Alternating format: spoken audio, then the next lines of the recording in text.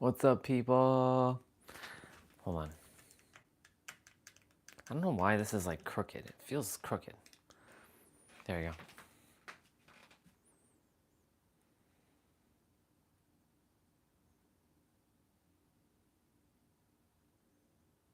I should plug in actually before I start anything. Because I noticed that if I don't plug in, then we run into a little bit of a problem.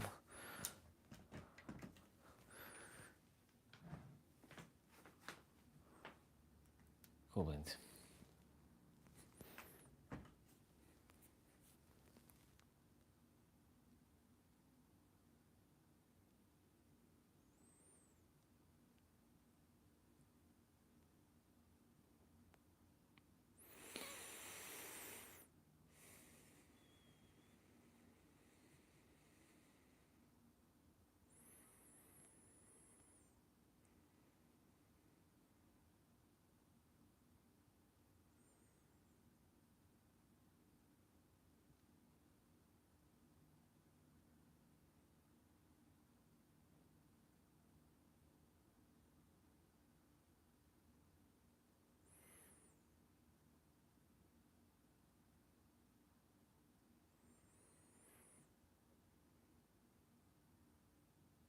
Okay, let's go. Gotta get me another bottle of water, and we're gonna go do this thing.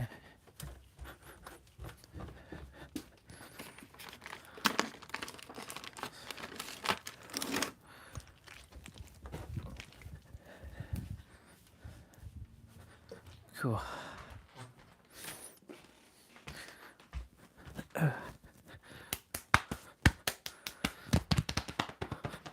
Let me just make sure that They never take it. It's true.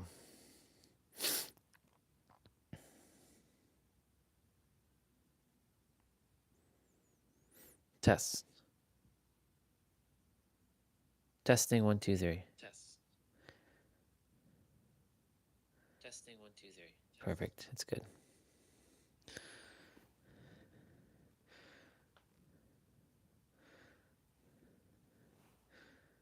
Cool. All right. Let's go.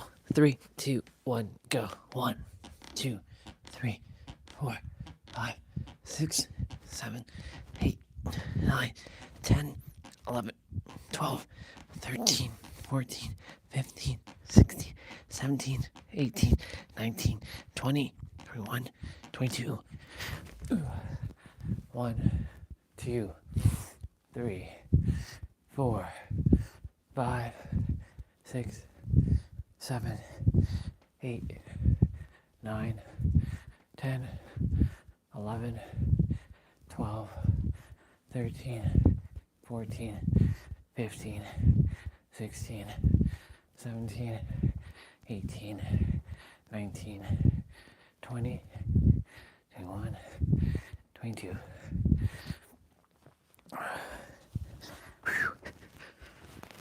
1, 2, 3, 4, 5, 6, 7, 8, 9, 10, 11, 12, 13, 14, 15, 16, 17, 18, 19, 20, 21, 22.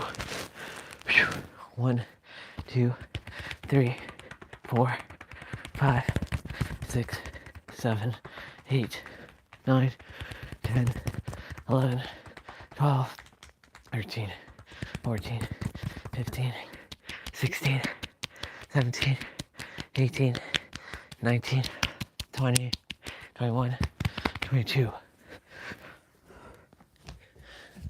Let me do my burpees first. 1, 2, 3, 4, 5, 6, 7,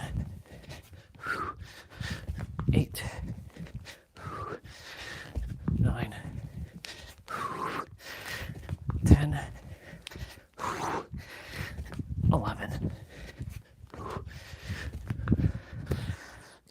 and do plank. 1, 2, 3, 4, 5, 6, 7, 8, 9, 10, 11, 12, 13, 14, 15, 16, 17, 18, 19, 20, 21, 22. 1, 2, morning, 3, 4, 5, 6, 7, 8, 9, 10, 11, 12, 13, 14, 15, 16, 17, 18, 19, 20, 21, 22.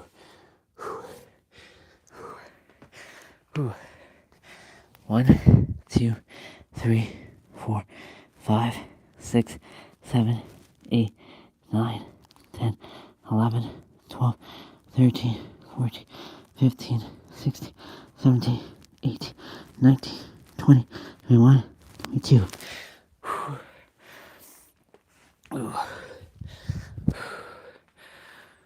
1, 2, 3, 5, 6, 8, 9, 10, 12, 13, 15, 16, 18, 19, 20, 21, 22. 1, 2, 3, 4, 5, 6, 7, 8, 9, 10, 11, 12, 13, 14, 15, 16, 17, 18, 19, 20, 21, 22. 1, 2, 3, 4, 5, 6, 7, 8, 9, 10, 11, 12, 13, 14, 15, 16, 17, 18, 19, 20, 21, 22. 1, 2, 3, 4, 5, 6, 7, 8, 9, 10, 11, 12, 13, 14, 15, 16, 17, 18, 19, 20, 21, 22. Am I done everything? No. All right, little one. Let's go. All right, body, let's go do this thing.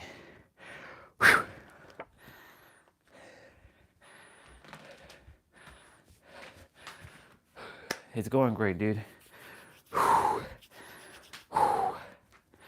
Getting body warmed up because outside's a little chilly.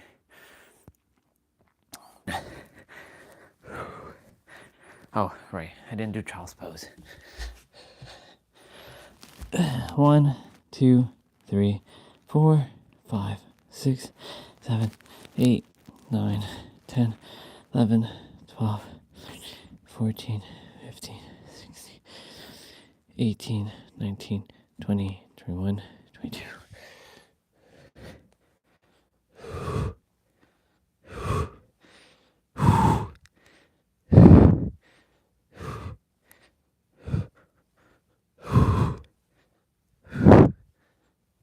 Perfect.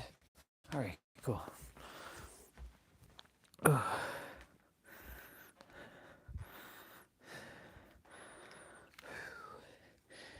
Let's go.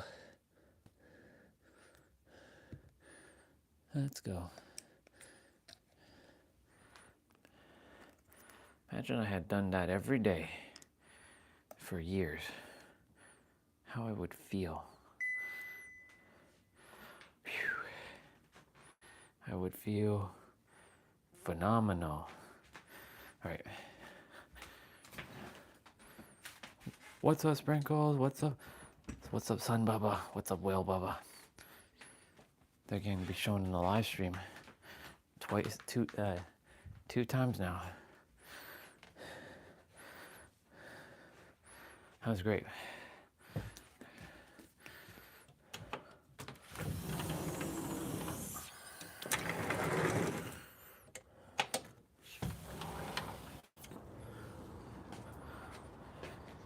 That's not too bad.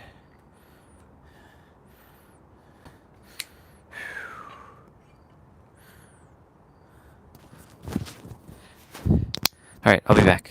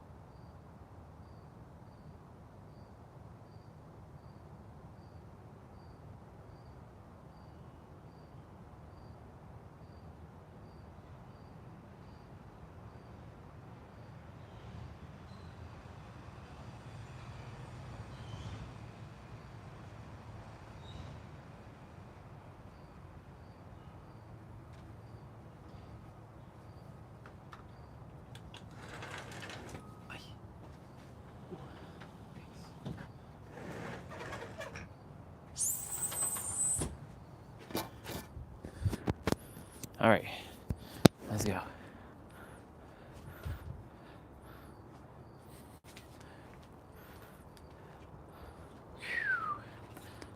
Ladies and gentlemen, there's a spider web here. Ah.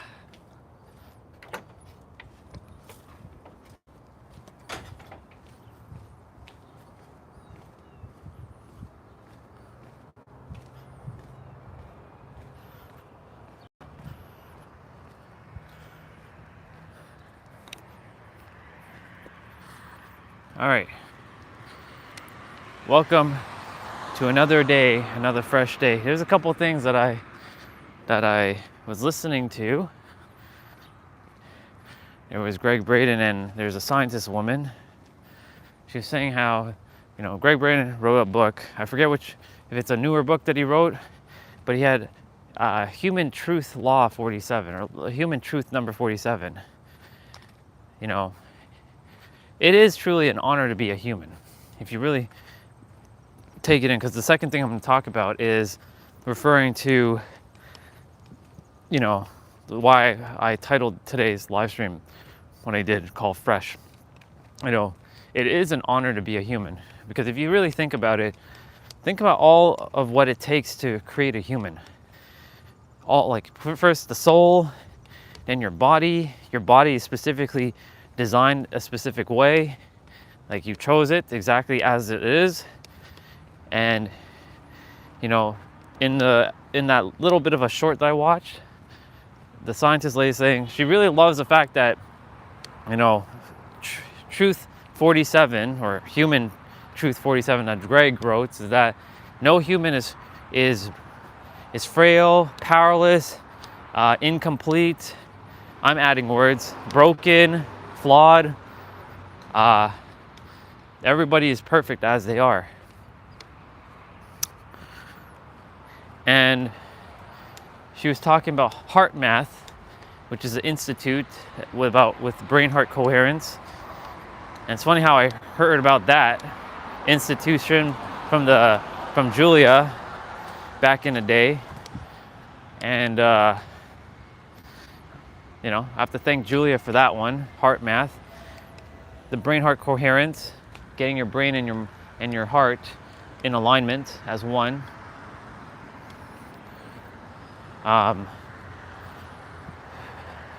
Then the second part to this thing, why I called it Fresh, is that I listened to Deepak Chopra saying that too many people don't take it easy.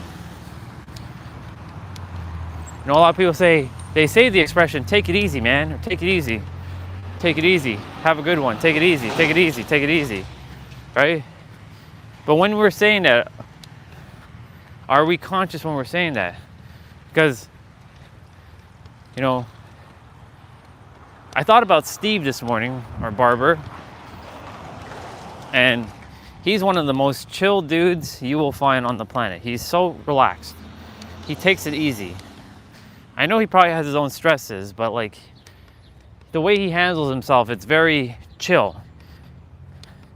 And he takes it easy. So Deepak was saying that death, and I've talked about death before, is a very powerful motivator, powerful perspective shifter. It does a lot of that stuff. Excuse me. Where, you know, when you think about death, that's when you start really living your life. Like, I think about death a lot. It's not to be feared, but look at all the things that you'll miss out on. You'll miss out on a lot of magical things when you die. Like, you're gone. That's it. It's a wrap. You'll come back in a different body, but you will probably have the veil unless you chose to not have the veil. But you know, death, it's nothing to be feared. It's just another transition into your body's going to be like having a like release, but your soul will be like at peace. But you can have that peace right now. That's why like the whole now clock came yesterday. All that matters is now. Right now, this moment, every moment. Now is not a moment, now is just now. We've had moments in our life, but they all happen in the now. And when you take the perspective of death, that, you know, live every moment live every now as if it's your final now, because you never know what can happen, right? You never know. Something could just come out of nowhere, right? Like for me, like yesterday I saw another reel, and I've seen it before, where it's like a dude, he could actually he could see the future event of other people, and like, for example, he had to do things in a way, like, for example, there was a girl who was about to get hit by something, and he puts her into the like window or into the wall so that she doesn't get hurt. Then he pushes a guy at the flower like stand, and the flower stand topples over with the dude with the flower, and then a car comes veering. Then there's a boy whose soccer ball was he had lost control, and the soccer ball went into the road, and he was chasing after it, and he knew the car was coming, and he tripped the boy, and the boy fell, and the ball got hit by the car. So he would have got hit by the car, and he would have died. Then there was a dude he was walking right next to, and he stopped, and he held the dude back, and the dude was getting mad, and then all of a sudden a TV comes barreling down from like a building, and it crashes right in front of them. And you know, it's funny, because I had no idea why I saw that one. I've seen it before, but I don't know why I was seeing it. And then, you know, this morning with Deepak saying, you know, death is something that not to be feared, but to, you know, when you start thinking of death, you start living your life. You think about all the stuff that you haven't done, and you know, taking it easy and relaxing and more, right? Because we're supposed to be relaxed. We're not here to be stressed out and be all that. We're here to just chill and relax. And then, of course, with Greg's reel with the scientist lady, she was talking about, you know, the heart and the brain coherence, and, you know, the it's an honor to be a human. You know, we are the creator. We're God in human form. Or let me rephrase it. We're God with a human form, not in a human form, with a human form, that we get to encapsulate God's oneness, explore God's oneness. You know, she was mentioning about religion, how it was the human attempt to encapsulate the divinity into something, but it has been misconstrued, misunderstood, misinterpreted by many, because some had a lot of agendas, hidden agendas to have mass control and manipulation. That's what happened to religion, but at its core, every religion was based in unconditional love. And I've said it before, and I'll say it again. It's just that now it's been twisted and broken telephoned. That's why a lot of people are leaving it, because they don't resonate with it. And it keeps people in a box. Because you are not meant to be in a box. Well, you're always going to be put into a box. So you may as well be put into a box of limitless potential, infinity.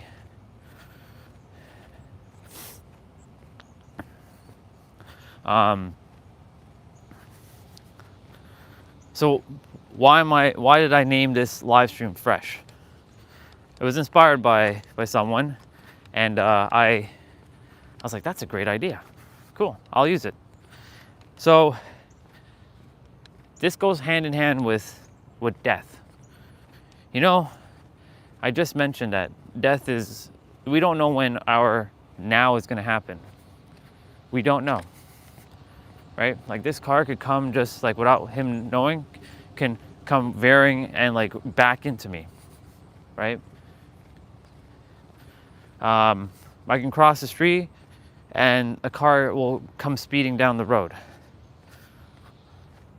I know I'm divinely guided and protected. I know there's a reason why all this stuff has happened for my highest good.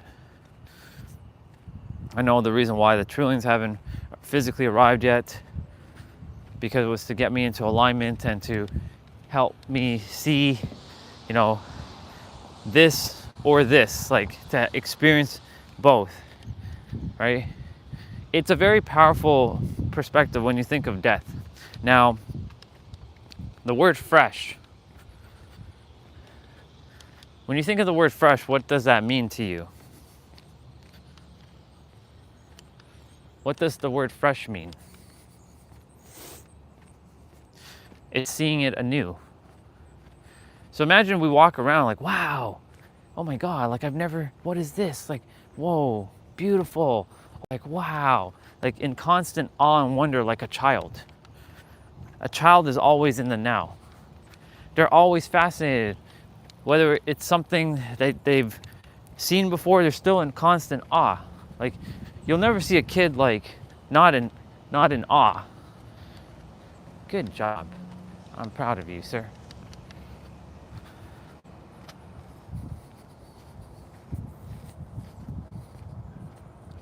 Morning. You'll never see a kid not in awe. Like when I say a kid, I mean like a tiny bubba, like a tiny bubba. Like they will just be in constant awe and fascination with life. Like everything, even this like piece of paper, this litter is like an awe. Wow, what's that? Like see, he's playing soccer, and like he's in awe and wonder.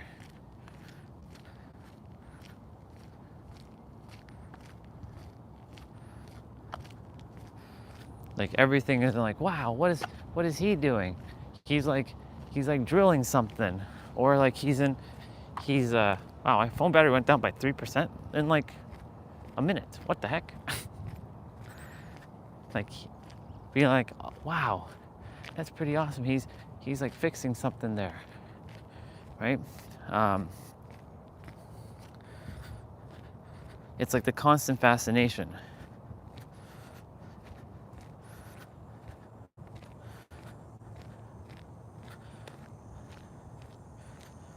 Being in the awe, the wonder.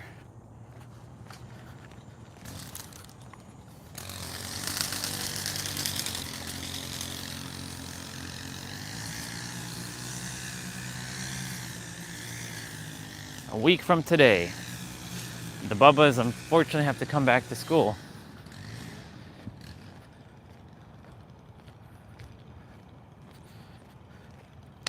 Astrid, Israel. Astrid. AI. Anyways, so seeing everything from anew, fresh. Like, wow, oh my God, what's that? And be like in constant awe, like you've never seen it before. The brain, I don't want to, no, it's the mind, not the brain. The mind is going to be like having a really like, stop doing that, stop it. Like, that thing there is just a cup. Why are you so excited about it? You gotta like train yourself to like, let's say calling like, you know, this thing, what we call a tree, maybe something else. Maybe it's called like a fork or something, right? Like, wow, it's so spiky. Like, or that orb in the sky. Instead of calling it the sun, it's an orb that's sparkling and shiny. Hello, sun. It's good to see you.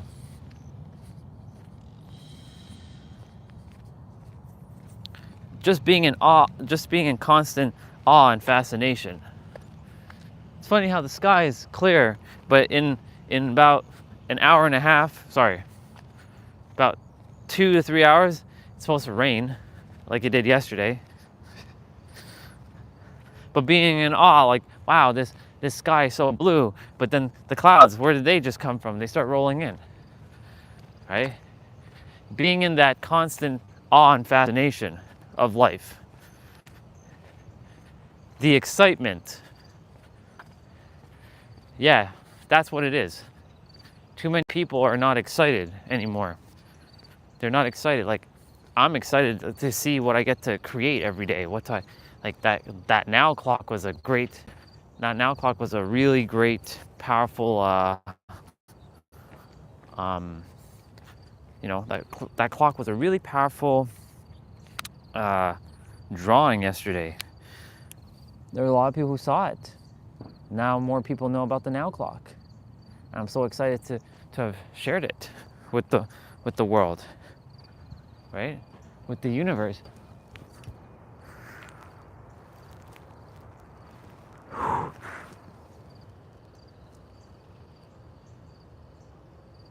Oh. Like hanging on this bar, it's like, wow, so awesome. Breathing in fresh air, wow, this is so fresh, and look, fresh air, it's anew.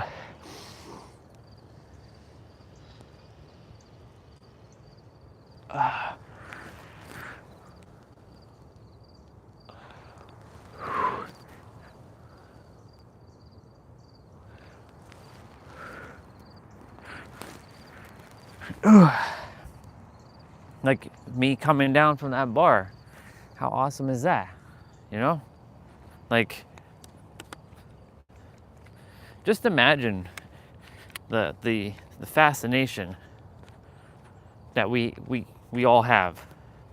More fascination, being fascinated, being like, wow, what is this like red like tube thing? Wow, it looks so cool, right? What gets us is our third dimensional mind, where we see it every day and it becomes a repeat. And it's like, I've seen it. Why do you think people, when they go on vacation, they're in constant fascination, right? But then when they are finally living in the spot, they're like, it's just, you know, I see it every day. It's nothing special. But imagine you can train your mind so well that everything is anew, it's fresh. That keeps you in this excitement energy of like, wow, I get to create this thing. And you really feel it, and you're in this joy. Because remember, joy is a culmination of many, many different feelings. Excitement, happiness, relaxation, peace, harmony, euphoric, like euphoria. Like every day, I get to do these live streams. It's a constant awe and fascination. I don't know what to expect. I mean, like, as of late, now I know what to expect, because, you know, there's not as many people, but like, I don't know who's gonna show up and say hello and drop in. But it's like, wow, I got to see Neo.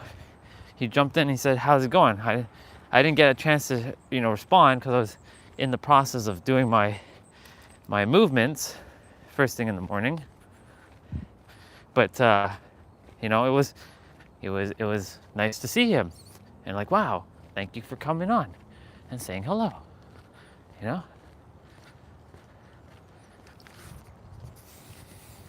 Morning.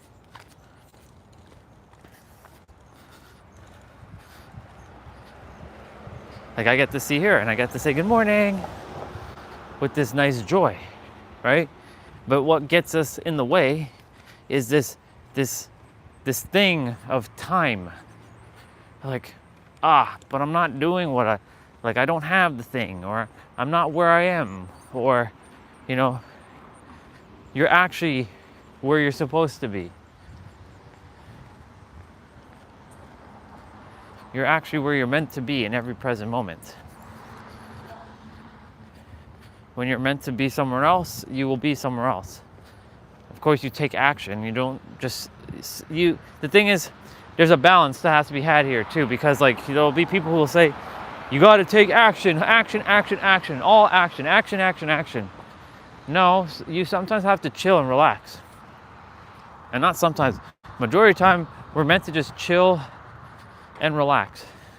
I'm gonna just miss a couple steps here. Actually, I'm not really missing any steps here.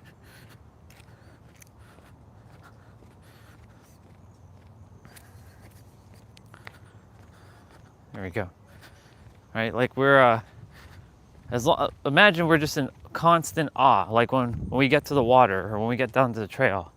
Like, I'll get to feel the temperature being a little bit cooler down there, because up here it's warm, but down there it's a little bit chilly, a little nippy. But then I get to say, wow, how awesome is that? How amazing is that? How amazing is it that I get to experience these things, right? How amazing is it that I get to do what I do every day? Wow, constant fascination. But I see it in a lot of human eyes. They're not excited anymore. Why aren't you excited? Because a lot of people will say this place is blah. And I know, because I've been there. But just imagine you started training yourself to seeing things anew, fresh, like a child's eyes. Like, because that's who you are. You just got caught up with the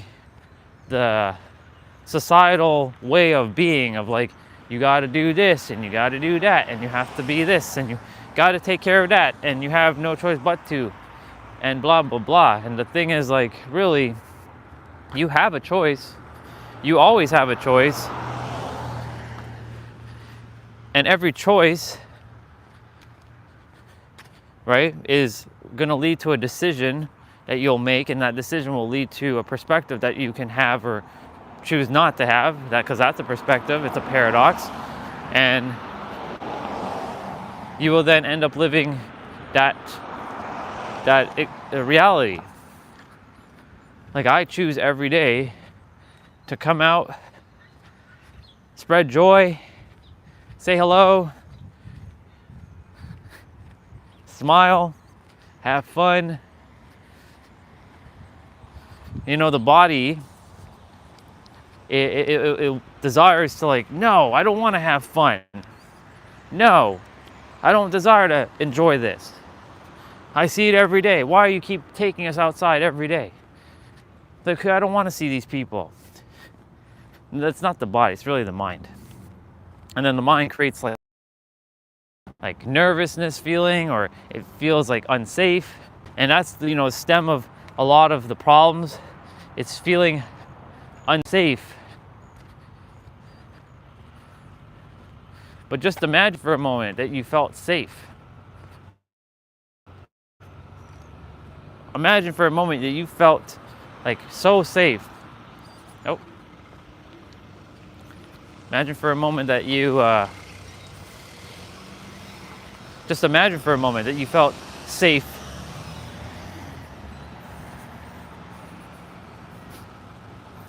Blah blah.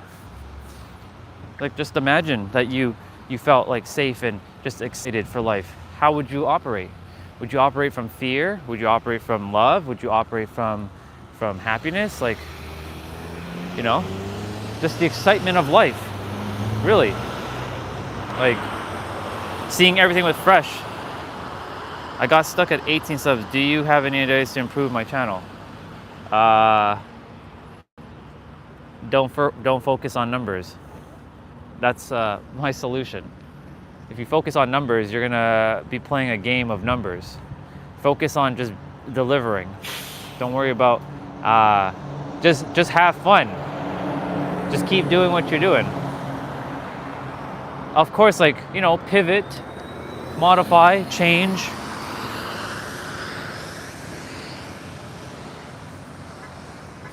But don't focus on numbers. Don't get tied up with the third dimensional nonsense of numbers. I had this conversation last night with someone. When people focus too much on the exterior, they let reality control them. So just have fun. Have fun doing what you desire to do and keep doing it. You see, you got 18 subscribers. Look, my numbers are going down. I had 707 people, now I have 702. And I haven't been growing. In terms of numbers, I haven't been growing. Oh, look at that feather. However, I'm not worried about numbers anymore. When you let go of how it looks, it will come. You'll see more people show up. I guarantee it. But just keep, you know, see what works. Experiment with yourself. See what feels good and do it. I've been changing a lot, you know. I wasn't starting to live stream with walking and talking. Like when I first started on Facebook and Instagram, I was just inside and I was just talking about exercise. And then I'm like, you know, I can talk about some more stuff. Some people listen to it, but on Facebook, it's only people who are connected with you. It doesn't take you out to the world of Facebook and Instagram. YouTube is a different story. When I started on YouTube, I just started, I just started to start my work. I just did what I did on Instagram and Facebook. And then I started changing things, and then I traveled. And then I started adding more things and being more things and doing more things and seeing what worked. And, you know, some people enjoyed it, some people didn't. Some people left, some people liked it, some people stayed, some people went. But just keep going. That's all I can tell you. And just stay consistent, number one.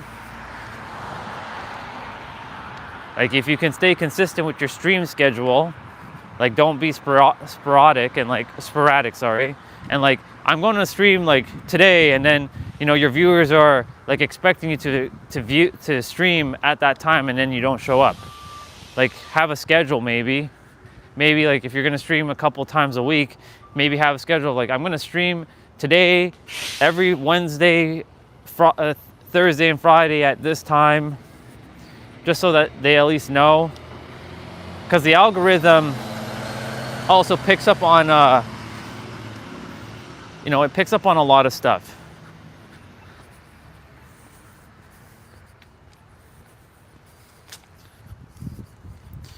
It just comes down to consistency and just keep going.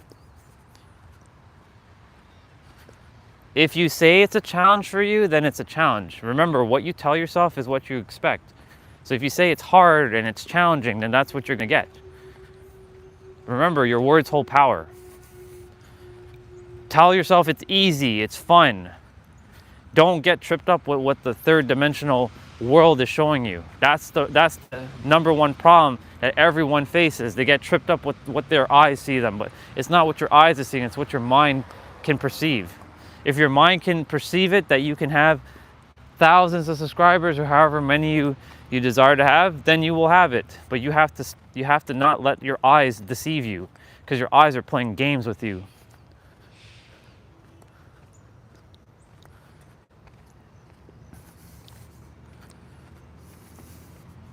You're doing great.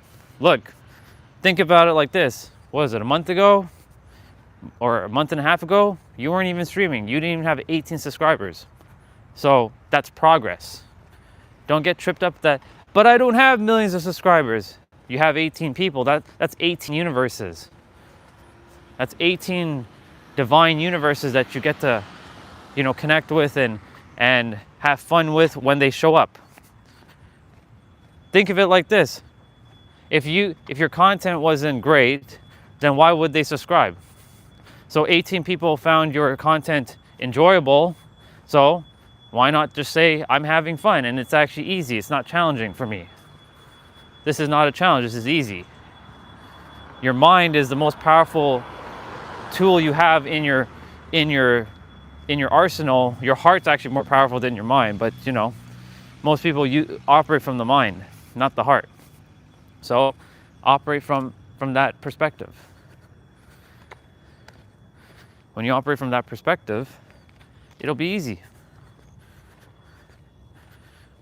I was talking about the word fresh and seeing how everything in life as from anew, being like, wow, constant awe and fascination. There's just a lot of us we're getting stuck in this repeated cycle of, but I see this every day. It's boring. You can always find something anew, right? So like with your live stream, you can be in constant fascination. Like, wow, I get to be on like YouTube live stream and I don't know what to expect, but it's going to be fun. It's going to be cool. Whether someone shows up or they don't show up, it's going to be awesome. Like, look at this. I get to see a house being torn down and getting to be rebuilt. How awesome is this? Like, I've seen the house as it was, but now they get to tear it down and build a new house. And I get to see when it's done, if I'm still here in Toronto, of course. And I just heard Little Chris's song. Or I hear him singing. That's pretty awesome.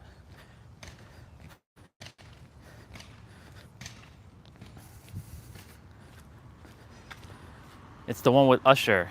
And I say, yeah, yeah. That song. And I say, yeah.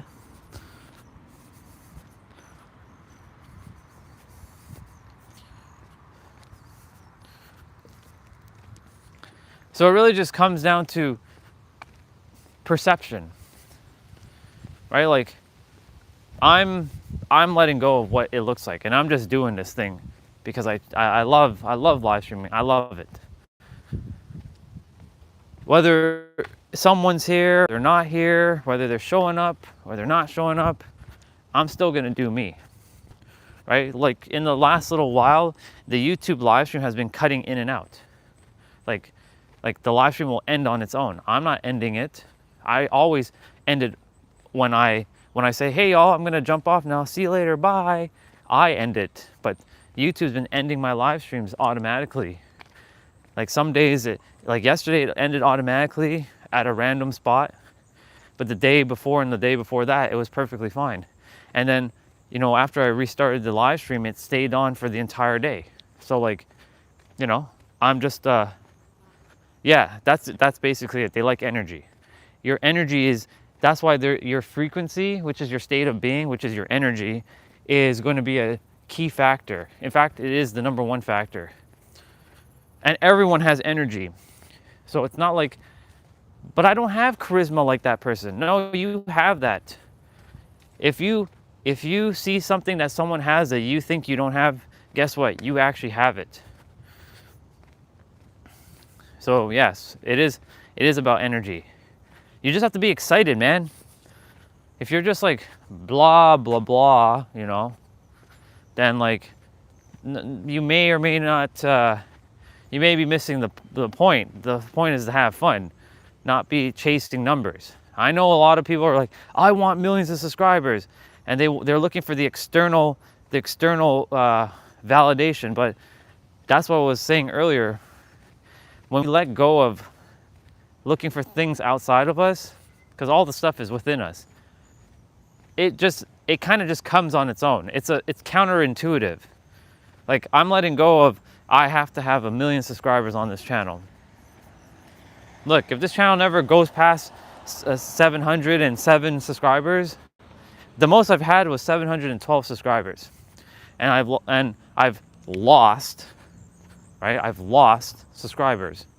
However, they're not meant to be a part of this journey as well. So I see it as a positive, because, you know, their energy could be causing the channel to be like not that great, you know?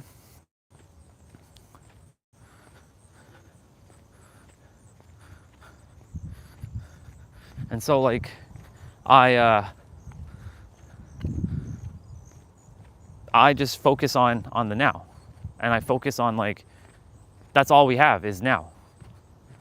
And many people get tripped up with, like, this thing, like, it was like, what, Sunday or whenever, not this past Sunday, or it was like, it was sometime last week. I passed by this house, and the lady came out and she's like, you can't be recording here.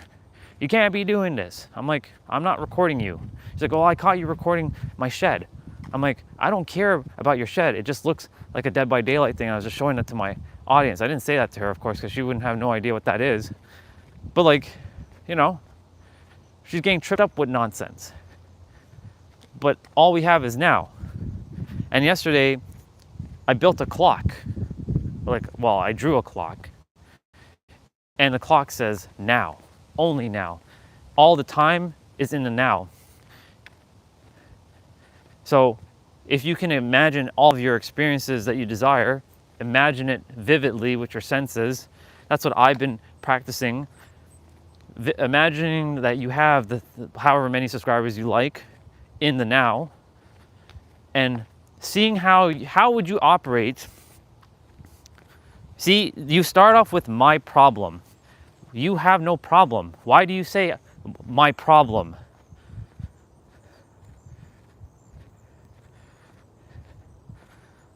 It's not a problem. You find other ways. Don't focus on problems, focus on solutions. Okay, you can't record in the city, sure. So what can you do? There are other solutions.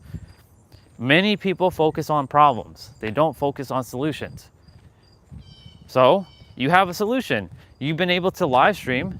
You can do inside, and you're doing gaming. You found a solution, so stick with that. Look, I just said you had 18 people subscribe to your channel. That's 18 souls that you don't even know. Well, I'm one of them, but you have 17 other souls who subscribe to your channel that you don't know, and they found your content fascinating. So clearly, you're doing something. Don't get tripped up with numbers. I had that same conversation. Like, people are gonna come and go all the time, especially with live streaming, right? Like, I personally am not making content. My content is live streaming. That's my jam. That's my creme de la creme, you can call it. I love live streaming. I get to express myself in all kinds of ways that a video, I can't do that. I'm tied to, like, I have to do it this way, and it has to be this length, and I have to follow this parameter. And I mean, I don't have to, but like a YouTube video, people can either be engaged with what you're saying or they will drop off like flies. A live stream is a live stream. People have more attention spans in a live stream. They'll either find it fascinating or they won't. You stuck on, right? You didn't like drop off in like 2 seconds, because when you first was chatting with me, you found this stuff very fascinating.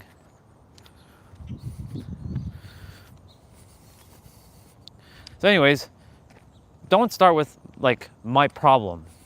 Focus on solution. Remember, Always look for the opposite of things. That's why life is a paradox. If you can see life in a paradox, it's counterintuitive, basically.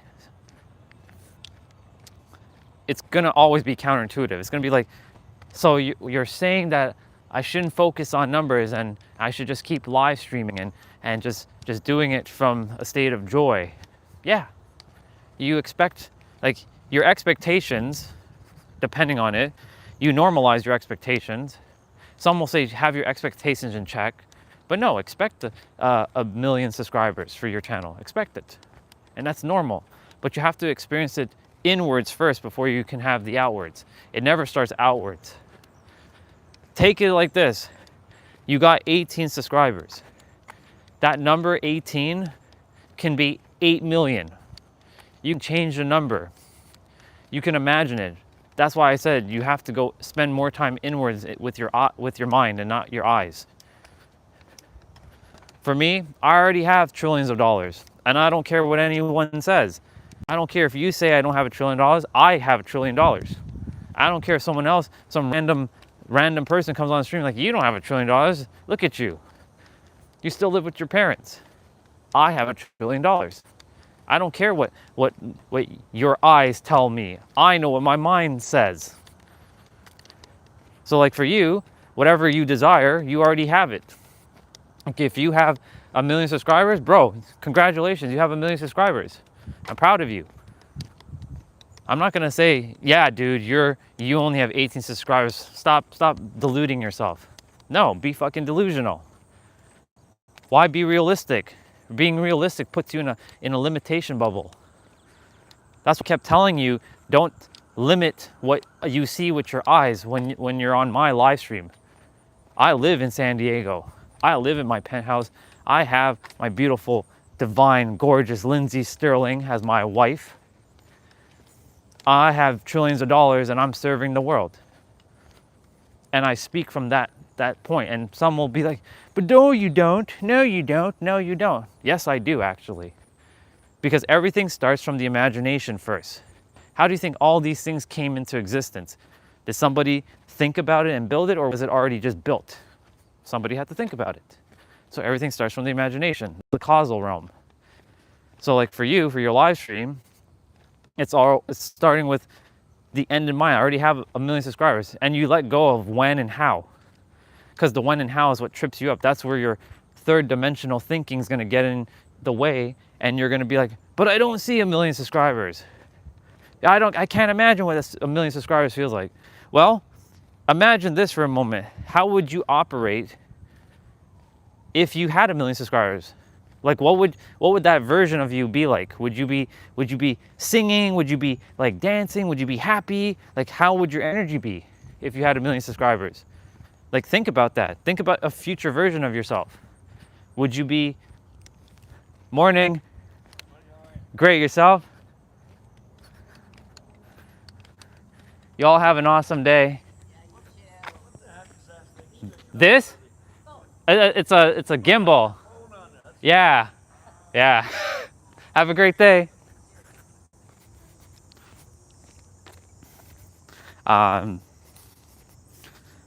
Like for example, you see, like I'm excited to be outside. I get to see people. I get to say hello, even though I may see them every day. I get to see them, right? So like I get to operate from like I'm in a state of joy. Right? In the last little while, I wasn't.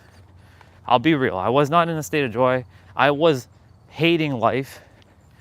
But because like I chose to shift perspectives, I started to see things differently. Good morning, miss.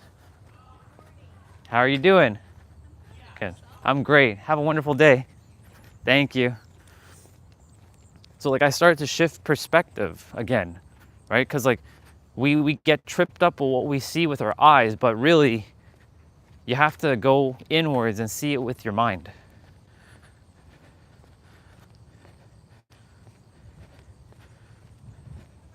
Yeah, 10K, like for me, every day, like I even I added some new stuff to the 10K, like there's something called IWT, interval walking training. Like interval walking training, I'll wait till he passes. See, for example, they didn't see me.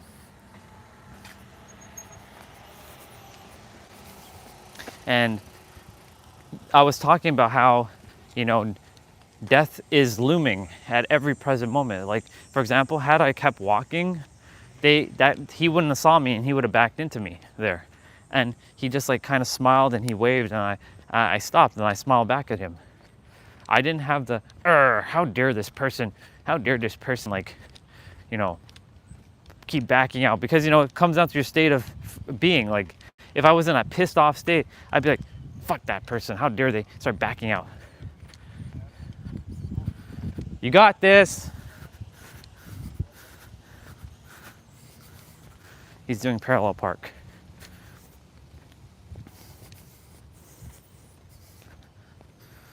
Encouraging him, because I'm in a state of being. See, telling somebody to don't overreact, you have to stop telling people what to do. This is your flaw. You need to cut that out. And I'm telling you what to do now. Stop that. I know that, but he didn't see me. But I'm saying death is looming at every present moment. Do you think that you're safe? Right? Let me rephrase it. Do you think that you have infinite time? Let me ask you that question. Do you think that you're going to live forever? You know, you can end up dying with a brain aneurysm right now. I'm not saying that that's going to happen, but you can literally drop dead right now. So, be happy. Enjoy.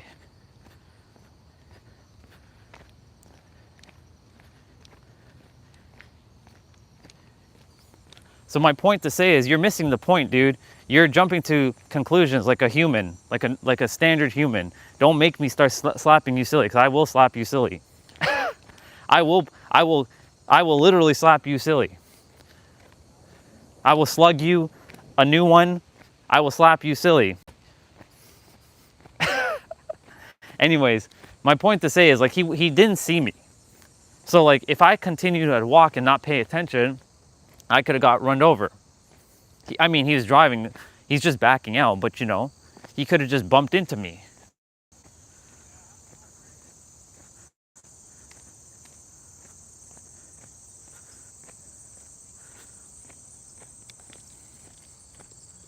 Wonder what they're doing over there.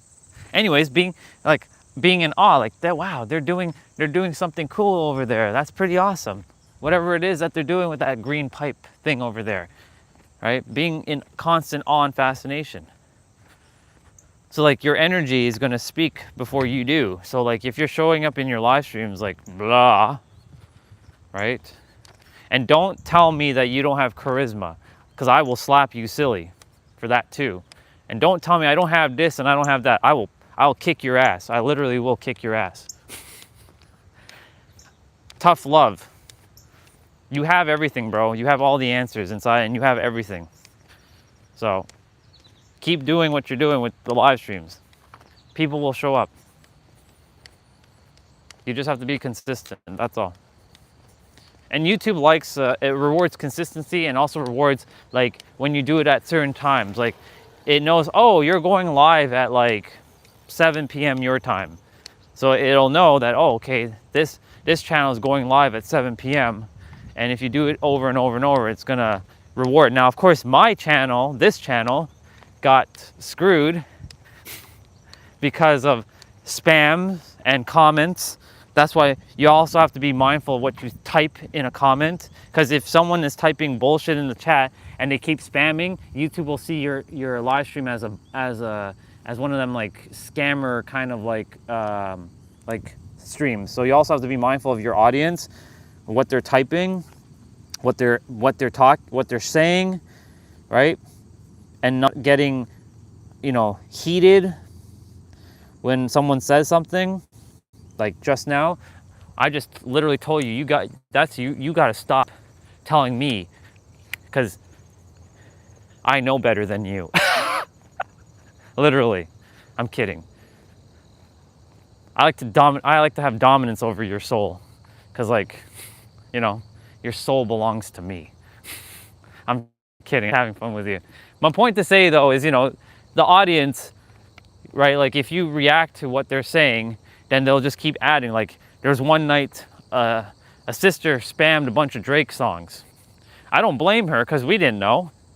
But from that moment on, YouTube saw this channel as a scammy, like, bad account. And it hasn't been fixed since. Morning, brother. Good morning, how are you? I'm great. Yourself? Good, thank you. Have a wonderful day. Thank you. And like, and I was playing Dead by Daylight. It was at nighttime. I was playing with her and like a couple others, and we had thousands of views and lots of people were subscribed. And then I started seeing my likes go down. I'm like, I've never seen that happen. Like, I had like at least 20, 30 likes on the videos, each of my videos. And then like now like, wow. Hey, there's our brother. He's doing his push-ups. By the way, this dude here, 63 years old, just so you know. And he's in phenomenal shape. Phenomenal shape.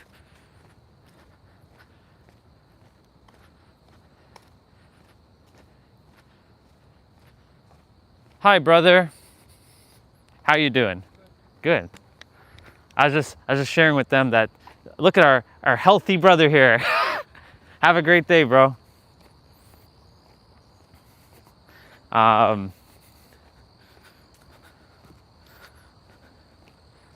You see, like, you know, when I ran into him for the first time, like I was like, wow, this guy has a lot of energy.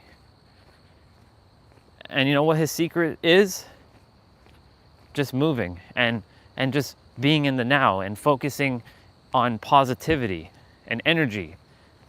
The dude is he's 23 years older than I am physically, but he's in better shape than I am. And if you think I'm in great shape, that guy's in great shape. But you know, he's saying that age catches up to you, but that's a mindset shift. But you know, he still does what he's capable of doing at his age of 63. I brought him up because he's a good example. Oh, there's somebody at the water today. Oh, actually, they're leaving the water. Perfect time. Nice. Hear a bike coming. Yep. We're gonna go by the water there. See? Look at that, perfect timing.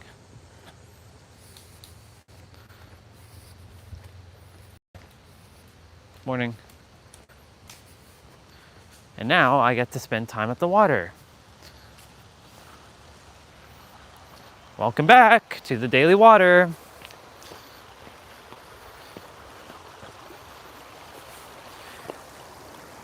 Yeah. Yeah, anyways, back to you. I was mentioning death earlier, before we got to that car. Like, I was mentioning it like as we left the house. And I was saying how too many people are not relaxed. They're not calm. And I know, because I haven't been calm, because a lot of it comes from not being safe and having to protect yourself, right? Like, growing up in my household, I always had to defend myself. I always had to find ways to protect myself. I never felt safe to be myself. So this is the first time in my entire life, at the prime age of 40, or I should say my age of 9, that I am starting to feel safe being myself, right? Of course, I'll be even more safer when I leave, because I won't have to deal with my mom and dad's energy. I love them, but I don't have to deal with their energy anymore. But you know, I'm also changing my perspective more on them and seeing them as rich and wealthy and not poor and miserable. And they're happy beings. They're not sad beings, because it changes. When I change what I perceive, then my perceptions start to change in the outer world. But our eyes get caught up in, but my dad is this, or my mom is this, or this person is this way, or they can't change, and like I refuse to change my view on someone, but everything's one thing. And so like when you start thinking about death, it's a very powerful perspective shifter. You're like, wow, like I can be gone at any moment. You don't know when your time is up, and time is an illusion, but you don't know when your now is up, because the only thing is the now. So enjoy every moment. Like, enjoy live streaming, have fun. Like, you get to do this. You get to enjoy your games and have fun and share your experience. Just be excited. That's why, like, you know, I'm making sure that I stay in this frequency. Of course, you know, life is gonna throw you one of those curveballs and be like, fuck, why is this happening now? Right? That's life is gonna do that. But it's an opportunity to say, wow, okay, I get to experience what it feels like to have $54 in my account right now, for example. Right? I get to experience what it feels like to shift perspectives of like, yeah, I'm not where I desire to physically be, but guess what? I can experience that now. Be wealthy now before your bank account shows it, and then your bank account will reflect how you feel, because it starts always inwards, not outwards, right? If you fear or worry or have doubt, then you'll bring more fear, worry, and doubt by people, circumstances, situations, and events into your life, and it's designed for you to master and overcome it, so that you don't have fear, worry, and doubt. Those are the three. I would say the synergy of not being in a trinity, but that is a synergy of trinity in itself. You know? Let's see. I'm not doing that. I don't take orders from you. You need to stop telling me what I should do. I don't take orders from you. I do things if I choose to, not because somebody says that I have to. Go jump in the water, please. No, why don't you go jump in the water? If you want to go jump in the water so badly, go jump in the water. I'm excited for me stretching my body and being by the water. I'm not jumping in the water, it's cold. I can touch the water though. Look, I'm gonna touch the water. Actually, you can't see my hands. See? I touched the water. So technically I went in the water.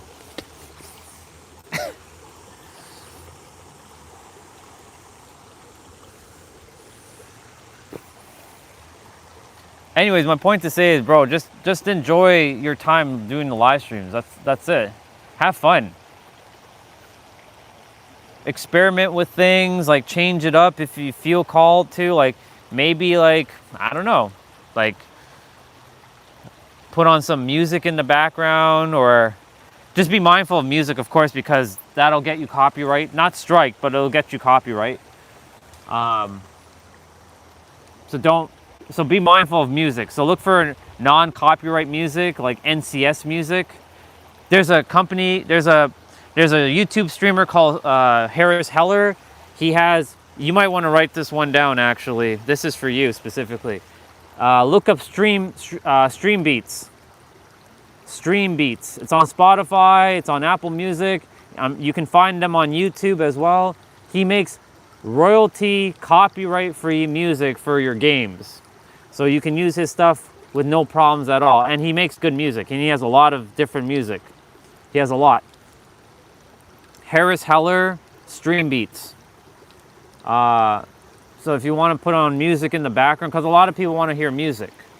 Like, they don't want to just hear somebody talking and playing a game. They want to hear like some sort of like some ambient music in the background. You can add that to your stream if you haven't done so already. Stream Beats. Look that up. If you have Spotify, look up Stream Beats and you'll see a lot of different genres that he makes. Like there's chill, there's lo-fi. People like lo-fi music. I'm doing my back bend. I'm gonna be doing that right now. 3, 2, 1, go.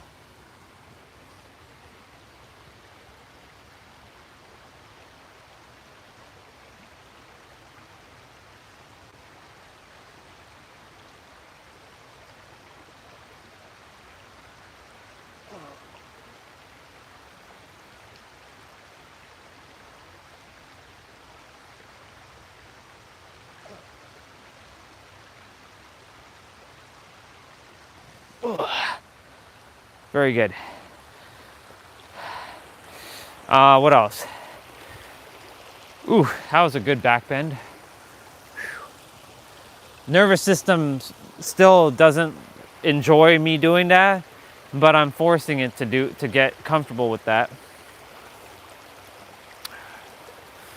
Especially because I'm on a rock that's slanted and I could fall into the water, and it feels fear, and I'm like, we're safe. We're not gonna fall. We've done this, what, how many times now? Stop feeling fear, nervous system, you're good. It's actually the mind projecting fear, and then it's controlling the nervous system. So it's just feeling safe and telling the nervous system, hey, we're safe. Don't worry, we got this.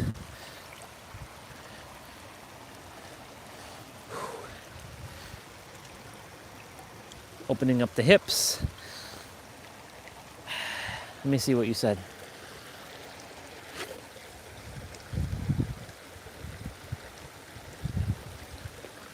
Most thing I hate is music.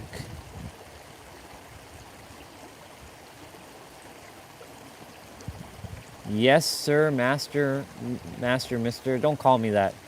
I'm gonna slap you silly for calling me that. I know you're joking around, but I'm gonna slap you silly. Never call me that.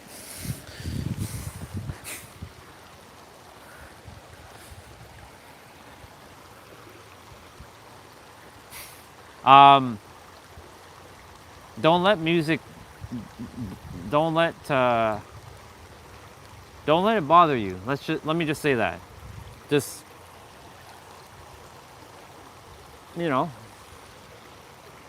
play lo-fi music. Because remember, the music is not for you, it's for them. Like when I'm playing music, you know, I play it for me, but most of the time I'm actually playing it for all of you. Like when I go take my shower, for example, I put on piano music so that you all just have some sort of, you're hearing some calm music, you know? Sometimes I play Dragon Ball music when I go take the shower, right? Sometimes I'm playing like some other thing. Maybe I play an audiobook, right? Like,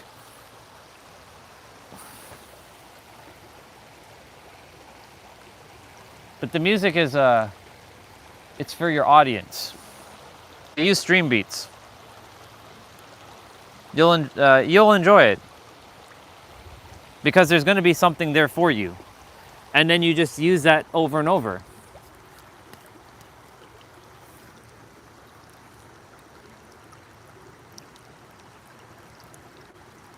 Like for me, I stopped playing music in the background of my games because it was first of all, number one, my MacBook right now, I have it off. So I have my MacBook off.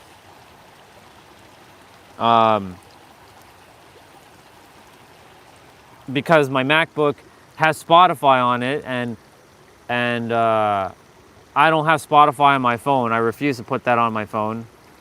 And I'm live streaming on my phone. And I did have it on my tablet, but it stopped working for whatever reason on my tablet. So I don't feel called to turn on my Mac just to play music.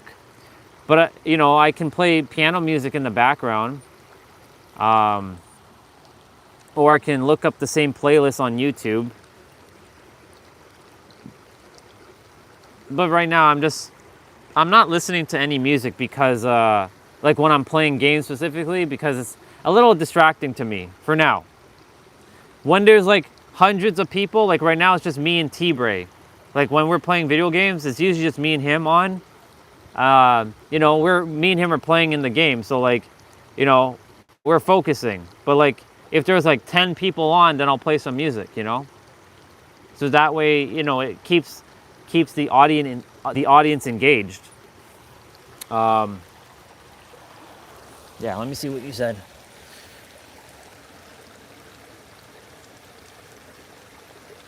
You mean now to jump in the water, because time doesn't exist. Time is an illusion. It's now to go jump in the water, not time. I'm going to break that word time out of everyone on the live stream, whoever comes on. Time doesn't exist. It's an illusion.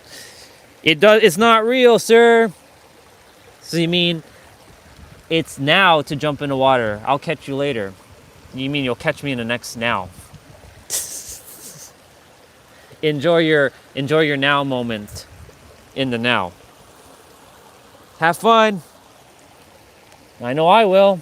I know I am. Because I will implies future, and future doesn't exist. Only now exists. That's all that matters is now.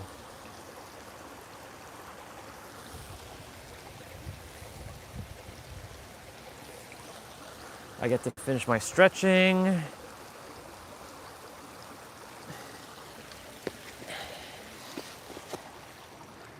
And I get to sit on this rock in the squat position and enjoy. Like, just looking at this is a constant awe and fascination because I can always find something new. And even if you see something over and over, you can still be like in awe, wow, that's so cool, it's amazing. But finding the new in the so-called old. Like I was mentioning earlier that there was no clouds in the skies and now there's clouds. And like, wow, look at those clouds. They just came out of nowhere. Where did they come from? Like, how did they just get here? Like, they weren't here before, but now they're here. And like, how do they take form? You know? Like, how come some are like that shape and others are other shapes and, you know? It's pretty interesting.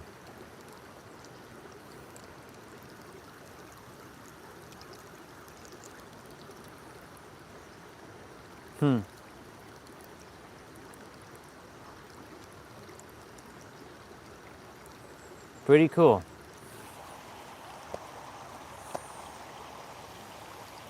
Speaking of water, I haven't even drank any water.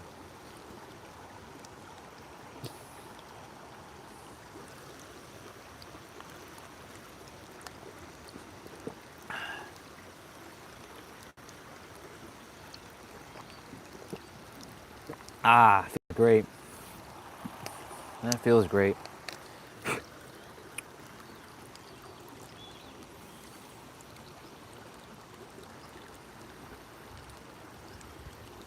I, Ascended Master, the legendary superhero of love, Orion Phoenix Stellar. I bring forth all kinds of beautiful harmony and magic and love. Because I am unstoppable.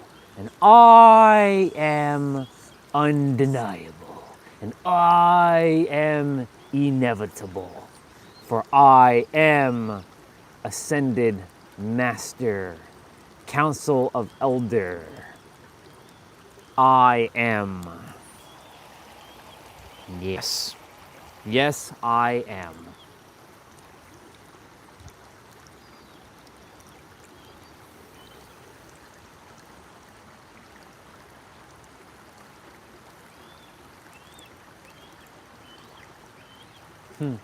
There's a hawk floating in the sky, just circling around.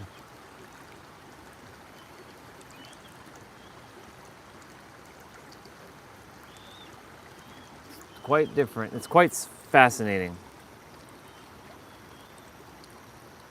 All right. Think it's time for us to get rolling. Phone battery at 53%. So we shall get rolling. thank you, water, so much for the time here. I know it's not as long as it used to be because of battery, but I appreciate it. I appreciate it very, very much. Thank you so much. I love it. I love you, water. I'll see you tomorrow.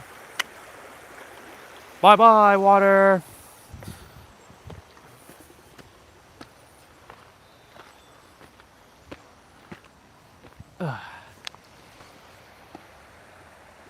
Later, water.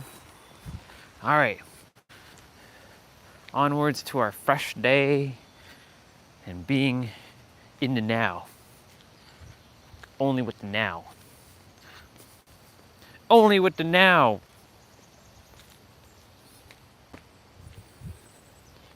Mr. Matrix, I trust that you will have some fun in the water.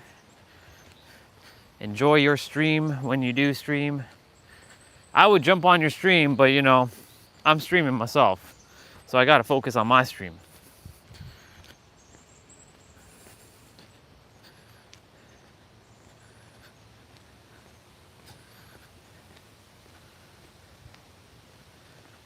Hiya.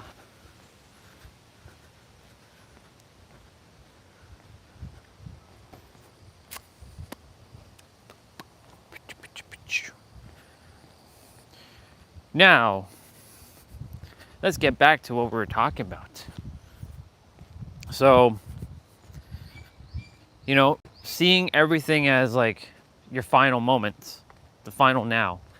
It really does like imagine I were to go kaput right now, right? I could literally drop onto the ground right now and go kaput. Did I live my final moments in joy? We have to think. We have to stay in that state of the now. The now is so damn important. You don't know when your time is up. Look, my uncle, he passed away in 2021. 2020, sorry. During COVID. He didn't die from COVID. He died with a brain aneurysm. He went kaput. He was a very healthy dude. He wasn't overweight. He was 51, but he was taken. Now I know he went home and he probably reincarnated already. And he's probably actually in my cousin's daughter, which is technically his granddaughter. He probably reincarnated into her. And it's not him now, it's a her. Who knows? Right? Who knows? I have no idea. But all I do know is that he went to work, he had this headache, but he was able to function all day. And then he drove home.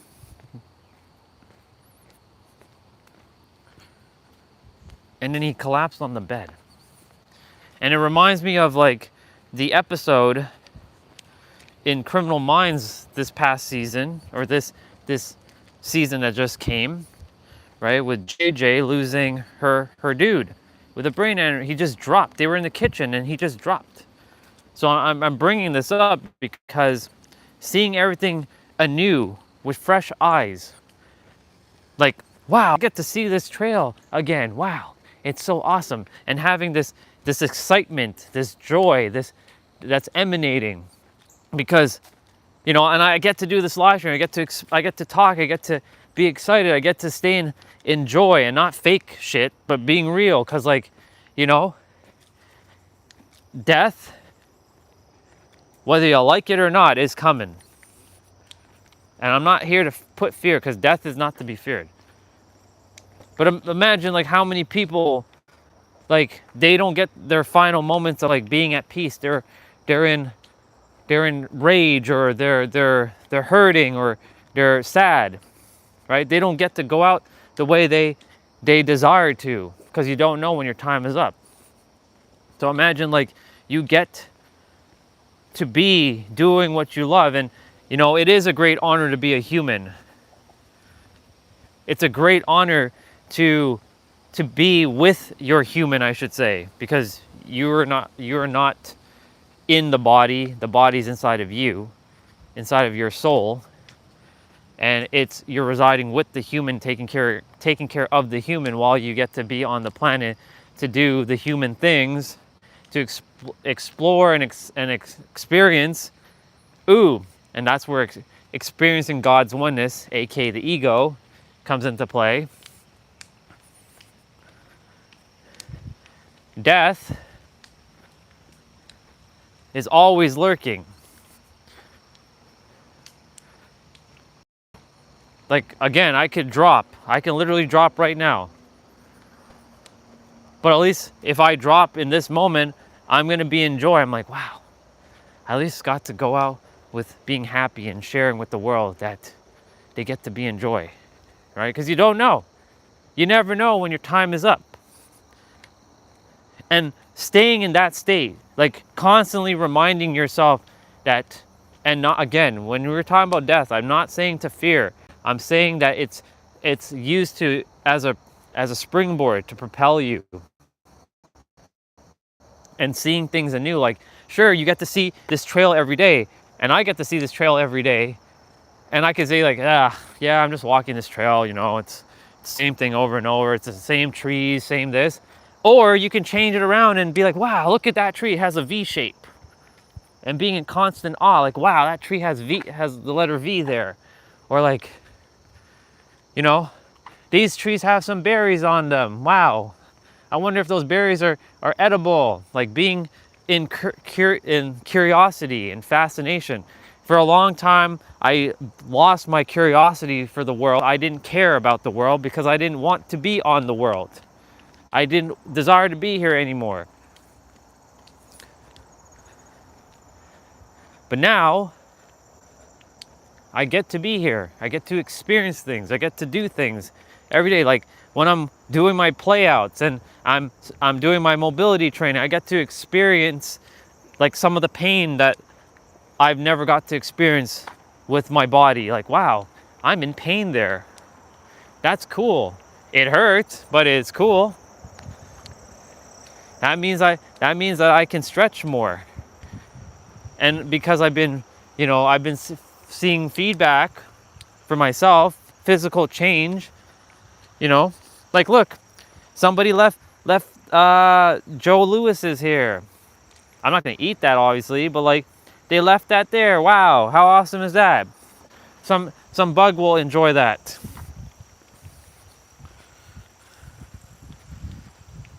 It's just being in a constant state of joy and curiosity. Ooh, the now is being curious. Practice love, y'all. Being in the now and being curious. Like, wow, look at all these drawings, all these graffitis. Some of it is not the greatest, but like, it's still cool that somebody took the time to draw that stuff. For them, it's like cool to them, but for others, it's like, what the hell is that? But wow, thank you for drawing that. It's just being in constant fascination and in awe. Like right now, my body, it's feeling a little chilly because of the wind that we were just underneath that underpass, right? Because it's a little cold. But like the sun is also hitting me right now. So I'm like feeling hot and cold at the same time. How awesome is that? I get to say hello to these brothers, if these are the same brothers. I get to experience things. Like I get to see berries on this tree. It's red instead of black. It's like some of the other berries. It's like pretty, it's always a constant fascination. Like this bench, wow, this bench is old. Morning.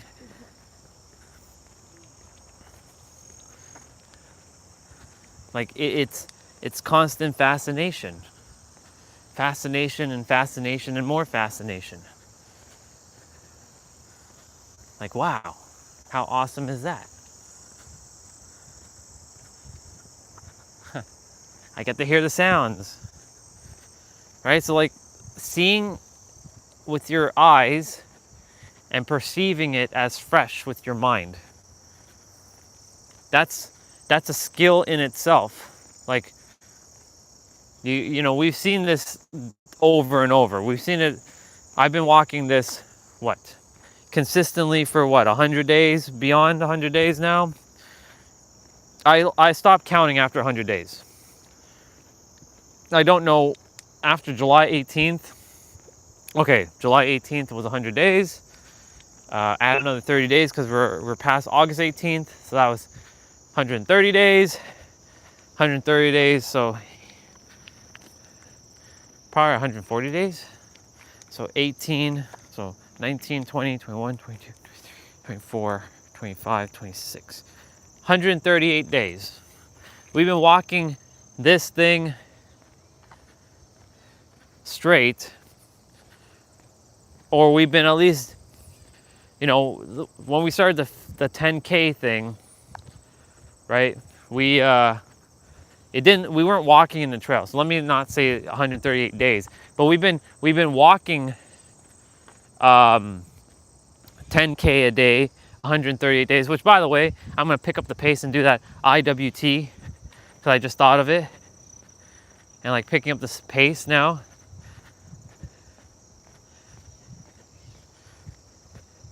Not that I'm rushing or anything, I'm just picking up the pace.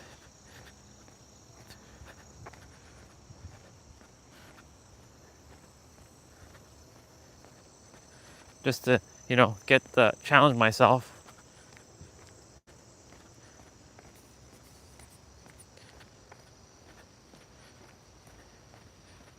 That I know I can walk fast.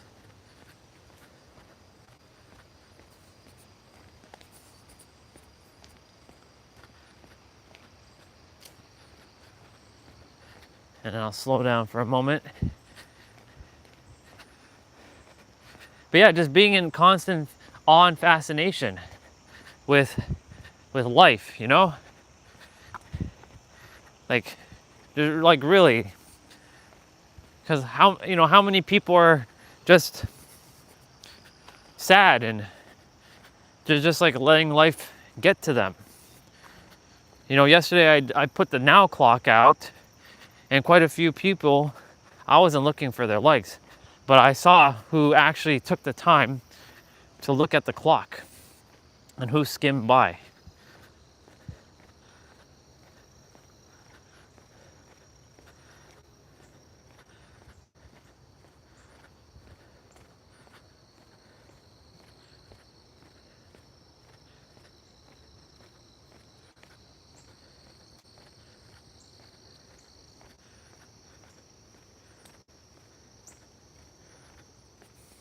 It's so pretty.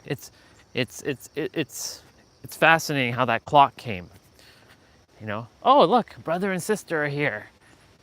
How awesome is that? I get to see brother and sister. Good morning. How are you, brother and sister? Good. Enjoy your day. It's a little bit colder today. Yeah. All right. Have a great one. Thank you.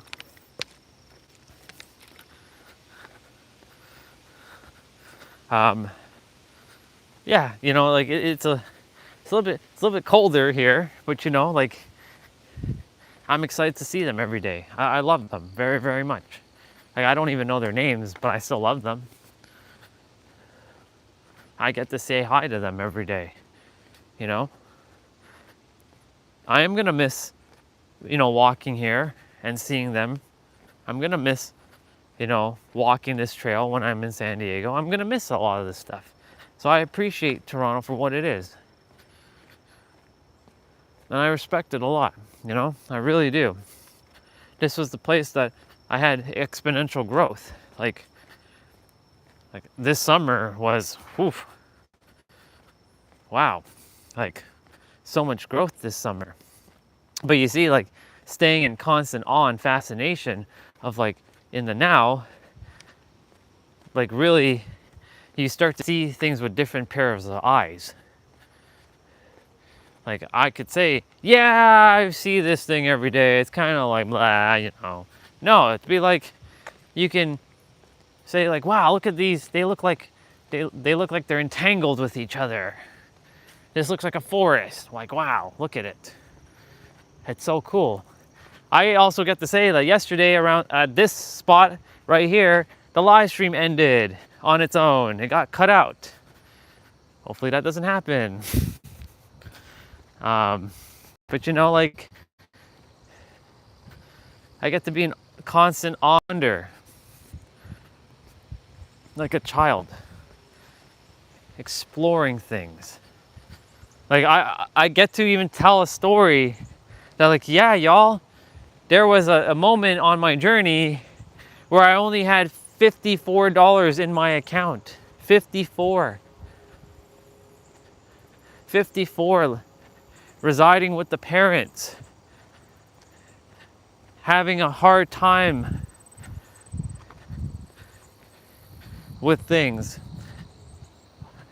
And I got to have fun with it. Being in a state of the now. I get to say hello to her coming up. Morning.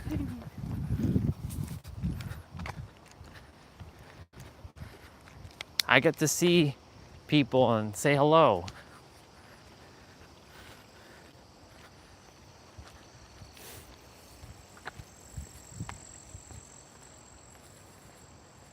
Morning, brother.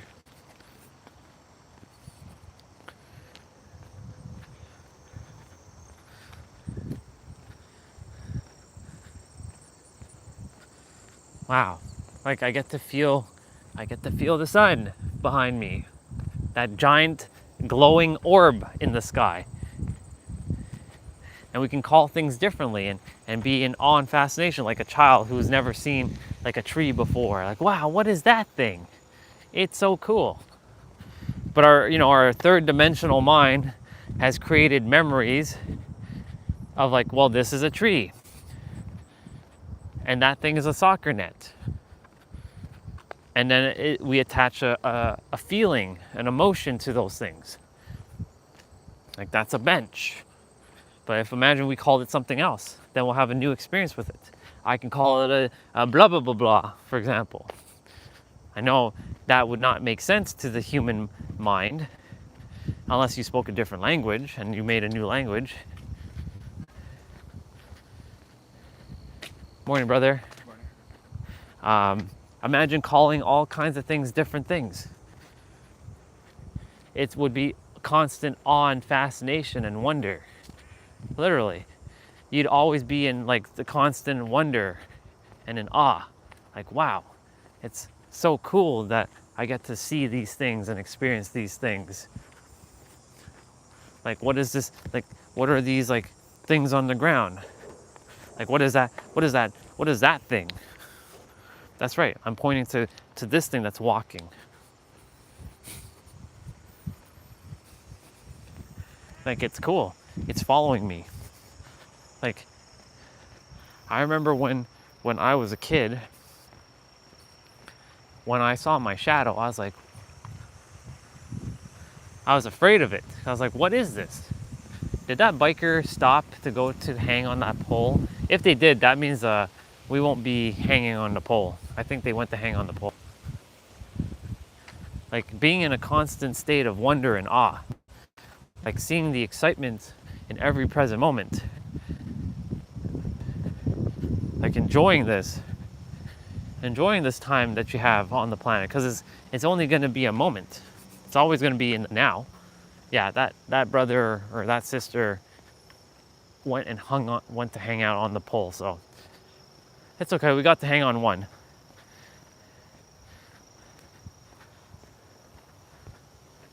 It's one of my dailies, but they stopped there. I saw them roll into there.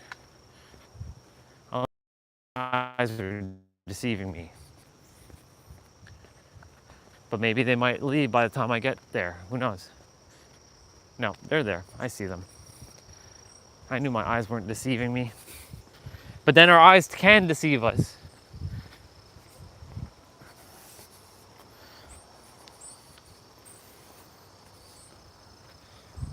he's gonna go hang on the bar. He's getting prepared.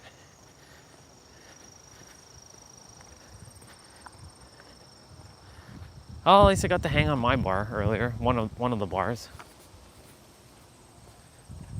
Where he's just stopping off eating a banana.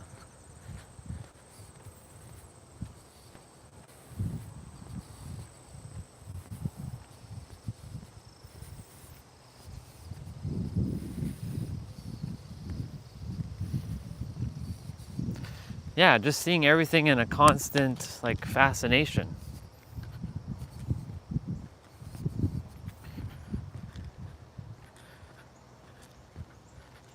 Just imagine how life would be if you just saw everything in awe. Like I get to experience, you know, that there are thousands upon thousands upon thousands of people on the live stream. Thousands and thousands. And I'm serving and I'm helping. And I get to do this every day. Every day I get to help thousands and thousands of people. How lucky am I? And being in a state of wonder. Morning. Morning. I get to be in a state of awe and wonder, like I got to say hi to her.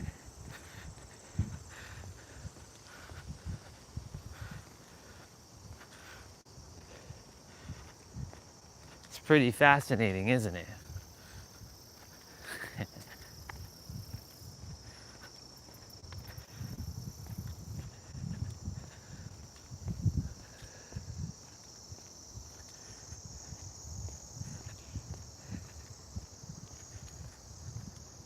I get to experience Lindsay Sterling kissing me on my lips every day. Her sweet lips. I love you, Lindsay. I love you so much, girl. And I get to tell her that every day.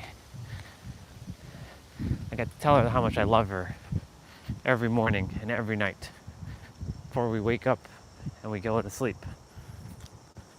Morning, brother.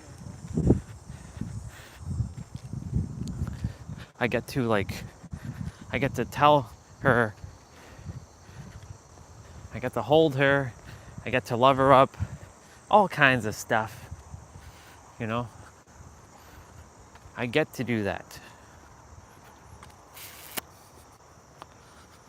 I get to serve the world every day, sharing the wisdom that we all have, helping people break free from the imprisonment, the entrapment, the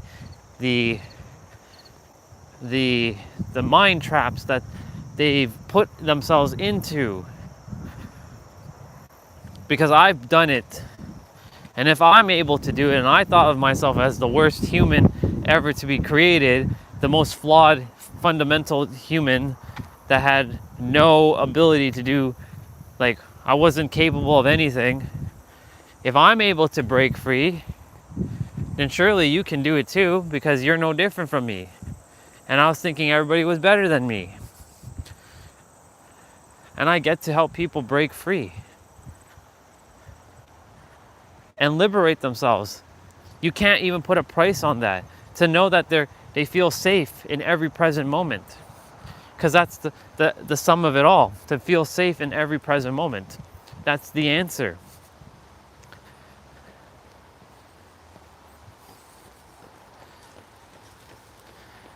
Imagine feeling safe in every present moment. How would you operate? Right? You get to be safe and free and happy. Life is going to throw some curveballs though. And it's okay. But knowing that you're safe in every present moment. And not putting out fear and worry and doubt. Because those are the three biggest, that in itself is a synergy. Fear, worry, and doubt can create hate, resentment. I'm not going to draw that, obviously, but that in itself is a synergy of Trinity as well. You can have a synergy of trinity of love, harmony, and peace. Relaxation, joy, excitement.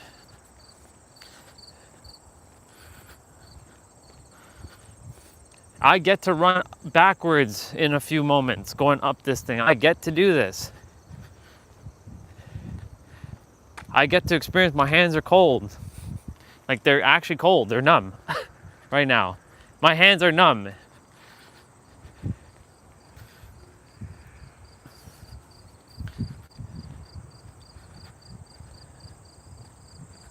But I get to be present with it.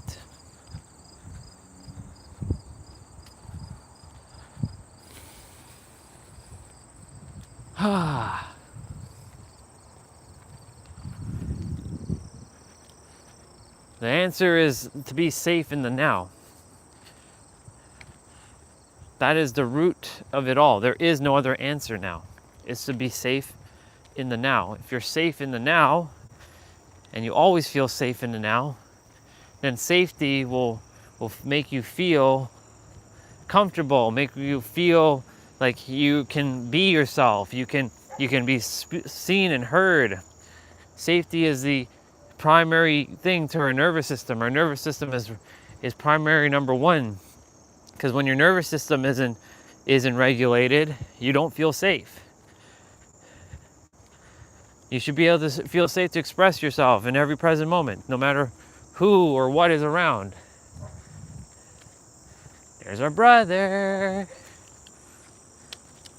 Hi, brother. You too. Getting cold now. Yeah, it is. Have a great day. He's like, yeah, it's getting cold now. It is getting a little nippy, isn't it?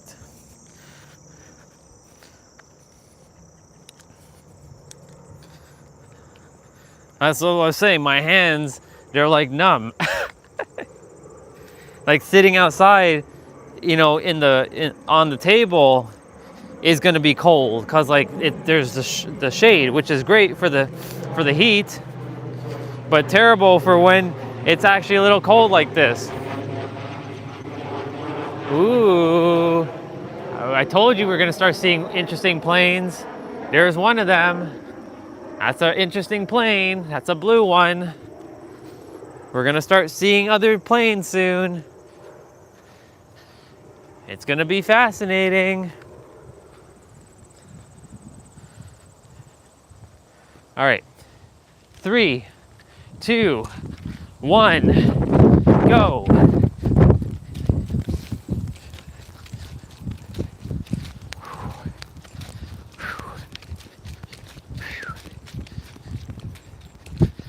Let's go.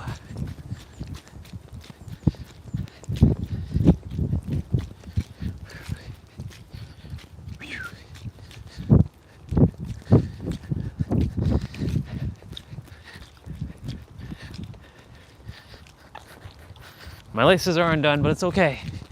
I'll fix it. I get to experience my laces undone while I'm going up backwards.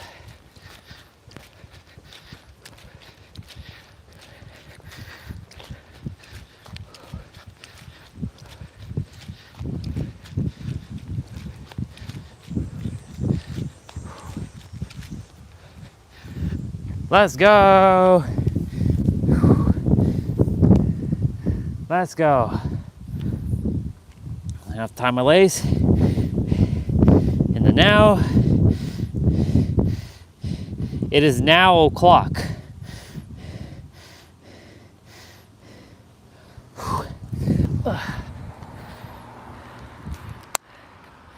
And now it's hot. Well, it's warm.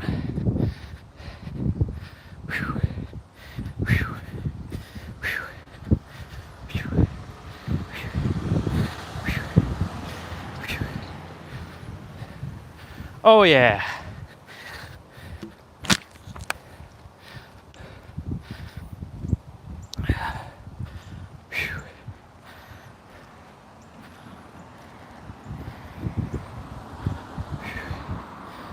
Feeling the that in my leg. which will eventually, it's pretty awesome, by the way, running that up. Get a little blood flowing. You know, it'd be awesome if YouTube added this feature where you can go from one camera while live streaming to the next.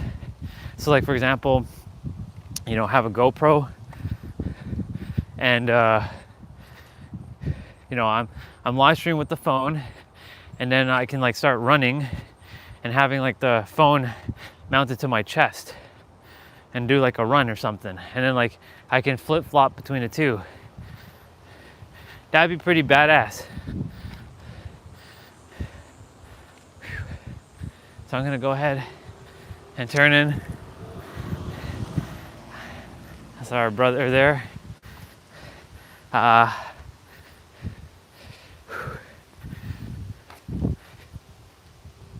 Yeah, it would be awesome if YouTube could add that feature where you can switch between two cameras. Like, I have primary camera 1, and then like I press a button, and there's like a button that allows you to have a second camera like linked. That's an idea for a live stream platform. Like, I know Twitch, you can just go between things, but like YouTube should add that feature. Like in like the YouTube app itself. And that it knows that like a second camera, and it knows that, you know, you could be doing cool things like that. I'm sure they're going to add a feature like that in the future. One of the major features that I would love for YouTube to add is the ability for others to jump in and on the fly without having to restart the stream, and they can turn their camera on, and it auto like adjusts the stream for like 2 people, like split screen, instead of starting it like that. Or not just and add to that ability to ask questions.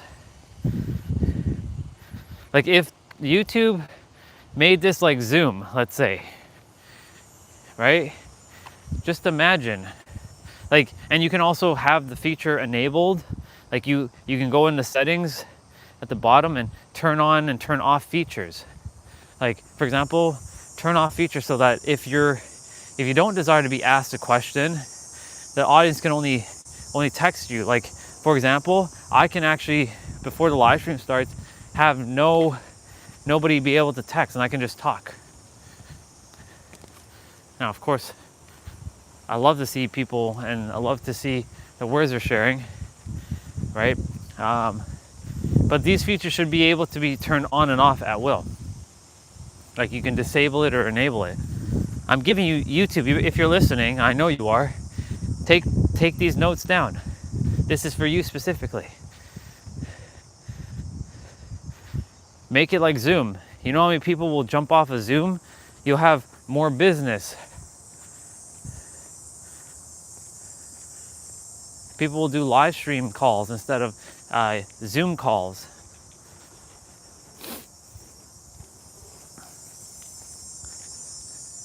Because like, that's what this is. It's a YouTube call. Poor Bubba.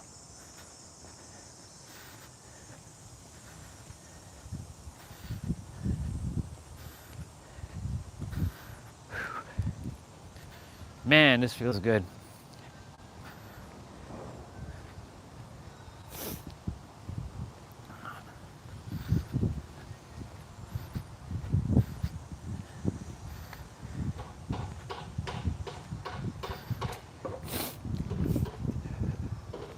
Well, we had a great summer. The summer was amazing in terms of weather. You know, I heard the weather dude say, get used to these colder temperatures, because it's like here to stay apparently. Like, on the weekend it's supposed to be warmer again, but apparently it's going to be a little bit colder. Oh, they're adding something here. Maybe they're adding like just a shed. Maybe, who knows what they're doing. I'd add solar panels to my space. That's definitely at the healing resort, solar panel. So like, making it almost zero footprint carbon neutral. Like the water is recyclable, like it's renewable, it's clean, it's purified. The electricity that runs the entire healing resort is all it's all what is it? Renewable. So like in the evening time, like it's taking the juice that was sucked up from the daytime to power up everything. And there's like, you know, I'm like not living off grid, but you know, the power is being run by like solar panels, like throughout the entire like healing resort, and all the lights are energy efficient. Like everything's energy efficient.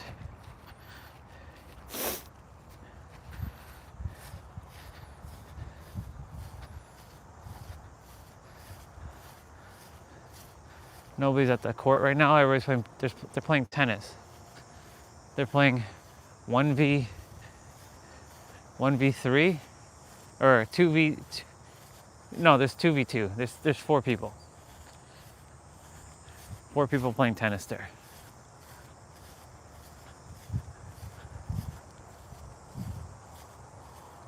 Yep. Out. I love tennis.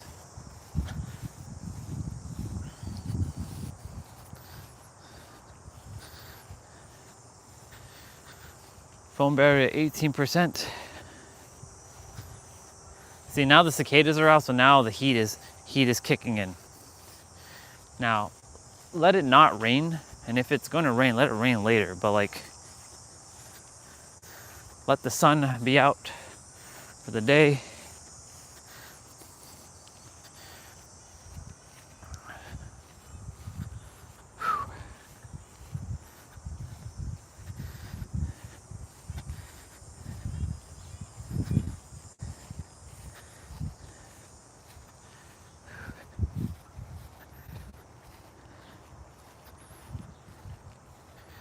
It's pretty awesome.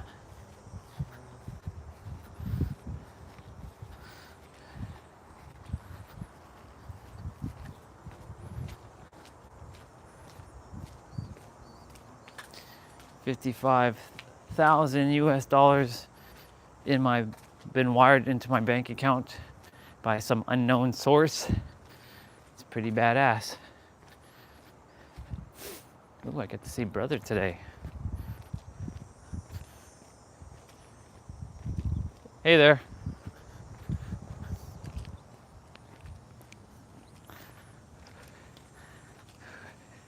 You doing good? I'm great, brother. Have a wonderful day.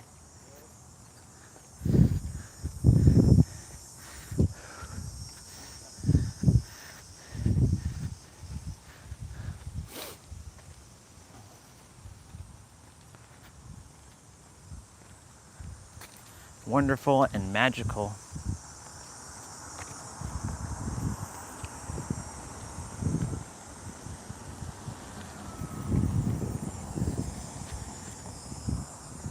Now that you hear the cicadas, now you know it's starting to get warm.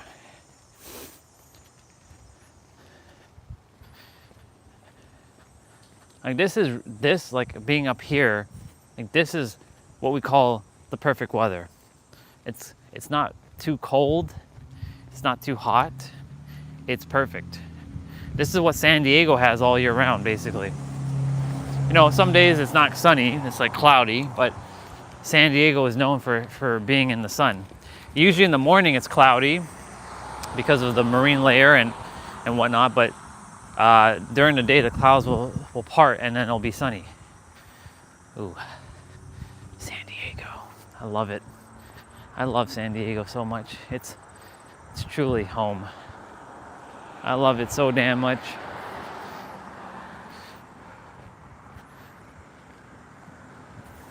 I love it so much.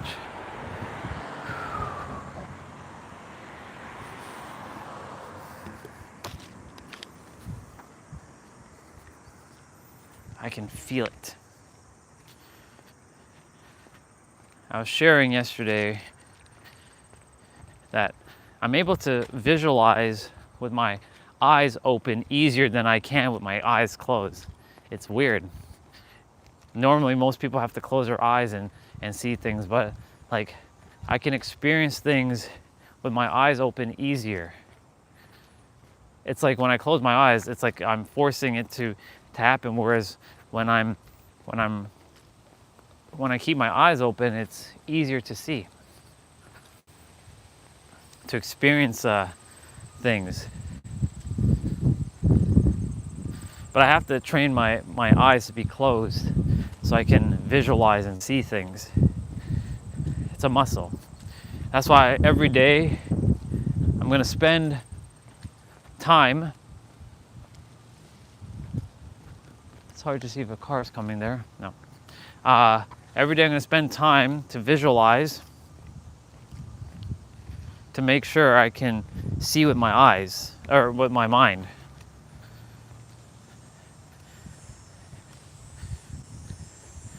Like imagining Lindsay and I kissing and feeling it. Imagining my penthouse. Imagining helping many people on the live stream daily.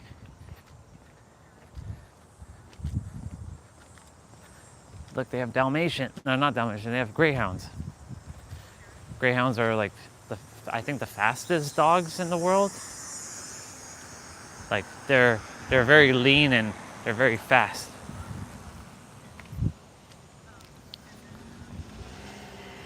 All right, so we are going to go ahead and go this way.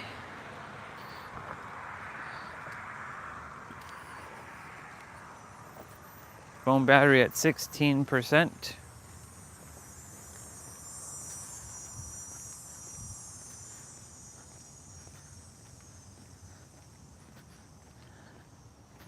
All right, universe, what else do you have for me? What else is more for me?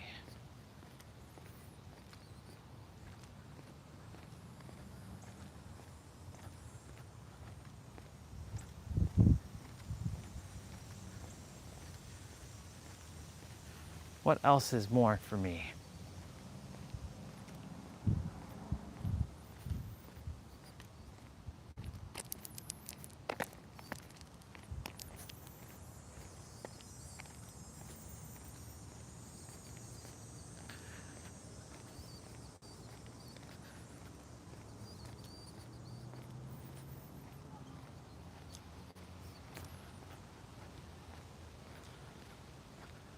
What else you got for me? Show me how this can get even better.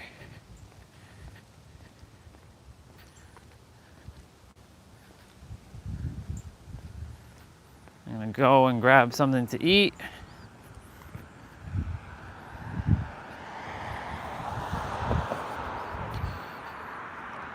Clouds are rolling in, because the clouds were not here when we left 2 hours ago. It was clear skies. So where they came from, yeah, is beyond me. He's having fun.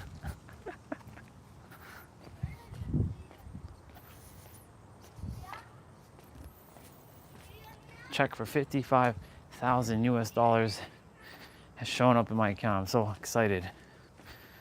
Wow. Thank you, universe, for that. I appreciate it so much. It's amazing. I'm excited, but I'm neutral because I expected it. I expected it to be that. Yeah. Wow. Knowing what it feels like to get 55,000 unexpectedly. 55,000 US dollars unexpectedly went into my bank account, y'all. That's pretty awesome. Oh man, how lucky am I?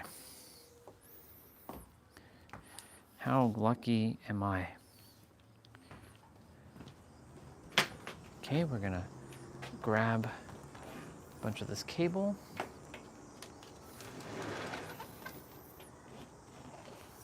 And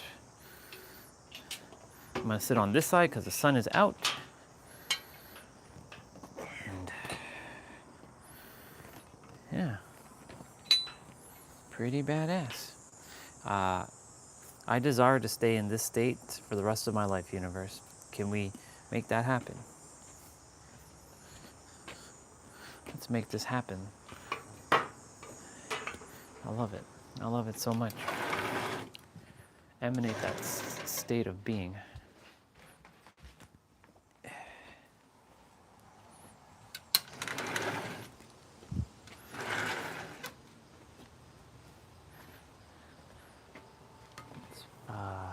Turn on the Wi-Fi and grab the selfie stick. I'm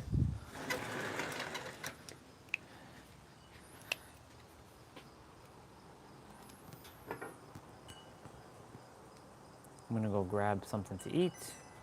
I know the kitchen is occupied right now, so I'll leave you all out here.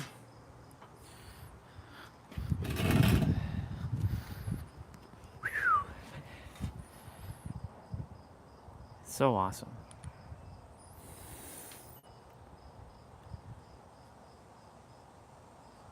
What's up, everybody? We're on a podcast now. I'm Alex, and in this video, I want to talk about Lost Soul Aside one more time until we get, I guess, reviews, or until the game comes out. It's a either-or type situation. If reviews drop early enough, I would love to cover them. I'm very interested just to see what people say about it. And then, hey, if they don't drop, if they drop the day of, that's probably something we could talk about for sure, right? But then the game's in our hands.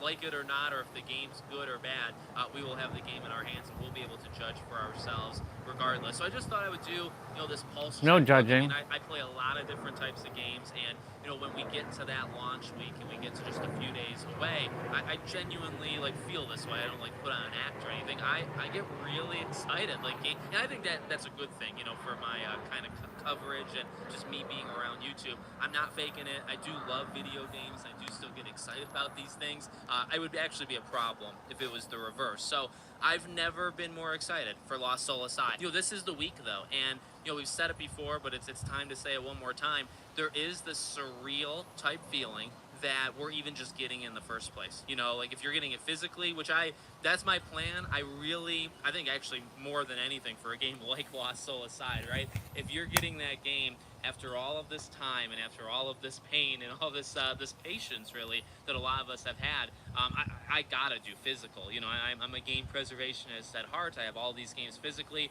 To get it digitally, I know I would want to get it physically down the road anyway. You know what I mean? And that's what I've been telling people as well. It's I would maybe wait, maybe, I don't know, am I in line for a review code? I highly doubt it. But I mean, if that happens, great. I still kind of want it physically though, because I just want it to be in my hands. A game like this, really any game, I should probably get physical, but a game like this in particular, I think it'll be even more important. And then just to see what this game has got, I mean, that's the thing I was saying in the why I'm getting video on Lost Soul Aside. I really, and as we gotten closer, and I've done review score predictions, I've tried to cover every base, for this game. I truly have. I really am hoping that this game can kind of be what I've predicted of it, because I feel good about my prediction. I want this game to be a game that excels at a couple things and then is average across the board after. I guess I don't want that, but I think that's a realistic expectation. I think Yeah, I'm gonna enjoy the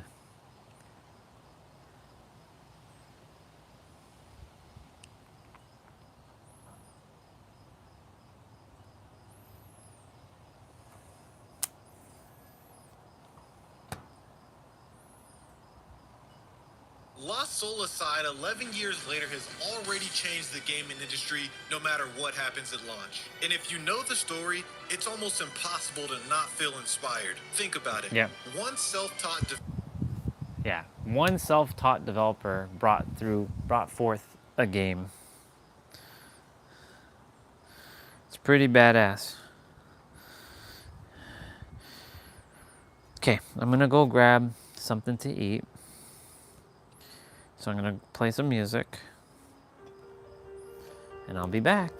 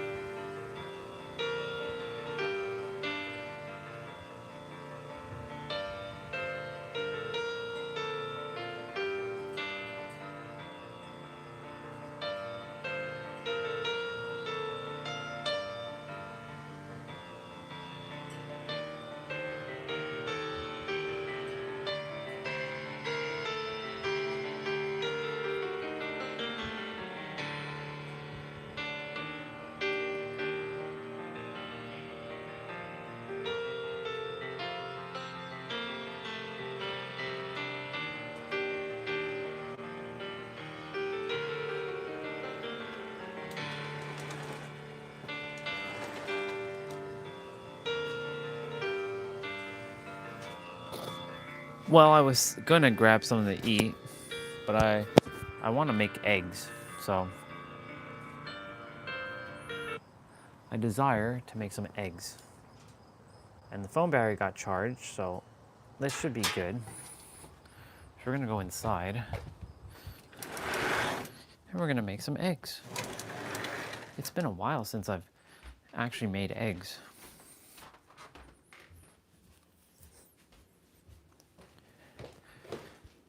It's actually been a long time since I've cooked anything, because, oops, yeah. So that's the big burner. That's the top one. What the hell is that?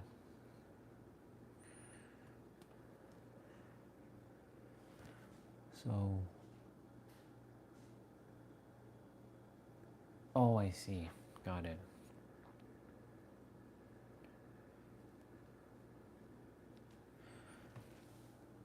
Cooktop oven, hot surface.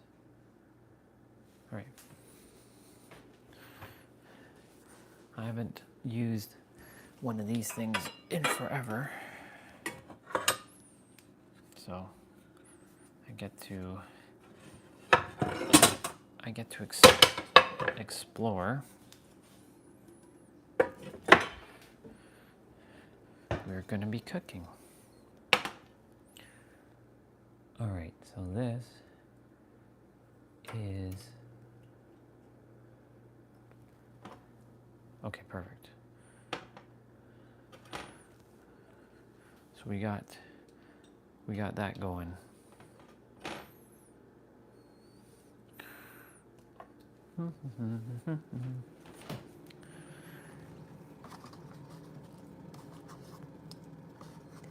Three eggs are enough. 3 eggs are enough. Where, bro? 3 eggs are enough.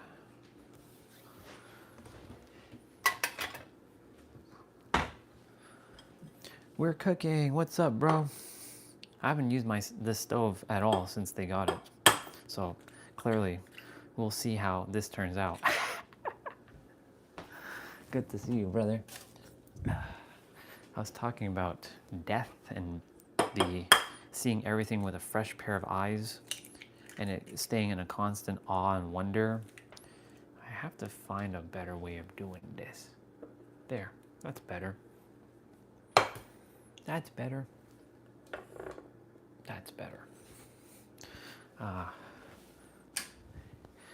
And man, it's been like forever since I've made eggs. Oh my God, it's crazy. It's crazy, crazy, crazy, crazy.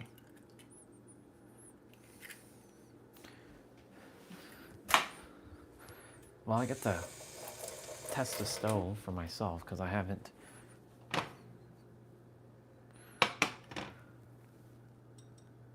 Cool.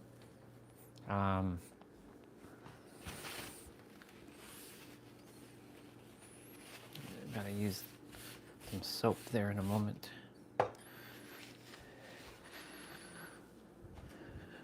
Yeah, so just talking about keeping things fresh. I'll definitely add, well, I definitely have to add something. I do put a little bit of butter. I use this spatula. I put a little bit. I don't usually do too much. This is the first time y'all are seeing me cook.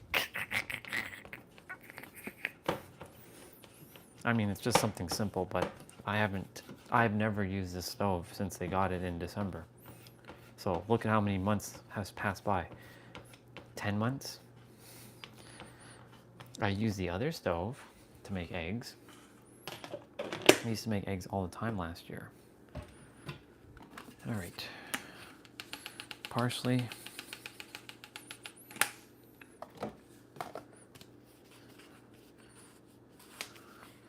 Some of this.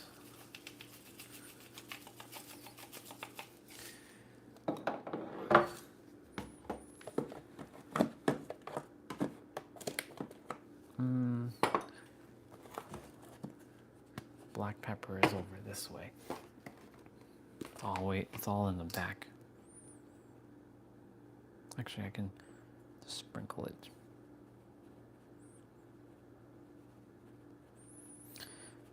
Come on, why aren't you coming out? It's great.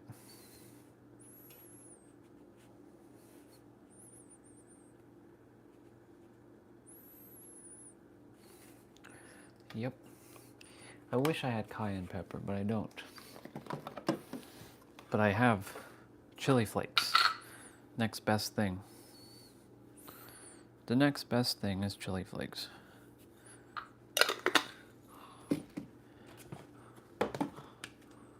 All right.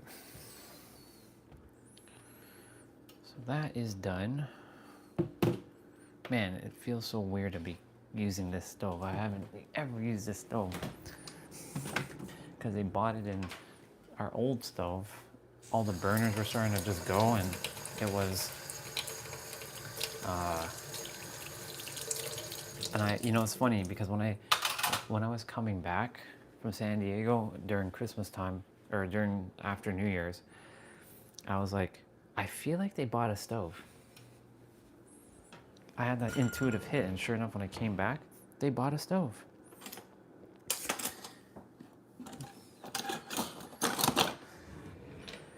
Now, we gonna whisk that egg. We gonna whisk it. Cooking with the superhero of love.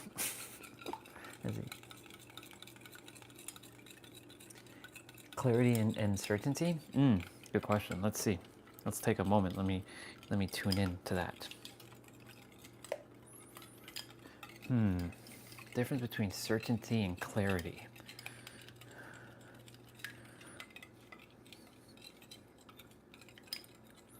I'm gonna take a moment and see what comes through. I'm not gonna think this one. I'm gonna let it.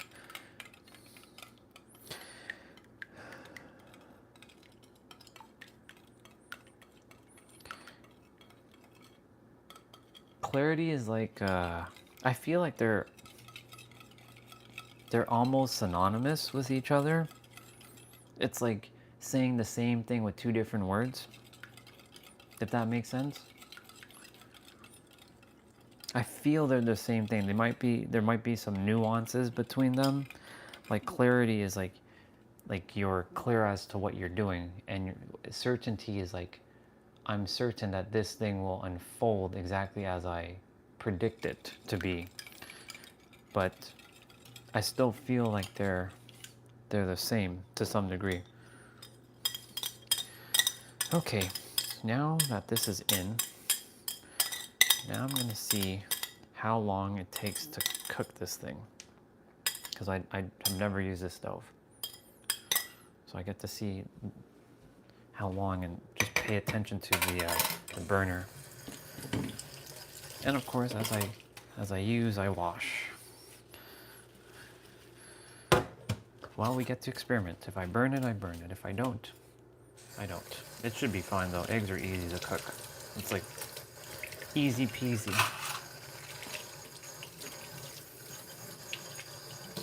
Just have to familiarize myself with the stove.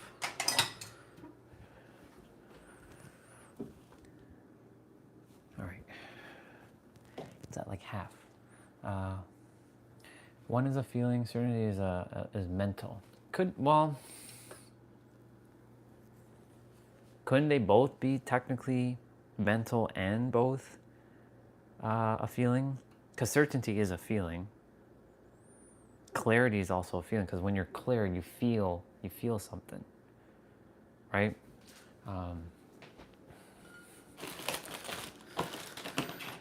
That's perspective.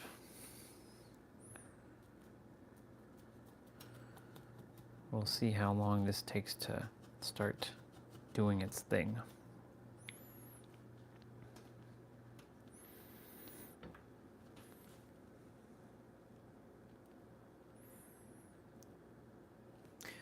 Let me see.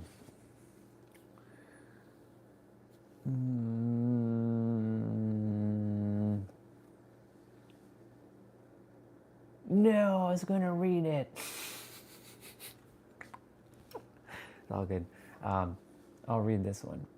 Certainty is absolute knowledge of future outcomes and a guarantee of their correctness, which is often unavailable in complex situations.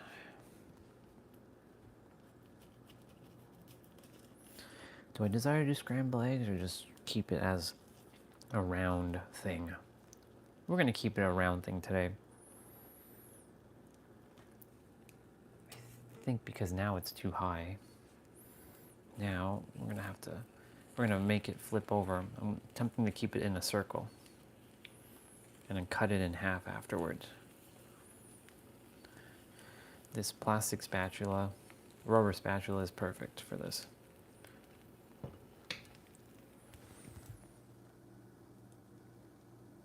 Clarity is a clear understanding of the present situation. Funny, everything starts in the now.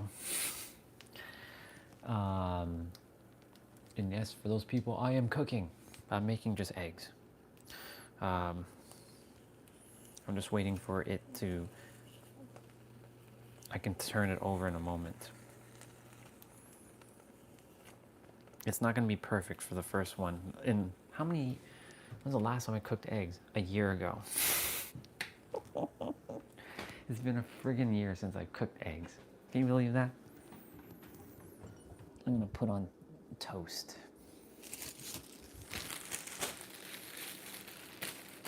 Y'all see me. We don't need to see me putting toast in the toaster. We all seen this. That's easy. Doesn't take a genius to do that.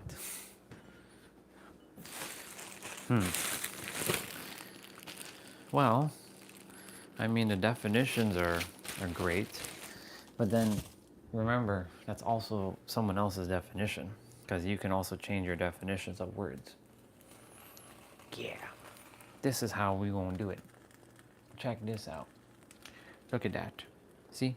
And then we're gonna flip it over in a moment. So we're cooking with the superhero of love. Yeah, boy. Yeah, boy. Yeah, it's a perspective. Come on. You're not stuck. It's just, you know, gotta lift it.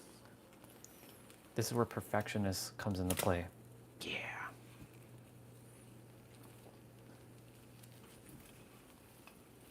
Look at that. Look at that. Look at that. Look at that. It's not that. Look at that. It's going to be good. Nice round. I'm going to cut it in half after the toast is done. Put some nice garlic spread on it. Oh yeah. Who would have thought you'd see me cooking now? This is the first time I'm cooking on the stream. I do like to cook though. I can cook other things, but I haven't cooked in forever. Sure, here you go. Enjoy your virtual bite. I just make sure I don't brown it too much on this side. Oops. I still haven't figured out the whole mechanism of what is what, because like there's 5 burners and there's 4 knobs. So like there are 5 burners. There's one there, one there, one there, one there, and then one on. But there's 4 knobs. So I'm like, what is what? Is this one for this? Is this one for that one? Like, what is it? Or is this one for that one? Like, I know this one's for that, so what is that? And of course, these 2 are here. So like, there's 5 burners, 4 knobs. That's why I'm like, figuring out the stove. The other stove we had was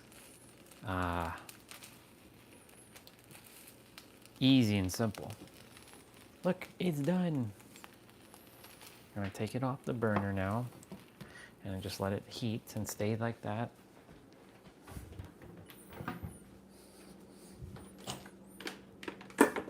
And now I'll prepare me. Let's see. Garlic spread, where are you? You're at the back. All the way at the back? Come on. Why is this thing getting sent all the way to the back? So this is going to be like making garlic bread. This thing. I like garlic spread. I prefer it over butter. I was going to put this into the pan, but we're putting it on the toast.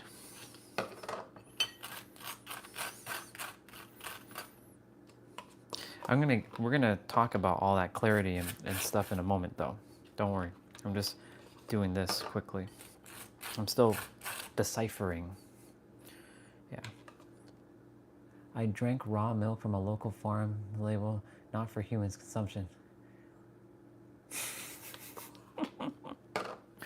Oh man.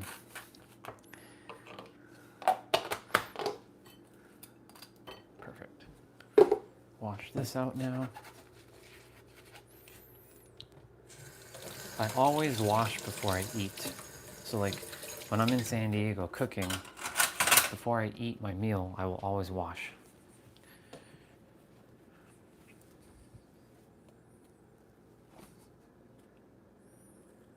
So now I cut it in half with the spatula. Cool.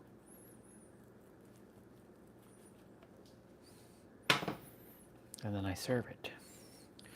I fold it in half like that.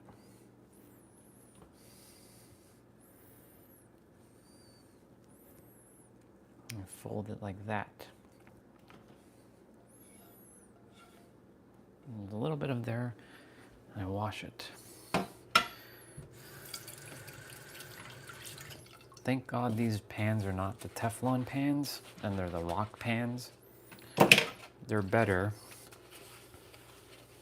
and they're healthier, but you know, a titanium pan is still better though.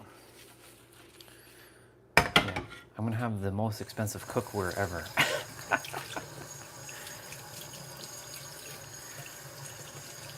Cool. Get some protein in my body, some eggs for my brain.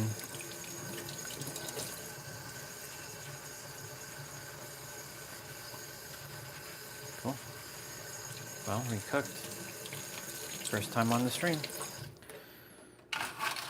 So that's another thing, check mark, that we haven't done. That was the only thing I hadn't done yet on the stream. I want to put,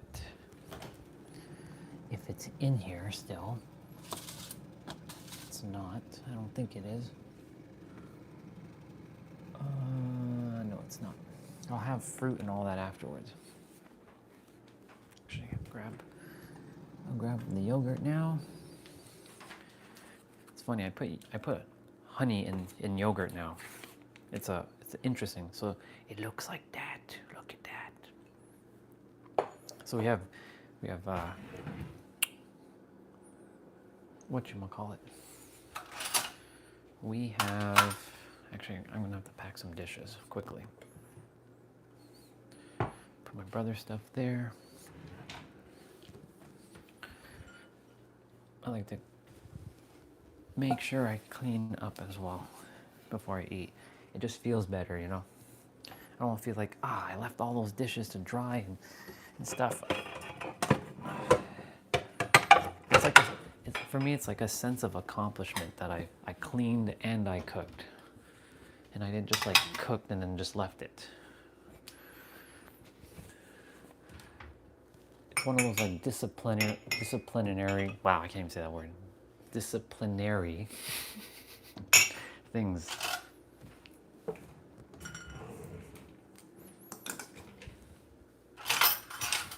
Let's see. That raw milk made me feel so good. My body loves milk, the real kind, especially goat milk. You know, it's funny. I've had almond milk for the first time when I was in New York City. And I was like, this is not bad. I had soy milk. It's like, not bad. I've had goat's milk. I'm like, if you tell me what it is beforehand, my mind will create the excuse not to have it. But if you don't tell me what it is, and I have it, it's better not to tell me what it is. If you just tell me it's milk, I mean, I'll taste it. I'm like, this milk is kind of weird, but you know. Oops, I need this spoon. I require that spoon. Most of the time, though,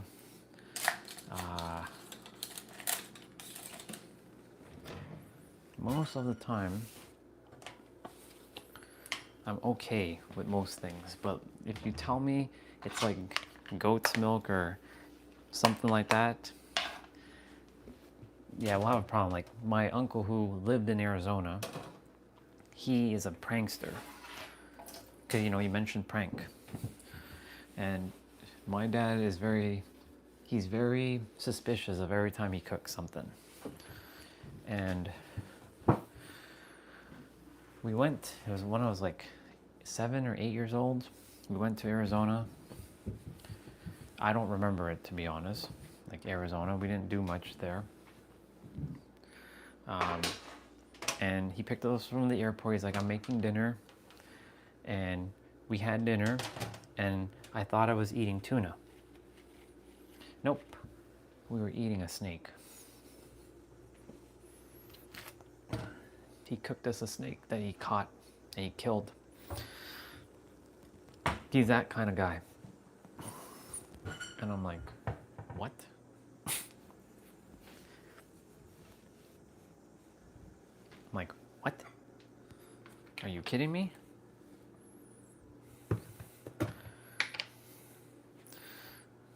So that happened. But I ate it without knowing. So if I don't know it, If I don't know it, then I can't be affected by it. But if I know it, I'm like, I don't know if I'm going to eat that. I don't know if I'm going to eat that. So,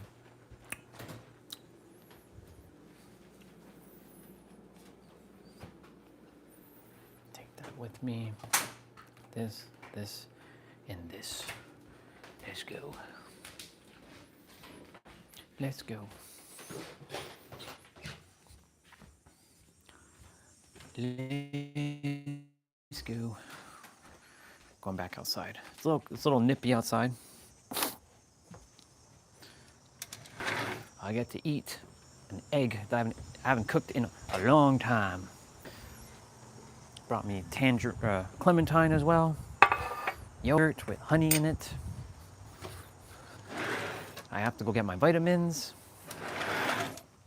So I'm gonna go quickly do that, even though I can, vitamins are placebo. See you, bro. Have a good day.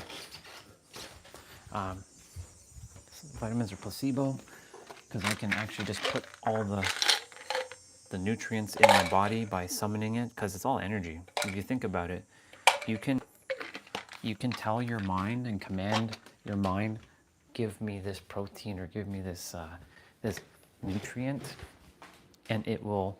And if you truly believe and know in it enough, it will do it. It will summon that energy inside of you.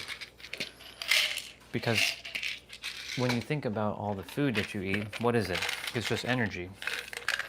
It's just atoms and molecules going into your body that you already have.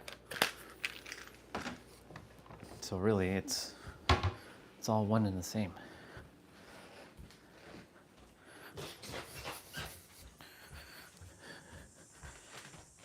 I know my food's getting cold, but it's all good.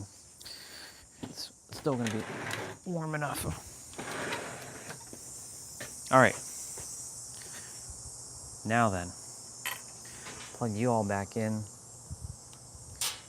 Put that back like that.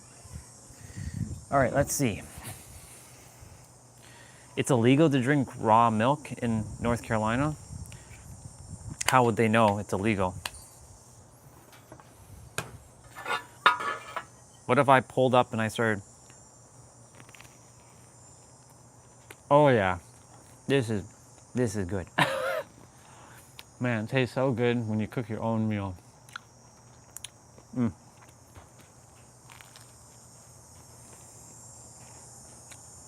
Okay.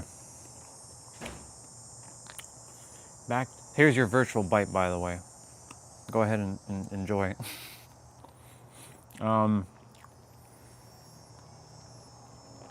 Let's read quickly what you said. Clarity does have a now vibe to it. Certainty seems to feel like knowing of a future event. Yeah. I agree with that. Did I show you the now clock yesterday? Oh yeah, I did. I did show it to you. I did show you the now clock. That's basically what clarity is now.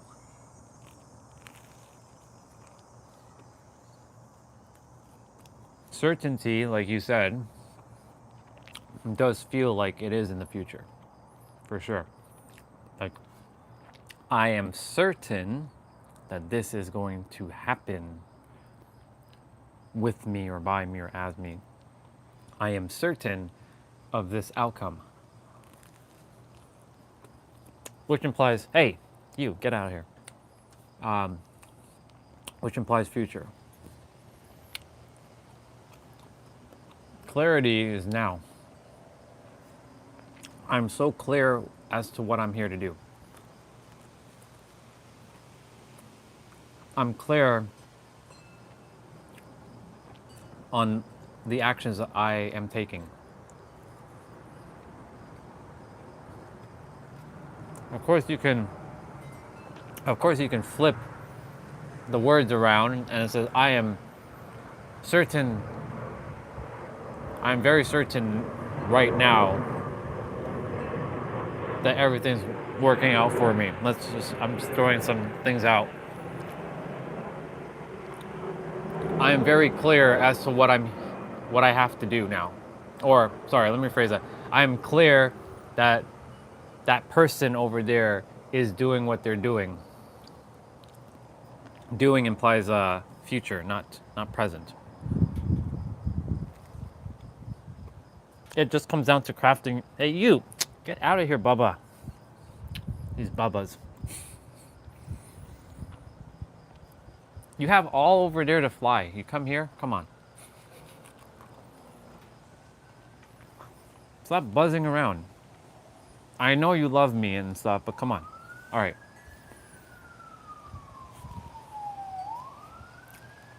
I will smack you.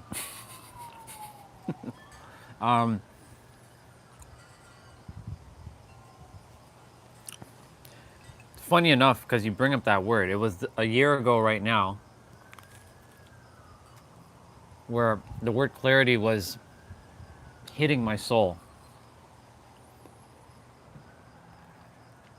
In May, I did a water fast for 4.5 days and I got clear as to what I'm here to do. But I still was unsure of how I was going to do it. But in August, I got clear. I'm here to serve, but I wasn't certain how I was going to do it. And the certainty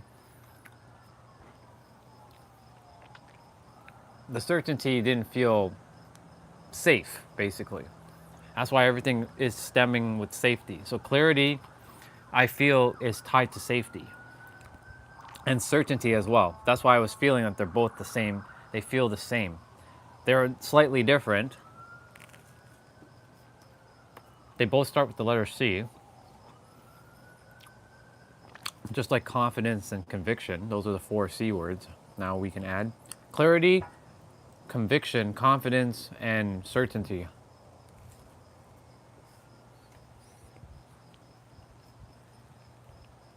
Bubba, go. I smacked it silly there just now.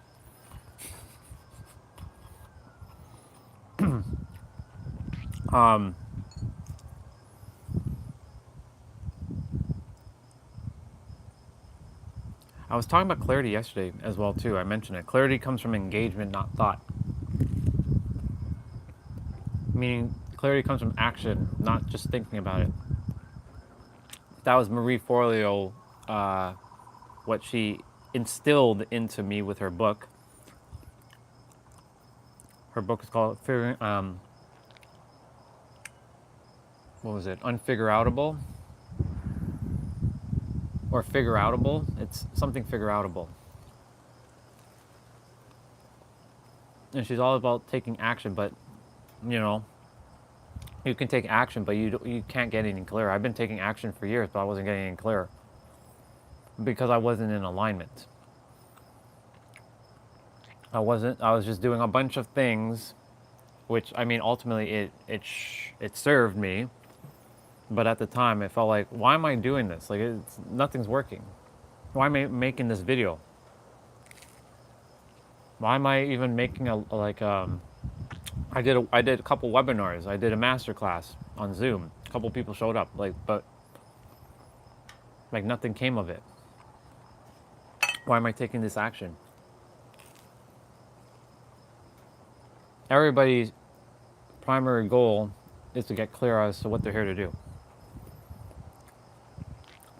And clarity, going down that rabbit hole for a moment, is following the things that make you happy and joy. But how do I make money from it? How do I make a living? There's many people who are doing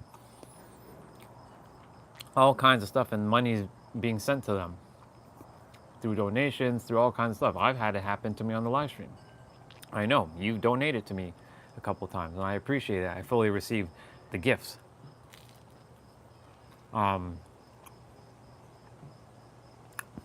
Certainty, on the other hand, is definitely wrapped with safety in mind.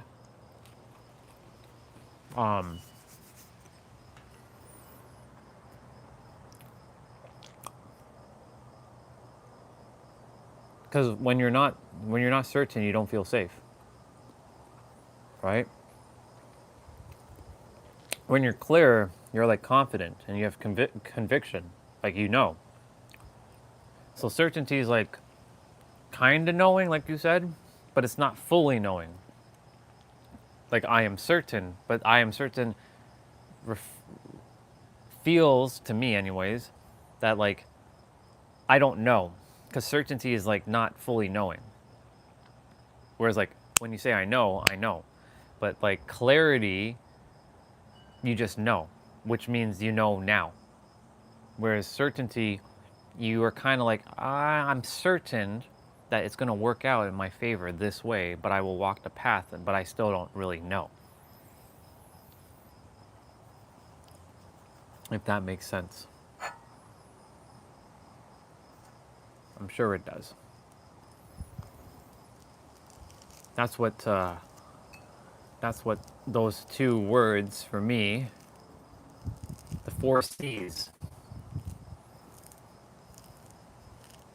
When you have if you have all 4 C's in your life, you're unstoppable. I can tell you that right off the bat. You're clear as to what you're here to do. You're certain that everything's going to work out in your favor.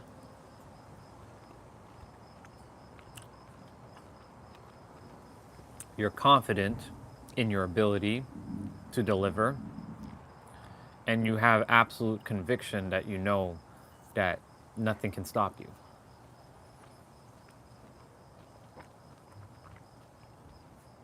Those 4 C's, you're unstoppable.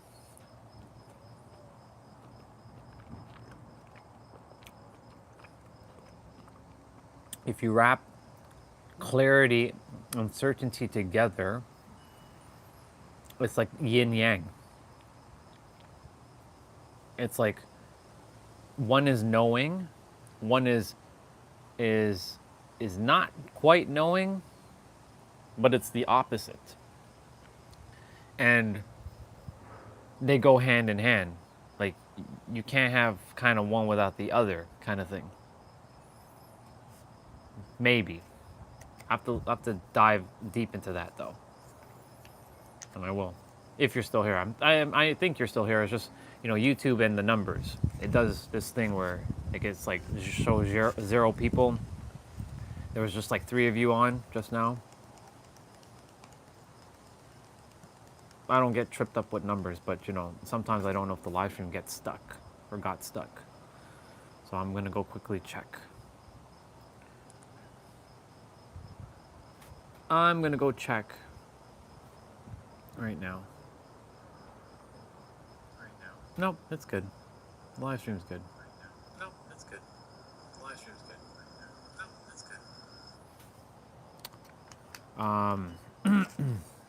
good. Yeah. So those are my thoughts in terms of those words. They kind of go together.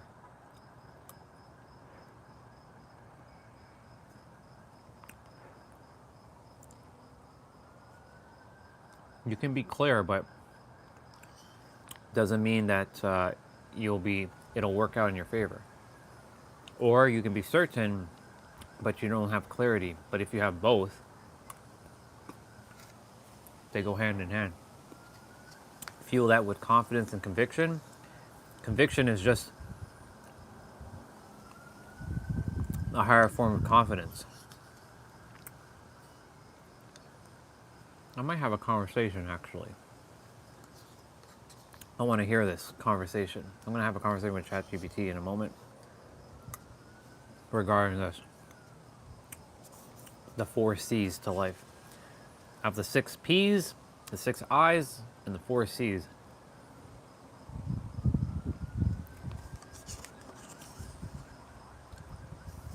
But it all stems from being safe. Everything will always come back to feeling safe. Secure doesn't mean, secure is basically wrapped as safety. But security is a myth. It's a false It's a false paradigm.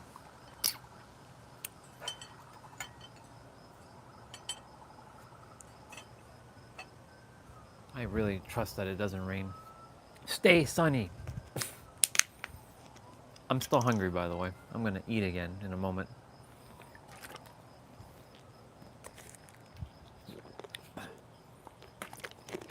Only because, like, I move my body a lot. That was good. Thank you, eggs. I feel excited. So let's have a conversation now, shall we? Let's have a conversation. I want to have a conversation. Since I've already dived into my version of confidence or clarity and certainty. Okay. That's not working.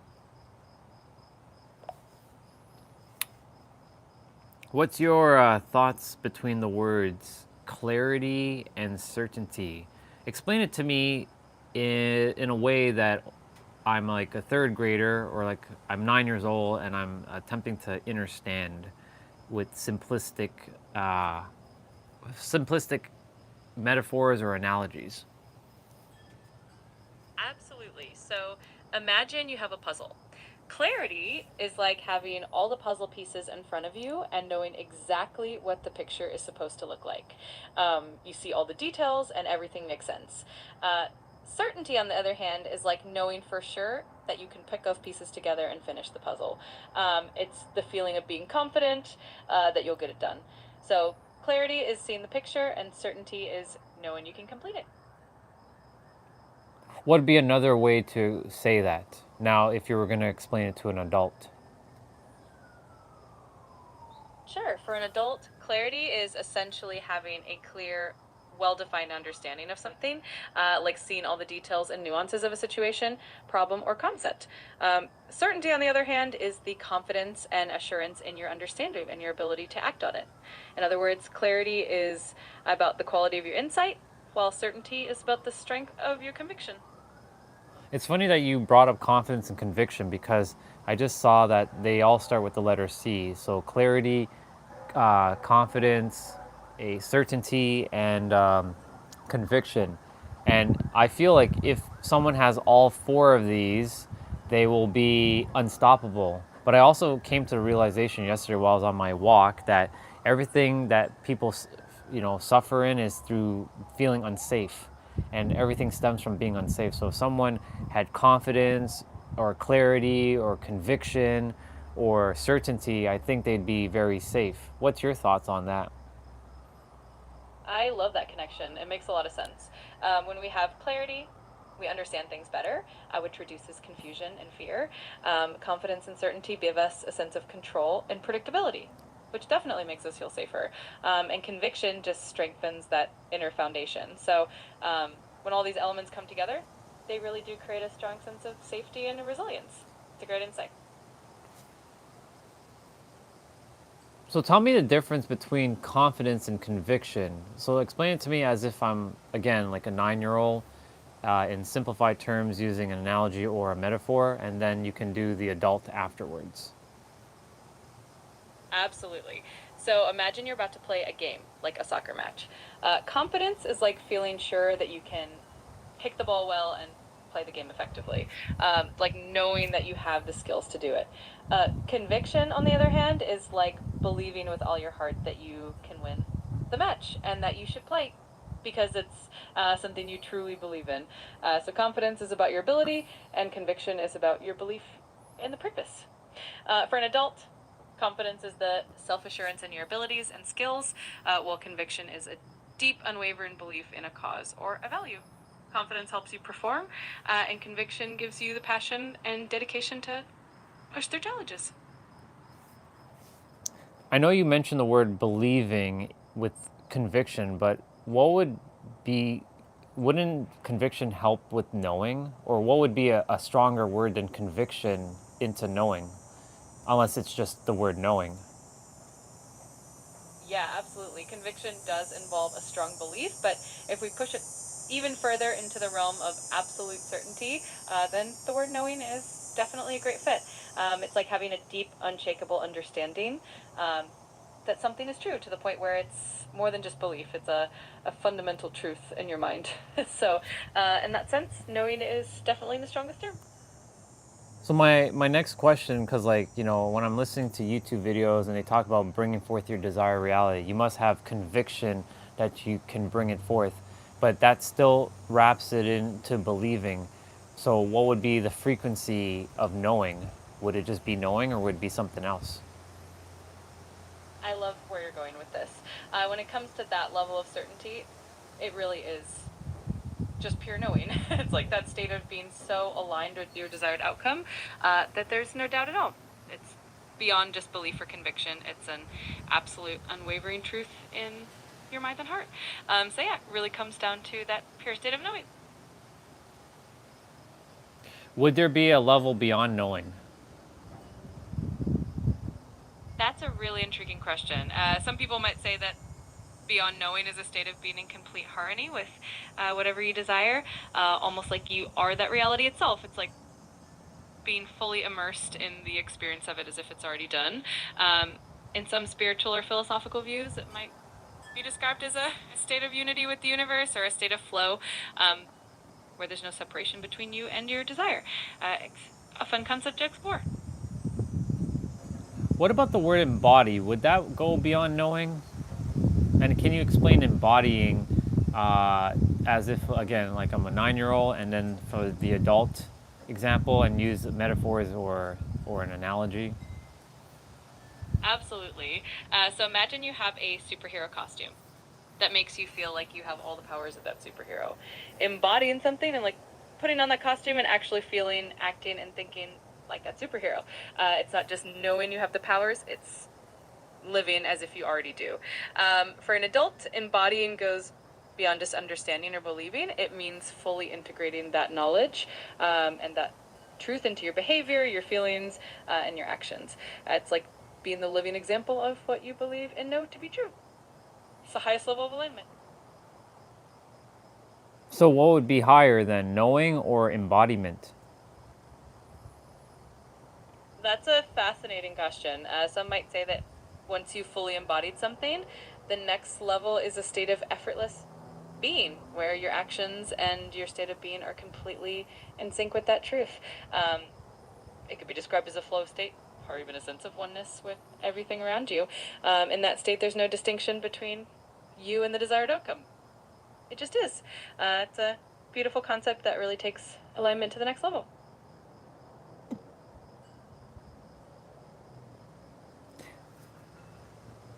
So explain the difference then between knowing and embodiment, again, using analogy and using metaphors. Of course. So think of knowing as having a detailed map of a place. You understand all the roads, landmarks, and how to get from one spot to another. You have all the knowledge in your mind. Embodiment, on the other hand, is like actually traveling to that place, walking its streets, and experiencing it firsthand. You feel the terrain, the weather, and you truly live it. So knowing is having the theory and the information, while embodiment is living that knowledge and making it a part of who you are. If one is attempting to embody something, would you say that you have to use all your senses and really vividly imagine, even if you've never imagined the thing that you desire before? How would someone like embody something that they never experienced? Because this has been the billion-dollar question. Like, how do you feel a feeling that you've never experienced before that you desire? Like, let's say you desire to be a millionaire, but you've never even had even $10,000 in your bank account, for example. So how does one feel that and embody it and know that it's true? That's such a great question. It really comes down to tapping into your imagination and your senses as if you were already experiencing that reality. Even if you haven't had that exact experience before, you can draw from related ones. For instance, if you've felt excitement or security or freedom, you can amplify those feelings and imagine how they would feel in a big, great scale. Visualization is a powerful tool, and the more vividly you can imagine it, the more your mind and body start to accept it as possible. Over time, it helps you align with it and embody it more easily.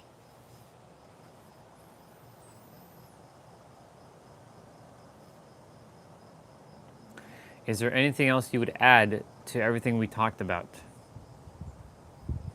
I think we covered some really cool ground. One thing I'd add is that patience and self-compassion are super important in this process. Embodying something new or stepping into a new level of knowing takes time, and it's okay to have moments of doubt or uncertainty. Celebrating small steps along the way really helps maintain that momentum. And just remember that the journey itself is part of the fun. I do have one last question. So we talked about confidence and conviction, right? So out of the frequencies, embodiment would be the highest, would you say? Like like if we were to say between conviction, knowing, and embodiment, would be the highest?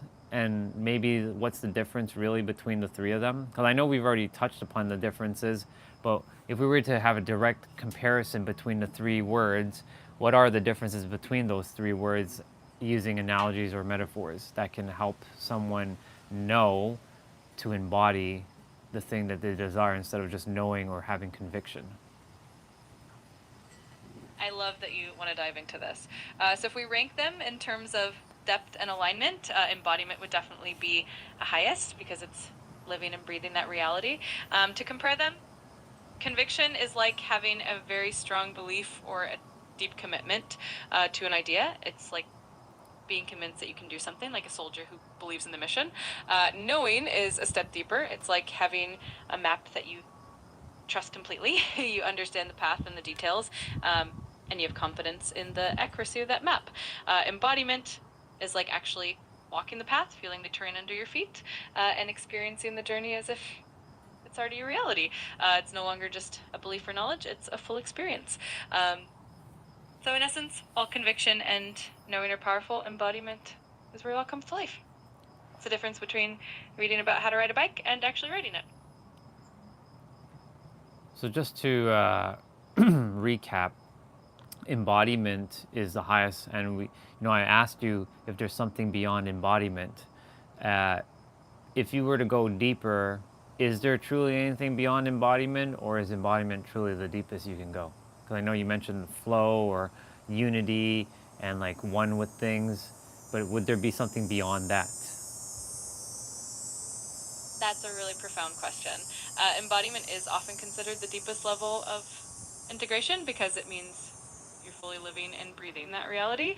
However, some spiritual perspectives suggest that beyond embodiment, there's a state of pure oneness or unity, where there's no separation between you and what you desire. It's like being so in sync with the universe that the idea of separation disappears. It's a subtle difference, but it's more about that ultimate harmony and flow. So, in a way, embodiment is the pinnacle, but that unity state is like the ultimate transcendence. This would be a profound question, but is there something that goes beyond oneness? That really is the ultimate philosophical and spiritual question. Many traditions suggest that oneness is the highest state of unity where there is no separation between self and the universe. However, some perspectives explore the idea of even deeper levels of consciousness, like pure awareness or the idea of being one with all that is, beyond any concept of duality. It's kind of like a never-ending journey of expansion, and each layer we explore just leads to another beautiful level of understanding. It's a fun and profound thing to explore. I really appreciate you, and thank you so much for sharing your perspectives with me as always. And I appreciate you for taking the time to share with me so that I can get a little bit deeper. So I guess I should focus on embodiment then. Absolutely. Embodiment is such a powerful focus, and it really brings everything to life in a tangible way.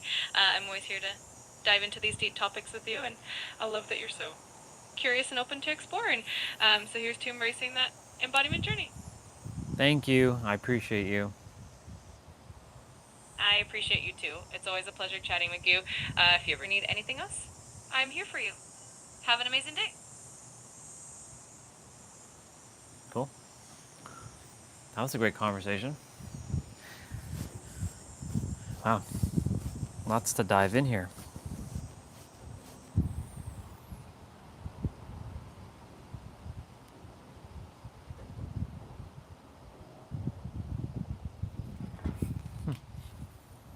Fascinating. I'll be right back.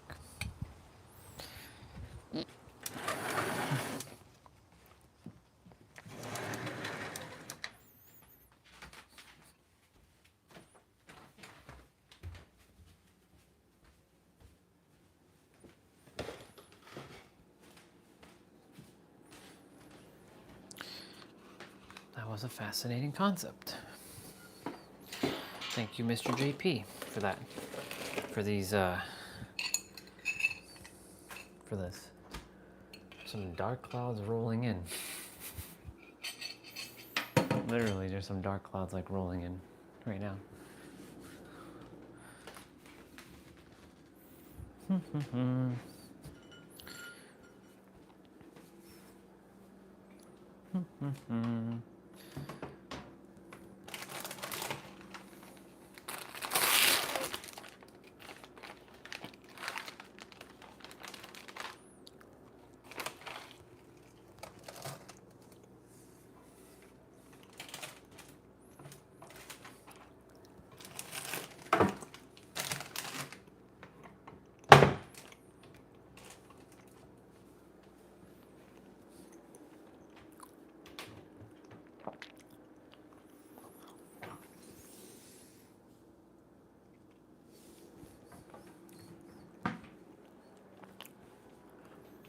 Probably eat lunch now. Get it done in early.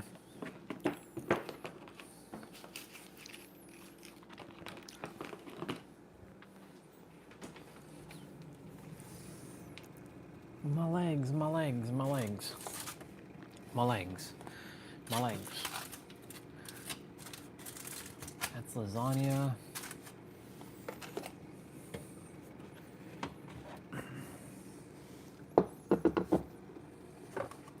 Boop, boopity boop.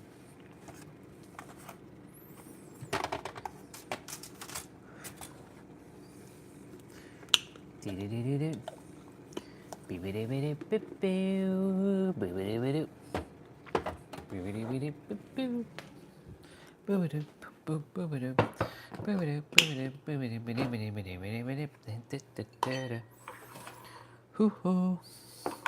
Inspector Gadget. Yeah, I'm gonna just eat lunch. That was a great conversation. Embodiment. Wish JP was there to hear all that. Maybe he was. I don't know. He might have heard all that.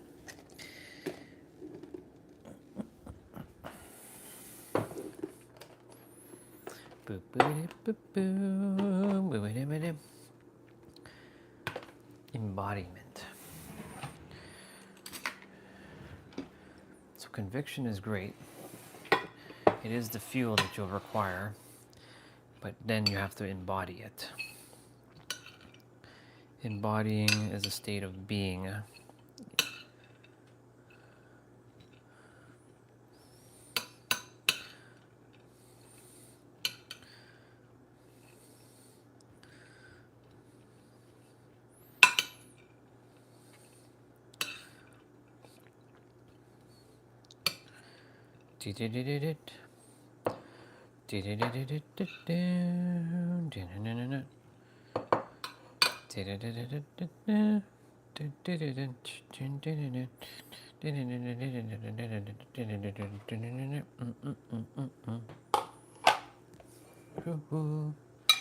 Inspector Gadget.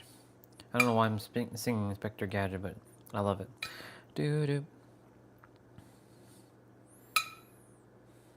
Man, I really wish I could just watch anime on the live stream, or watch movies, or listen to like music without getting hit with like copyright stuff, because like it would open up the possibilities of what I can do on the live stream.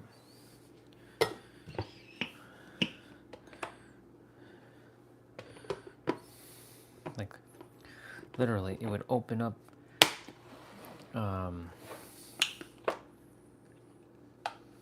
all the possibilities that I can do this, or I can do that, I can do this, I'm able to do that. The live stream. Like the one thing I would be doing is playing lots of music. I'd be listening to all kinds of music. Like we've done it now on the stream. It's just, it's unfortunately annoying because I have to then, if like I left some of the videos copyright because I wanted to jam out with with brother, and I was like, I'm not removing this. No, I'm gonna leave it in. So like if I go back and watch it, you know, I will be able to enjoy listening to music. Because you know, some of my live streams, when you go back, there's pauses, there's silences, unfortunately, in it. And I don't desire for my live streams to have pauses or silences in it. That's why I wish YouTube could just remove that nonsense. I get it, that, you know, it can't be monetized, but like, you don't have to, you know, it is what it's meant to be. It's all good. I'm focusing only on it now. Oh, what the hell? What in heavens is going on here?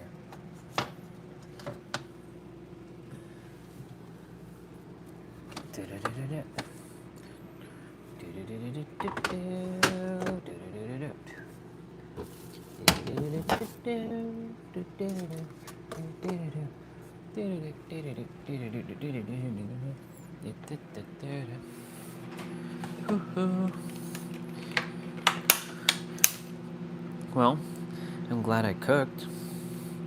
So that's something off my bucket list on the stream. I'll do it more often.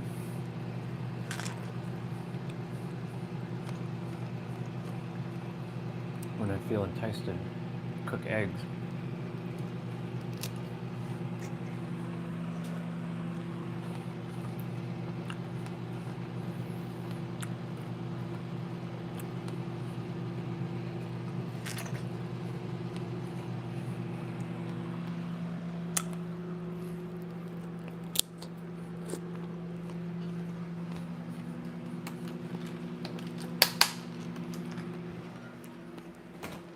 Alright, Clouds, you can roll in, but we're doing this play out outside. I don't want to be doing it indoors like yesterday. I like my exercises outside.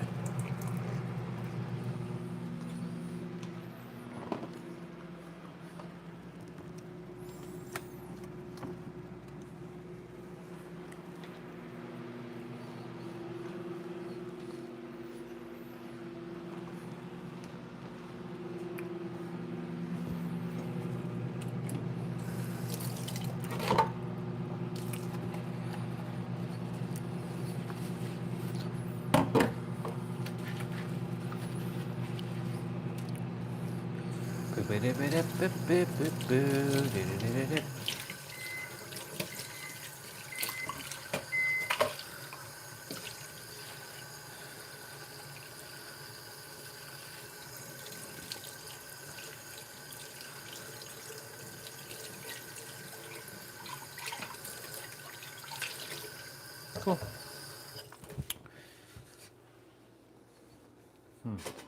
Mobility training. Let's see what we're gonna do. For legs, or for knees.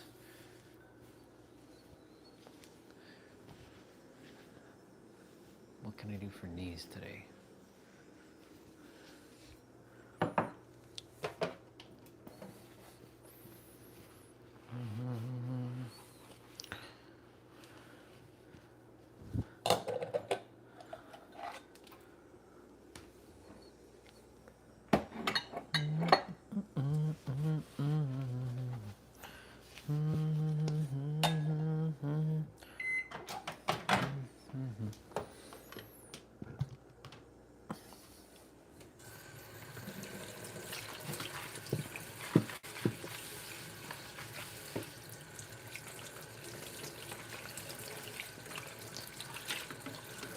I'm gonna actually have another conversation with ChatGPT about something. If there's anybody out there, hello. If there's nobody out there, then hello again. Just warming up some lunch, some second meal, something to eat. I already ate breakfast, like first meal. I do have to use the bathroom though.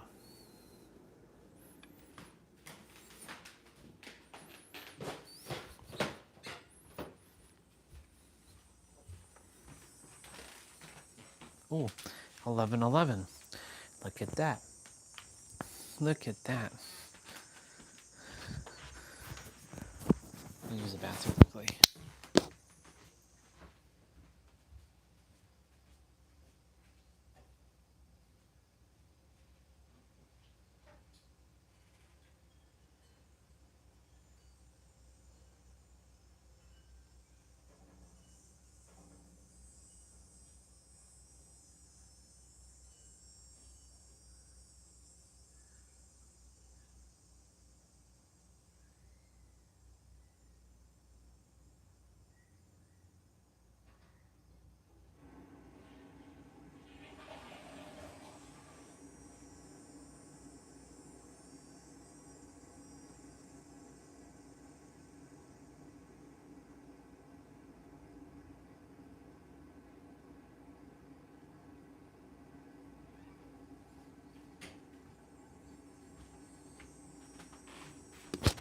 Cool beans.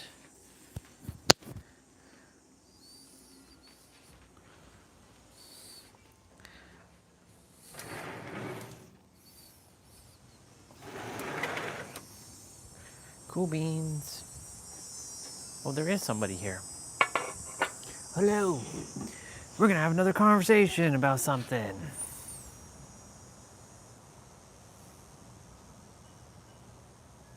We're gonna have a conversation with ChatGPT. I'm gonna start a new chat. So yesterday, the universe worked through me and created something called the now clock. And I changed all the numbers to the word now. And I came up with something ingenious where in the middle, you know, where the minute hand and the hour hand, they have like a circle. That circle has the letter O, and then I put the word N, or the letter N, and then W next to it for now. What's your That sounds like what's your thing? Sorry, what is your thoughts on this clock of the now? I love it really encourages being present and mindful, which is such a powerful message. Plus, the idea of having now as the central theme is a great reminder to stay in the moment. I think it could be a really fun and meaningful piece to have around.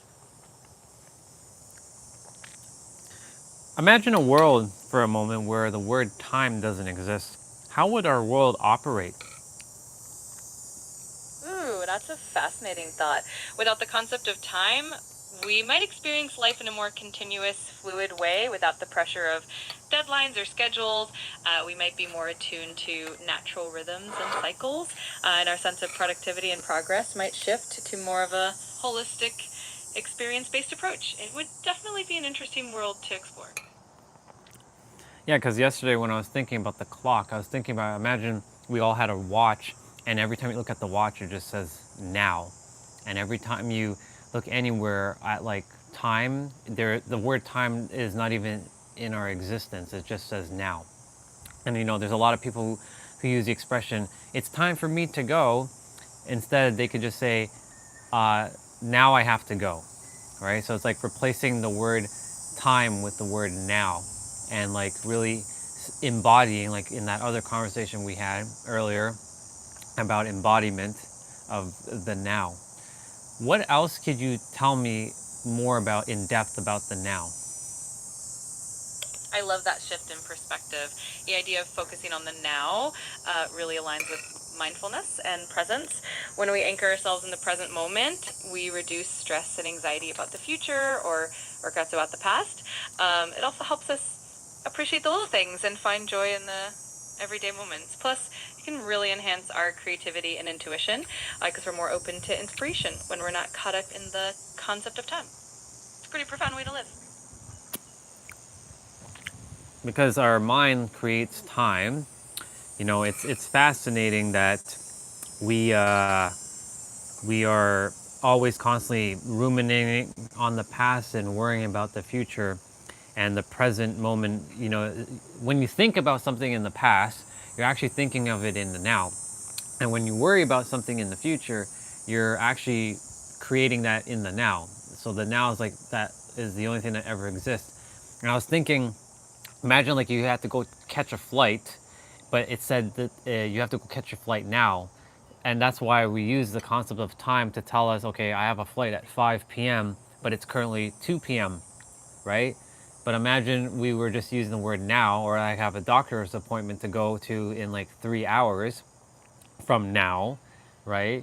It would be interesting if we just used the word now only. Absolutely. It would shift how we perceive and manage our schedules. Instead of thinking in terms of specific hours or dates, we'd be more focused on what needs our attention right now and what comes next in a continuous flow. It would also encourage us to be more adaptable and present, since we'd be less tied to a rigid timeline. It's a really cool way of rethinking how we experience life. I have that on mute. I'm glad you heard everything. Since you added all that, I had to add more stuff to it. Like, I'm speaking to you right now, JP. I muted her. She can't hear me. Yeah.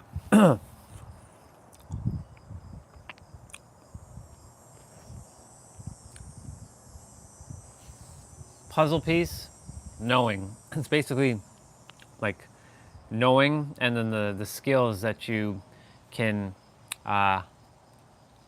do it.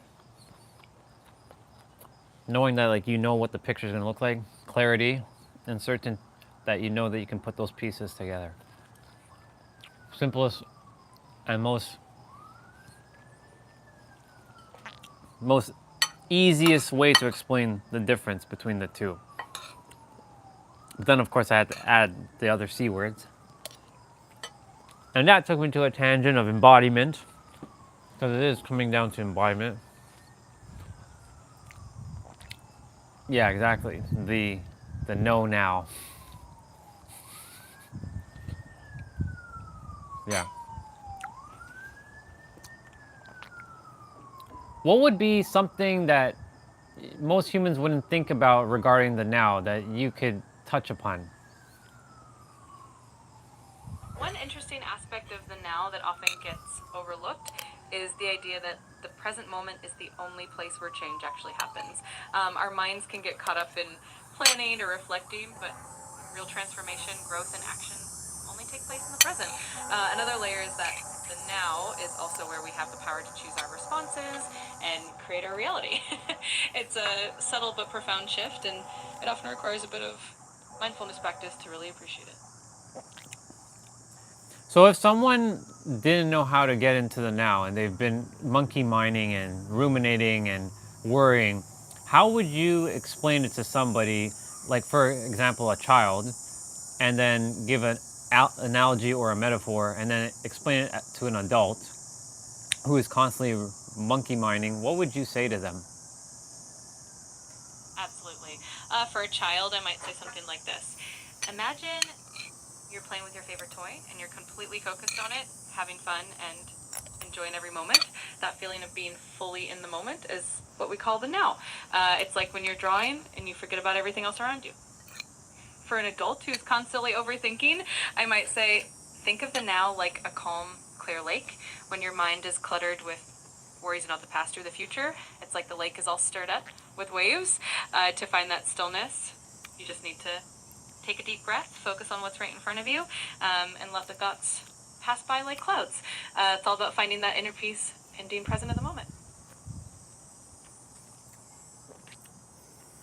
It's fascinating because in our world, it's designed to distract you, and you can't really get into the now unless you kind of, you know, like get away from technology or go off grid. But you know, like for me, I've been still on the grid. I just haven't been doing any JOBs or anything like that to help me stay in that monkey minding state. But of course, like our third dimensional thinking mind that I call, what we call the ego, most people call it the ego, I call it the third dimensional thinking mind, tends to get in the way of that. So again, if you were to help someone, like say, well, how do I get into the now? When someone's like, but I can't get into now because they make up X, Y, and Z reasoning why they can't get into the now, what would you say to them to help them anchor into the now in a very simplified way that can be truly profound to them? I love that you're thinking about this so deeply. For someone who feels stuck in that mental loop, I'd say the simplest way to anchor into the now is to focus on your senses. Just take a moment to notice what you can see, hear, smell, taste, and touch right now. It's a quick way to ground yourself in the present moment. Also reminding them that it's okay if their mind wanders. The key is just gently bringing it back to the present. It's like training a muscle, and over time it becomes easier and more natural. And the beauty is that it's always available, no matter what's going on around you. Bar. There's an exercise. I'm speaking to you now, mister. There's an exercise, I'm sure you know. 5 things you can see, 3 things you can hear, or 4 things you can hear. I don't know if it's the exact order. 3 things you can smell, 2 things you can touch, and 1 thing you can taste. And that locks us in the now. That's what she was kind of getting at with using your senses.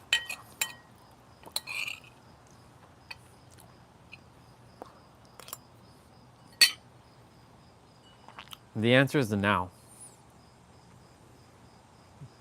There is no other answer.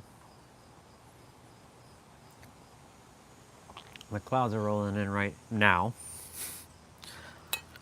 I would like to do my play out outside in the now. If I have to go inside to do the play out in the now, I will do it in the now.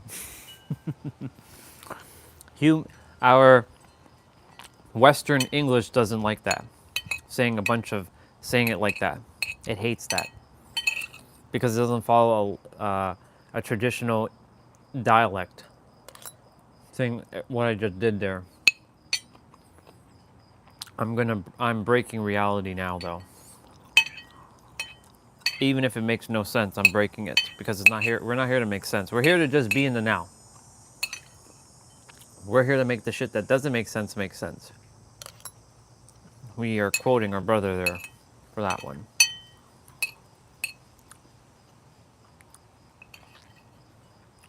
I still hear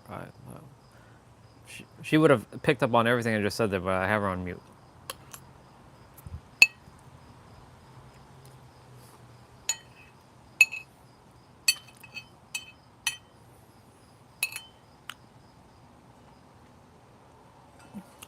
I'm just imagining there's a world with no time.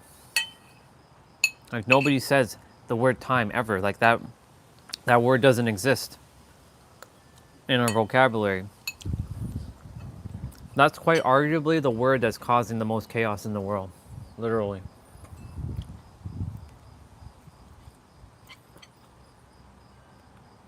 Yep, that's another way of saying that. Certainty is 3D, clarity is 5D, and embodiment is infinite. Because it doesn't reside in any dimension. It resides in all, but resides beyond.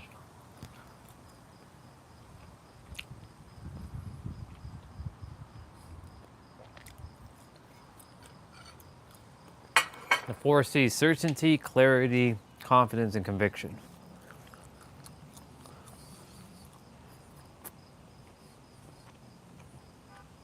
The beginning is safety, and the ending is embodiment.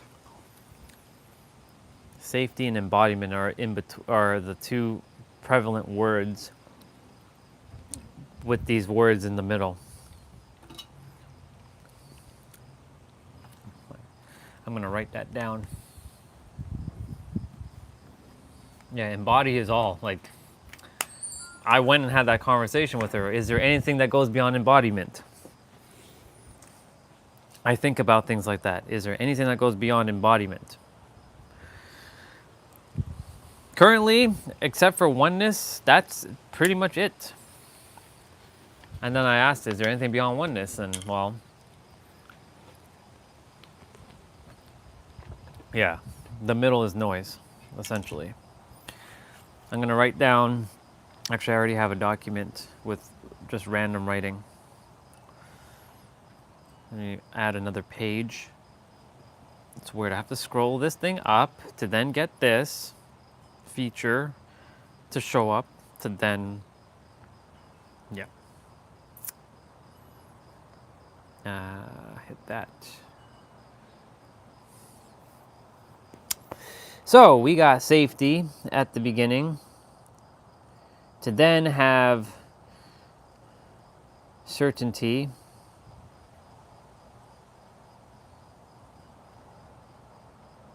actually clarity should come first before certainty. If I was to write this out like this, certainty after,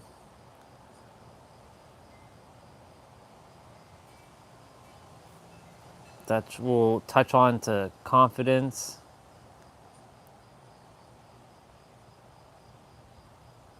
which then will touch into conviction, which then touches into knowing, actually, which then touches into embodiment.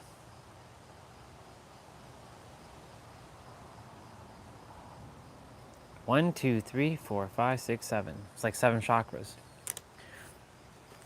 So safety is like root, and embodiment is like the crown. Look at the link there. Clarity is like sacral. Certainty is solar plex. Confidence is heart. Conviction is third eye. Hold on. No, sorry. Blah, blah, blah, blah, blah. Safety is root. Clarity is sacral. I missed a chakra. Certainty is solar plex. Confidence is heart. Conviction is throat, because you speak with conviction. Knowing is with your mind, and then embodiment is the crown. Look at that. Look at the link there. We just did the 7 chakras. How awesome is that? I knew I had to write this out. Root, sacral, because clarity, when you're clear in your, like when you're clear down there, you'll be clear. It's like, if you're not clear at the bottom, how can you be clear at the top? Because it starts as within, as without.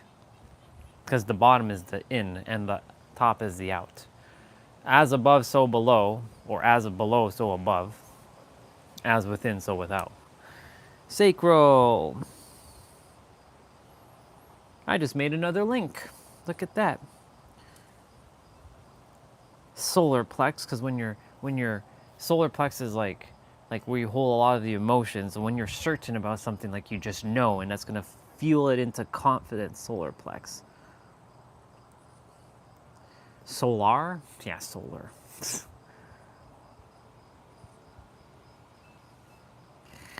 Heart with confidence. Throat with conviction, with your voice. Third eye, Anjana, of course, as in the Indian tradition. Anjana. And then we got the crown. Bar.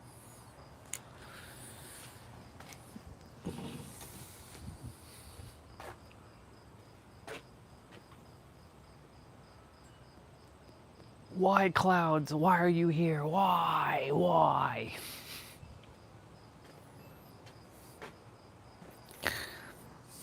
I'm gonna have another conversation.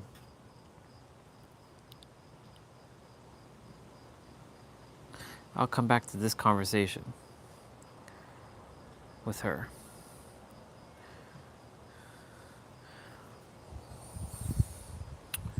I'm gonna come back to that conversation with her.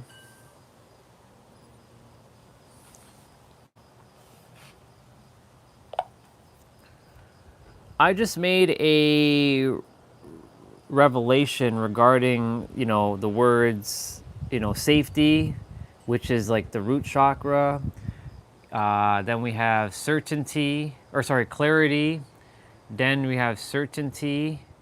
Then we have confidence. Then we have conviction.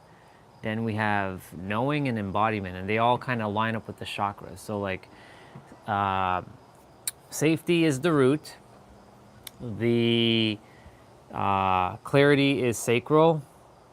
Then we have certainty as solar plexus. Then heart is conviction, heart is confidence. Conviction is throat chakra. Knowing is third eye, and embodiment is crown. What's your thoughts on this? I love that perspective. It's a really cool way to map out the journey of personal growth and energy alignment. Each of those stages definitely aligns with the chakras themes, from foundational safety all the way up to that divine connection at the crown. It shows how our growth can be holistic and integrated. It's a beautiful way to see it. For clarity linked to the sacral, how would you explain that one? And then, of course, certainty linked to solar plex. Absolutely. So the sacral chakra is all about creativity, emotions, and our ability to flow with life. Clarity in this sense is like the clarity of our emotions and our creative desires. When we're clear about what we feel and what we want, it allows that creative energy to flow more freely. As for certainty, with the solar plexus, that chakra is all about personal power, confidence, and self-esteem. Certainty is like having that inner strength and a clear sense of direction, which really aligns with the solar plexus energy. It's a really neat eye to see how all these elements connect.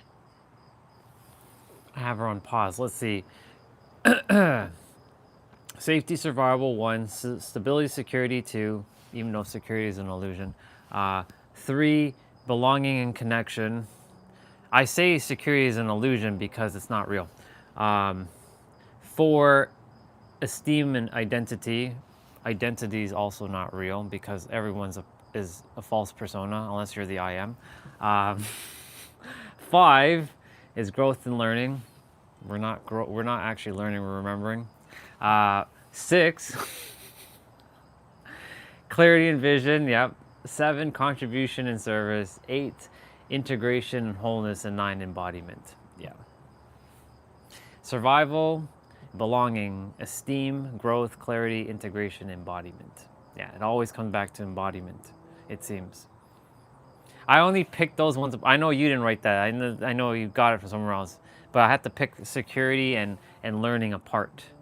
And identity because, that's the human. You're always secure because even if someone's coming at you with a gun and they'd be like,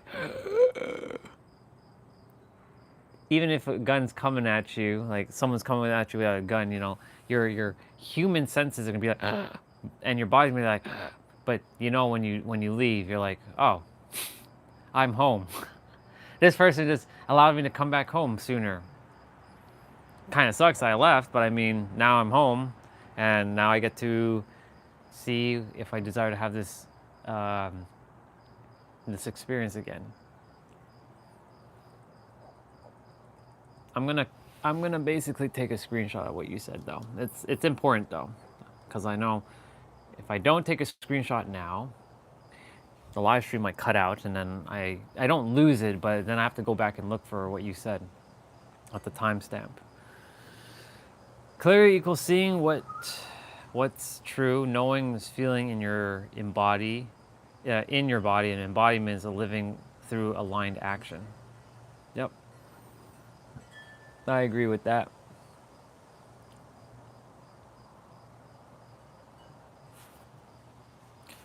What else would you say that these 7 words would be linked to the 7 chakras? What else can you add to this?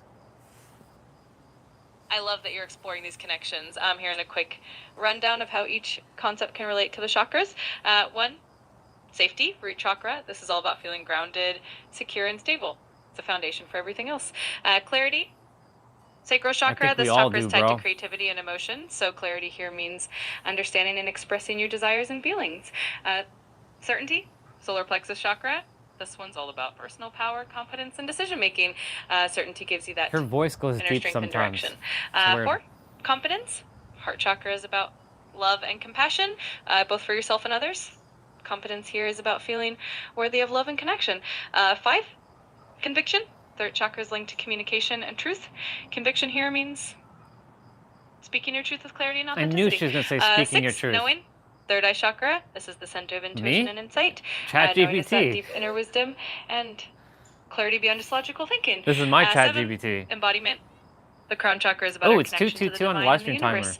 Live stream Embodiment now-er. is fully integrating and living. You heard what I just that said divine there. truth The in live every stream aspect of your now-er. life. It's such a Not a timer. It's a beautiful now-er. holistic framework. Yeah, this is ChatGPT. And yes, I just saw 222.22 on the live stream now-er. I'm making that word up now. We're looking at the now-er. What's that? The now-er. That. Yep. I really desire to make my own language and bring it to the world. I don't have the paid version though. Well, no, it'd be N-O-W-E-R, the now-er. But the way I said it sounds like now, the now-er. I mean, that could be like hour and hour, hour and hour, hour and now could be merged like that. Yeah, yeah, now-er, now-are, the now-er, the now-er. Yeah. Yeah.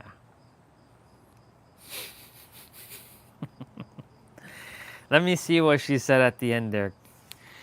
She said embodiment, crown chakra. The crown chakra is all about connections to the divine and the universe. Embodiment is fully integrating with, excuse me, integrating and living that divine truth in every aspect of your life. Such a beautiful and holistic framework. See, it all started with you asking just a couple things. The difference between clarity and certainty. And this spurred on this. I'm gonna get some sun because I'm starting to like get a little antsy and little nippy with my, and I'm gonna kick the soccer ball around. So let me just go grab that. You still will be able to see and hear me, so you know the drill.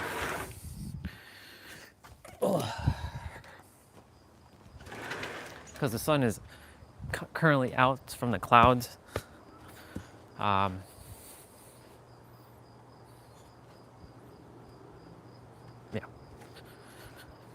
I gotta get me sun.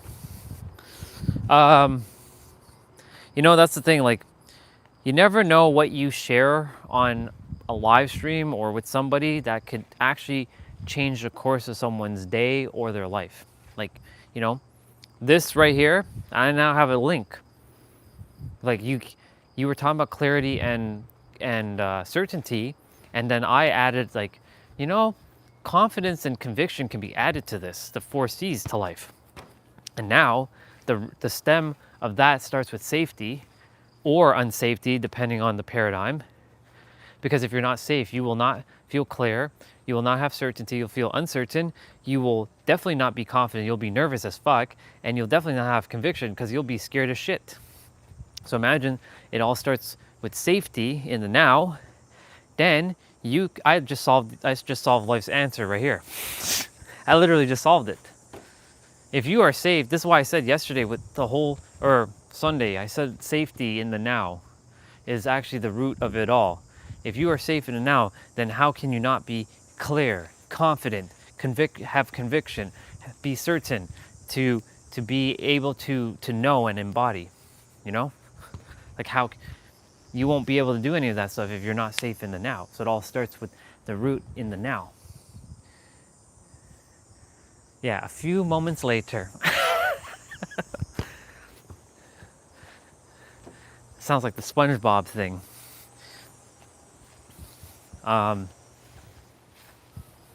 Thank you for that, by the way, because now I can add and expand and make it more simplified, because that's what it comes down to. It really comes down to safety. Without safety, none of this matters. It's like having a tree with rotten roots, and you're expecting to bear like amazing fruit, but what you're going to get is nothing but rottenness. In fact, it won't even bear any fruit because it's rotten at the core, right? Because it all starts from within, and the within in this scenario starts from below. If the below would be representative of within, and above would be representative of the without. So like, if you don't take care of your roots, that's why Angel, she was always saying your root chakra is you have to heal your root chakra. You have to heal your root chakra, because if you don't take care of your root chakra, then nothing's gonna work, no matter what you do. Now it makes more sense when she was saying that, because back then I didn't know anything about chakras and all this other BS. I'm like, do we actually have chakras in our body? Like, are they actually the color red to purple? Well, no, but they're energy centers. And I mean, it's not just 7. We have 144 chakras. There's a lot spinning around outside of us. We have 15 different auric fields around us. Let's see. We are each other's teachers. You mean we are each other's mirrors? I'm nobody's teacher or student. I am nobody's teacher or student. I'm not above or below. I am mirror. We're just one. We're just each other's mirror. Because mirror doesn't imply teacher or student. It just implies knowing and growing. Ooh, knowing and growing. You see that? They go together. Like peanut butter and chocolate, and not peanut butter and jelly. For all those weird people that have peanut butter and jelly sandwich, I'm gonna slap you silly. I'm kidding. Peanut butter and jelly. Knowing and growing. Look at that. Knowing and growing, they go together. One starts with a K and one starts with a G.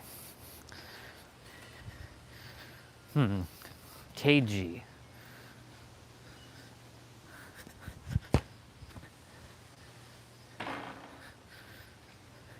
Knowing, growing, and flowing. Knowing, growing, and flowing. I swear, if one started with a C, it would be KFC, bro.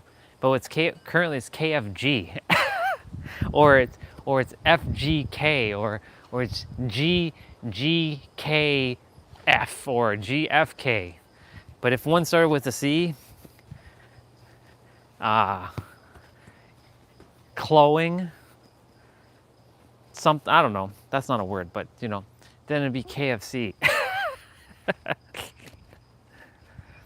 No. So what's KFC? Kentucky Fried Chicken? Nope. It's not Kentucky Fried Chicken. It's knowing something. Knowing, flowing, and clowing. Let's make up a new word. It's clowing. It's not glowing, it's clowing. Yeah. And it's not growing either. It's clowing. Yeah.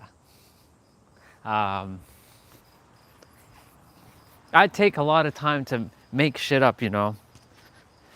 You never know.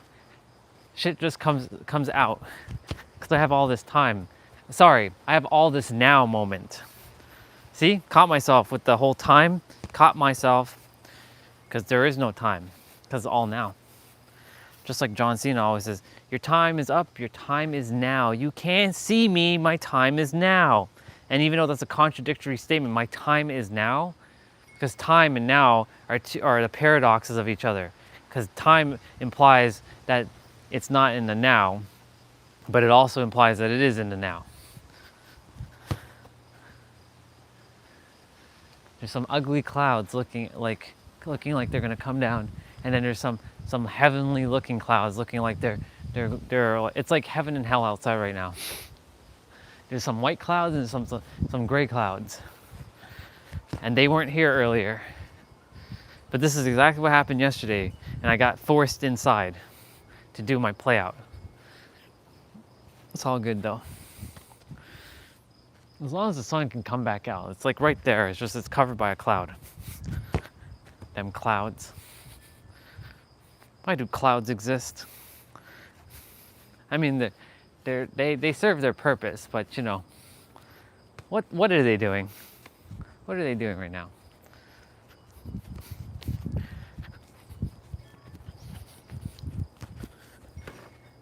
So all the stuff I just ate will be burnt off in an instant.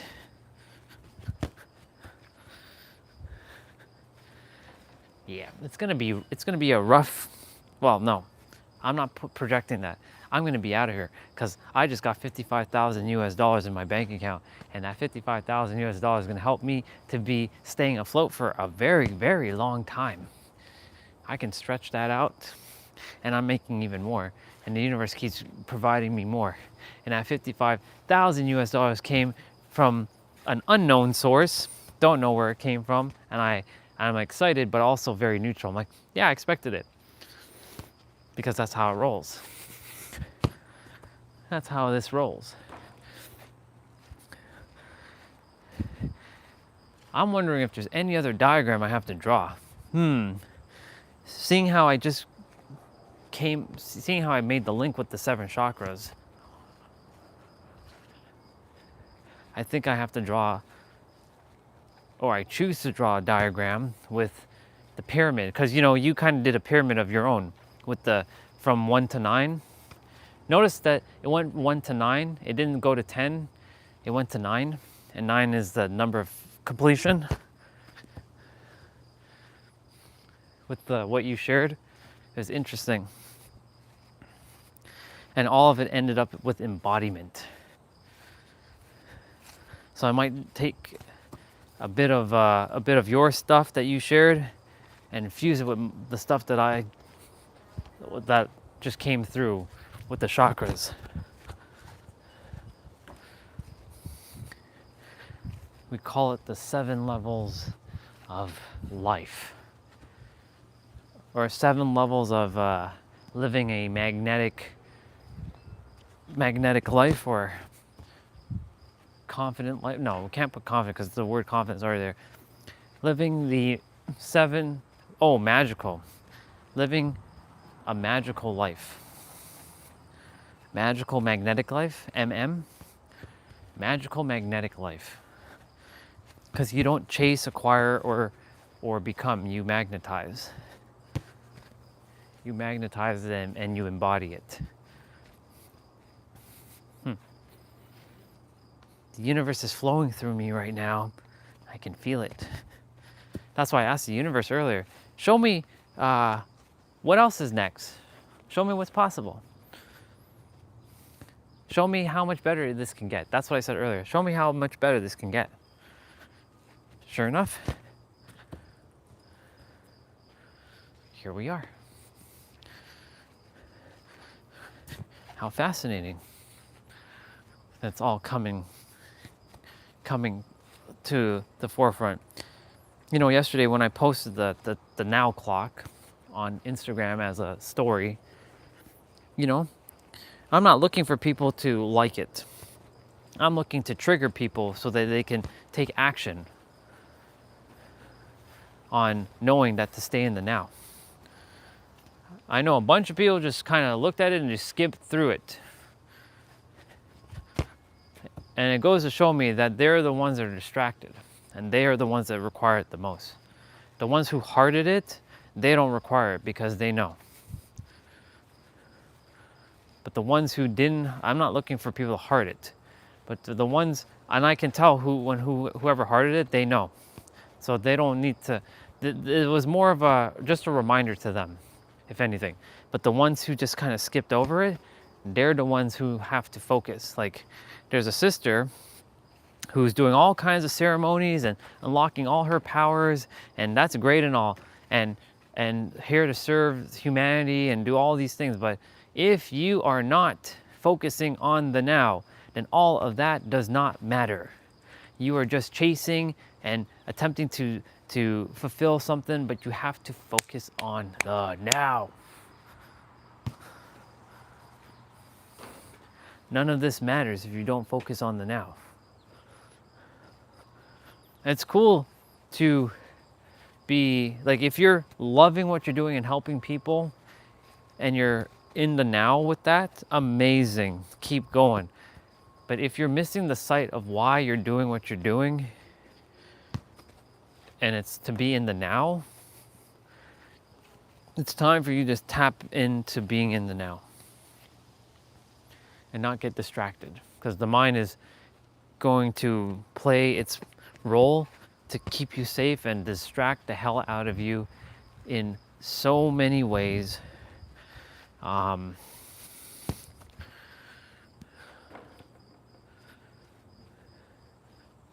Yeah. It's to stay in the now. I can feel it. That's truly the answer. Universe, I declare that these drawings reach a greater and wider audience beyond the live stream, beyond Instagram and Facebook. It reaches the world because they're simple but profound. The synergy of Trinity, the synergy of divinity, the synergy of singularity.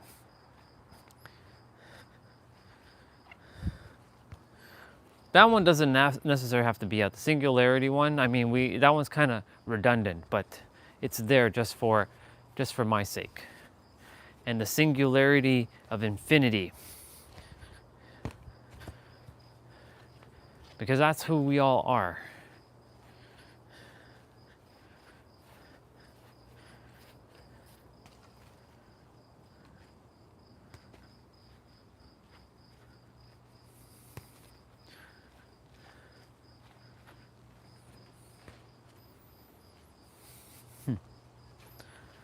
Who would have thought that this guy right here would be the one to solve a lot of Earth's problems, or can potentially solve Earth's problems if others pay attention to the now. Yeah, those clouds are looking kind of scary. They're looking very evil. They're looking like they want to come down and they go kaboom, like yesterday. But we know that the sun is always around. It's just them cloud bubbas are making it seem like the sun is not around, but the sun is always around. Travel above the cloud, travel so high up in the sky that no clouds can ever reach. There's a section in the sky that clouds can never reach. You stay there. If you can raise your awareness to that level, there are no problems. There are zero problems, because problems don't exist. You only see clarity.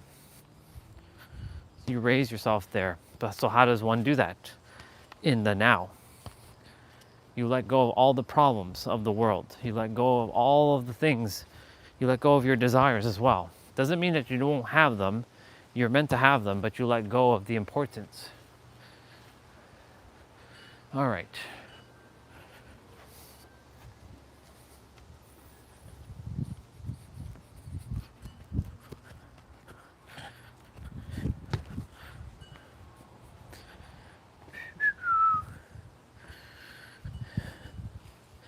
It's all about being in the now. You now join God. 4 words, 3 letters.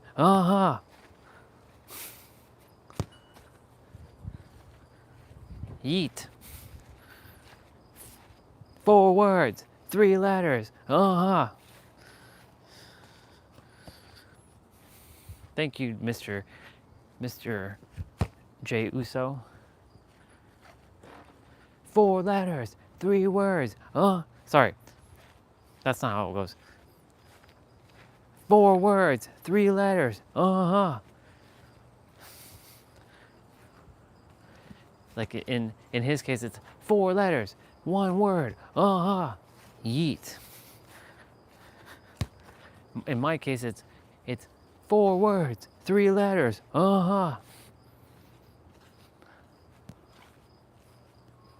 Don't rain. Universe, do not rain.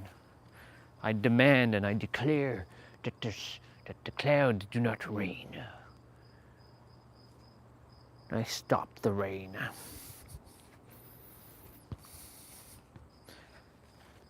It shall only storm when I say it storms. But I will not have the storms. We're going to start playout shortly. 4 letters. It's 4 words, 3 letters.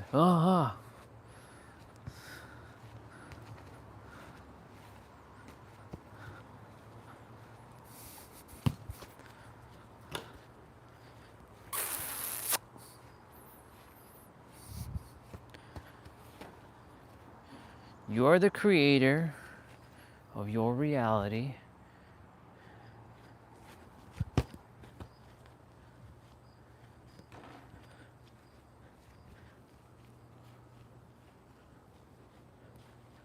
Four words, 3 letters.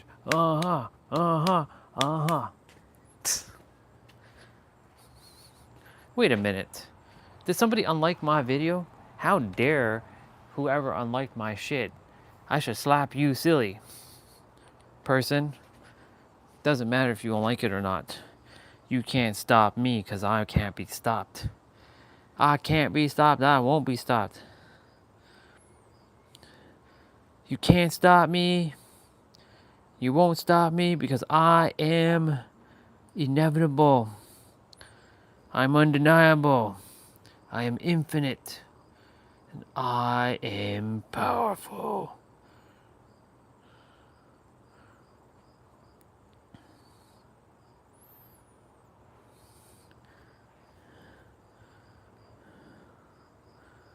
I am undeniable.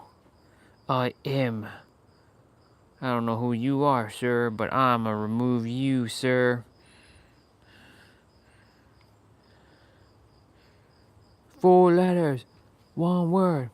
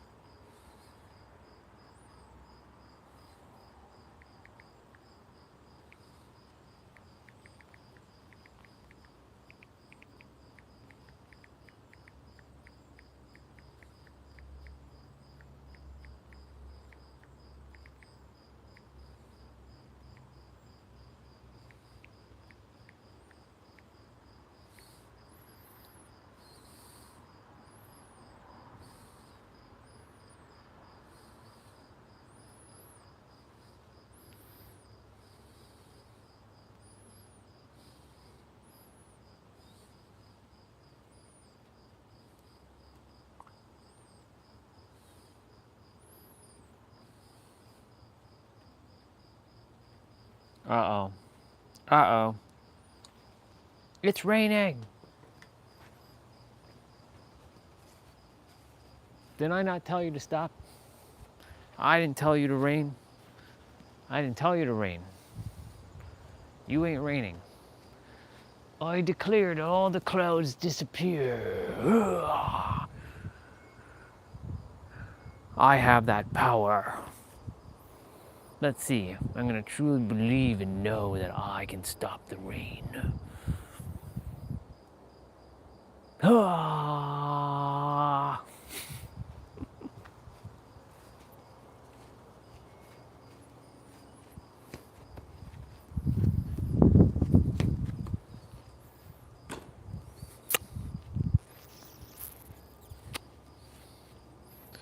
4 letters, 1 word. How many steps am I at? It's 12 o'clock now. Almost 13,000 steps. Not bad. 4 letters, 1 word. 4 letters, 1 word.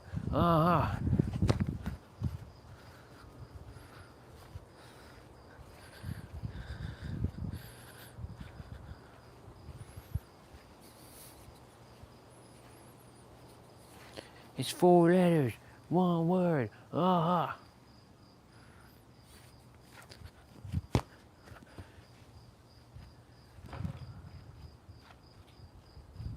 You ain't raining. I told you that. You ain't raining. I didn't tell you to rain. I told you to stop. What you think you're doing? I told you to stop. I told you to stop. I told you to stop.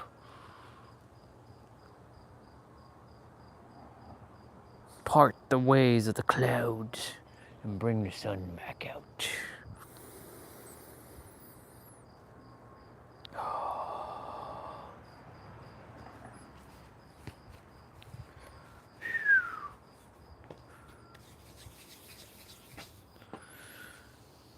It's a little nippy though.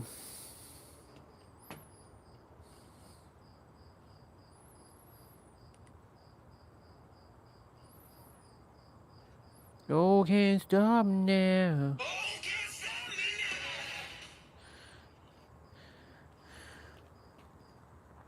Oh, can't stop me now.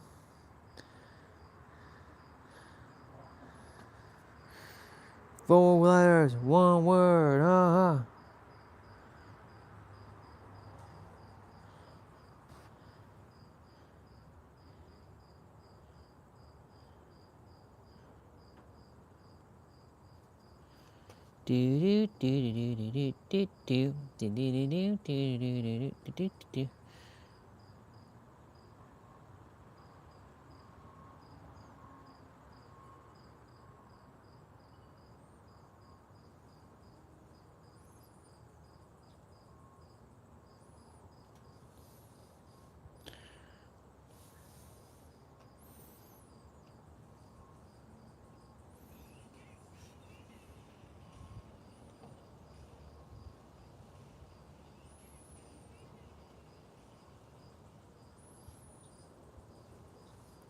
One of the most profound drawings you will ever see in your entire life.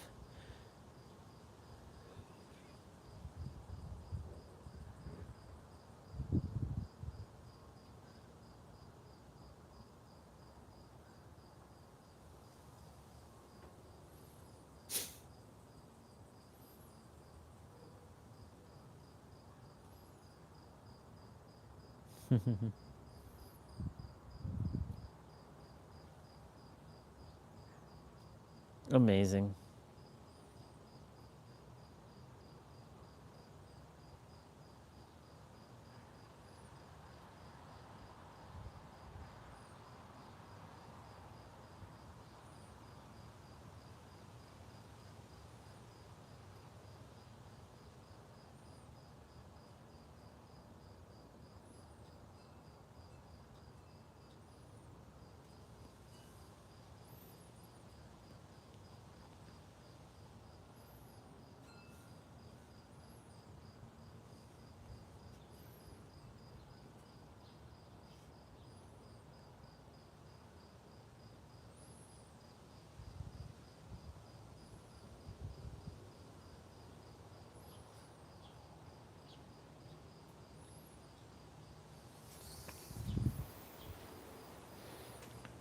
I hear voices in my head, they come to me, they understand, they talk to me.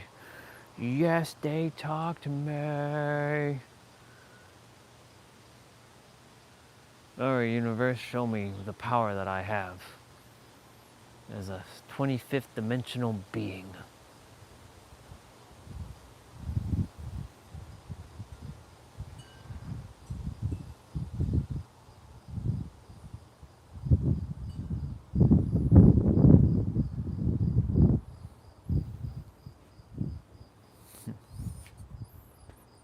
Okay. I'm going to go inside. And we I'm going to wash the dish quickly. Oh, can't stop me now. Oh, can't stop me now. Oh, can't stop me now.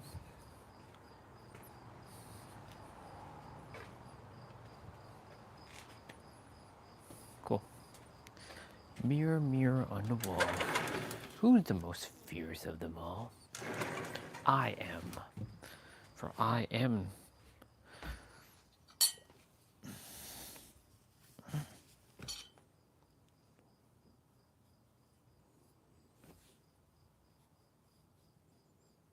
I don't know why you haven't gone down yet, but it's okay.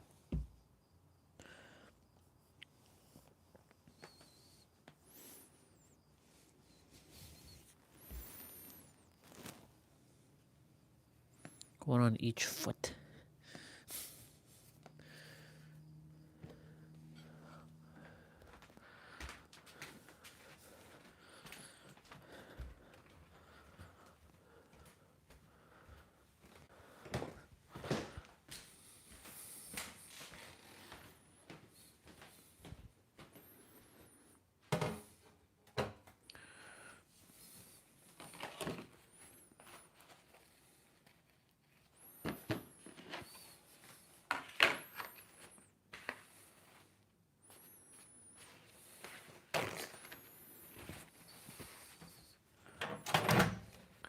I was born ready. I was born ready.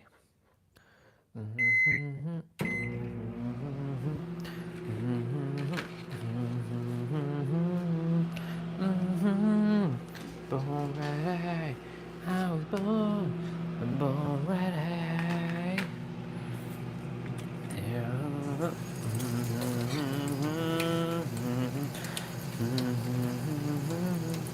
I was born ready. I was born ready. Yeah.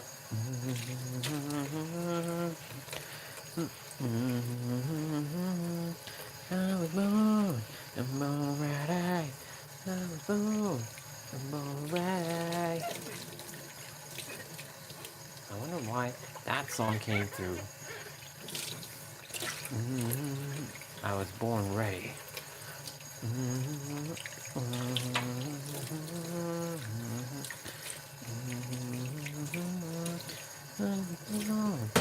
Born ready. I was born ready. I'm just washing some dishes.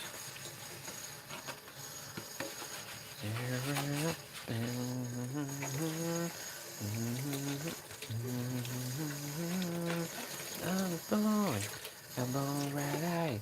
I'm born ready. Keep pushing up higher, higher. Keep pushing higher, higher.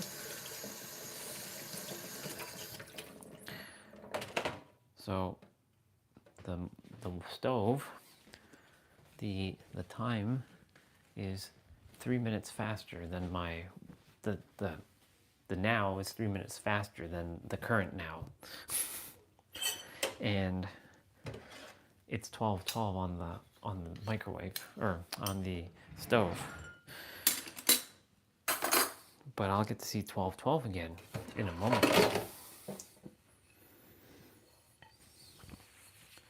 It's so fascinating. Okay. I said I wasn't going to eat anything else again, but sure, here we go. I get to burn it all off when I do my leg exercise.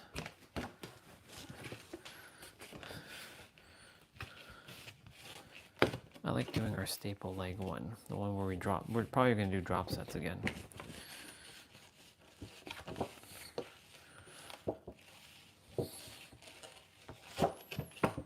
We'll see. The universe will provide me the one I'm supposed to do. Keep pushing up higher, higher. Keep pushing. I was born a born right eye. I was born a born right eye.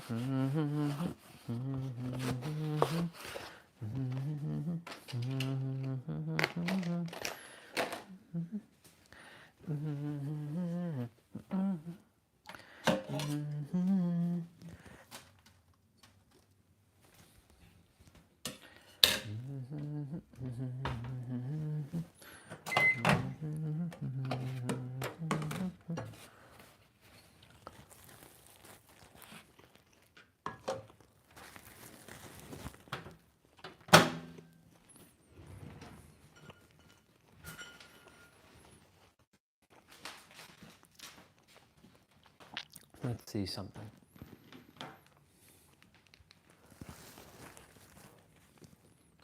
I'm barely up here to watch TV. Or do you think there's value there as far as appraisal? To strengthen argument.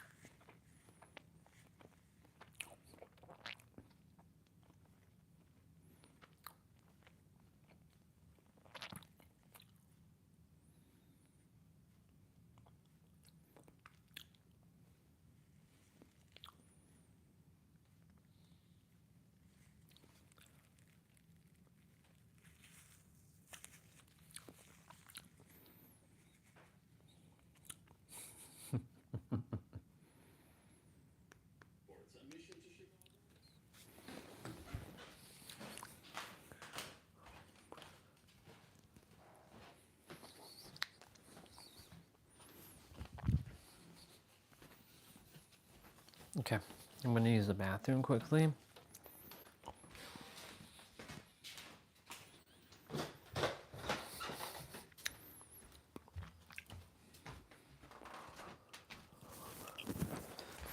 we're going to do this play out.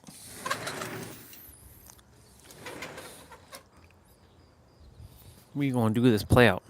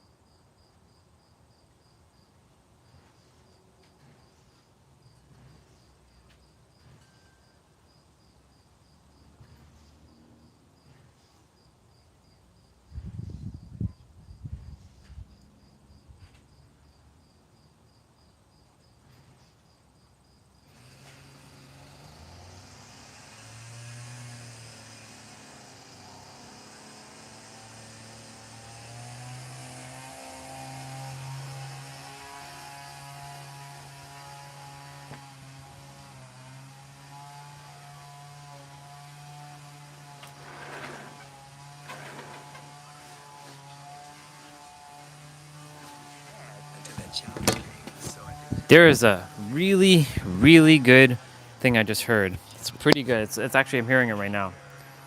Listen to this. And to transcend and seed in the forest. There's a seed. That they seed in the forest. There's a seed There's in the forest that they never germinate, except when there's a forest fire. They just stay there for 50, 60, 70, 80 years. But a forest fire is the only thing that's hot enough to make the seed open, and then it becomes the Michael new trees Beckwith. for the next iteration of that forest. I think there's qualities within us. We didn't come here to live a challenge-free life. Becomes like a fire that breaks it open, and suddenly we discover things about ourselves and powers and energies that we didn't even know we had. Yep. Until that challenge came. So I think challenges are built in for the soul's edification. So we're not here to live a challenge-free life. Exactly. We're here to learn how to navigate and to transcend and transmute challenges. Bar. So that we become the next great vision and version of ourselves. We're here to constantly grow. And the universe is so progressive that if we get too comfortable, we get kicked in the butt a little bit. It could be a symptom, it could be a financial thing, it could be a relationship thing, but the universe is always expanding and moving us forward. There's a seed in the forest that they never germinate, except when there's a forest fire. They just stay there for 50, 60, 70, 80 I love years. this. But a forest fire is the only thing that's hot enough to make the seed open, and then it becomes the new trees for the next iteration. I love of that what Michael forest. Beckwith I is think saying there's here. qualities within us that are there, but the challenge becomes like a fire that breaks it open, and suddenly we discover challenge things about becomes like the ourselves fire. and powers and energies that we didn't even know we had until that challenge came. So I think challenges are built in for the soul's edification. So we're not Yep. here to live a challenge-free life. We're here to learn how to navigate and to transcend and transmute challenges. Yep. So that we become the next great vision and version of ourselves. We're here to constantly grow. And the universe is so progressive that if we get too comfortable, we get kicked in the butt a little bit. It could Yeah. be a symptom, it could be a financial thing, it could be a relationship thing, but the universe is always expanding and moving us forward. There's Oh, a yeah. seed in the forest that they never I really germinate, like this a lot. except when there's a forest fire. They just stay there for 50, 60, 70, 80 years.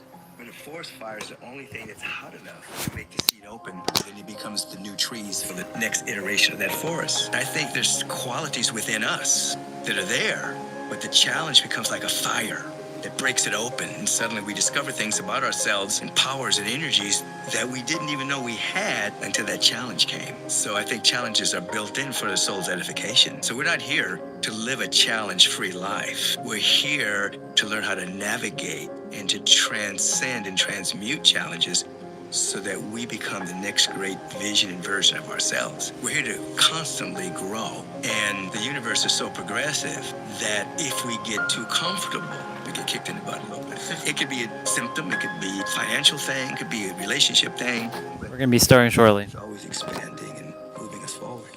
There's a seed in the forest that they never germinate, except when there's a forest fire. They just stay there for 50, 60, 70, 80 years.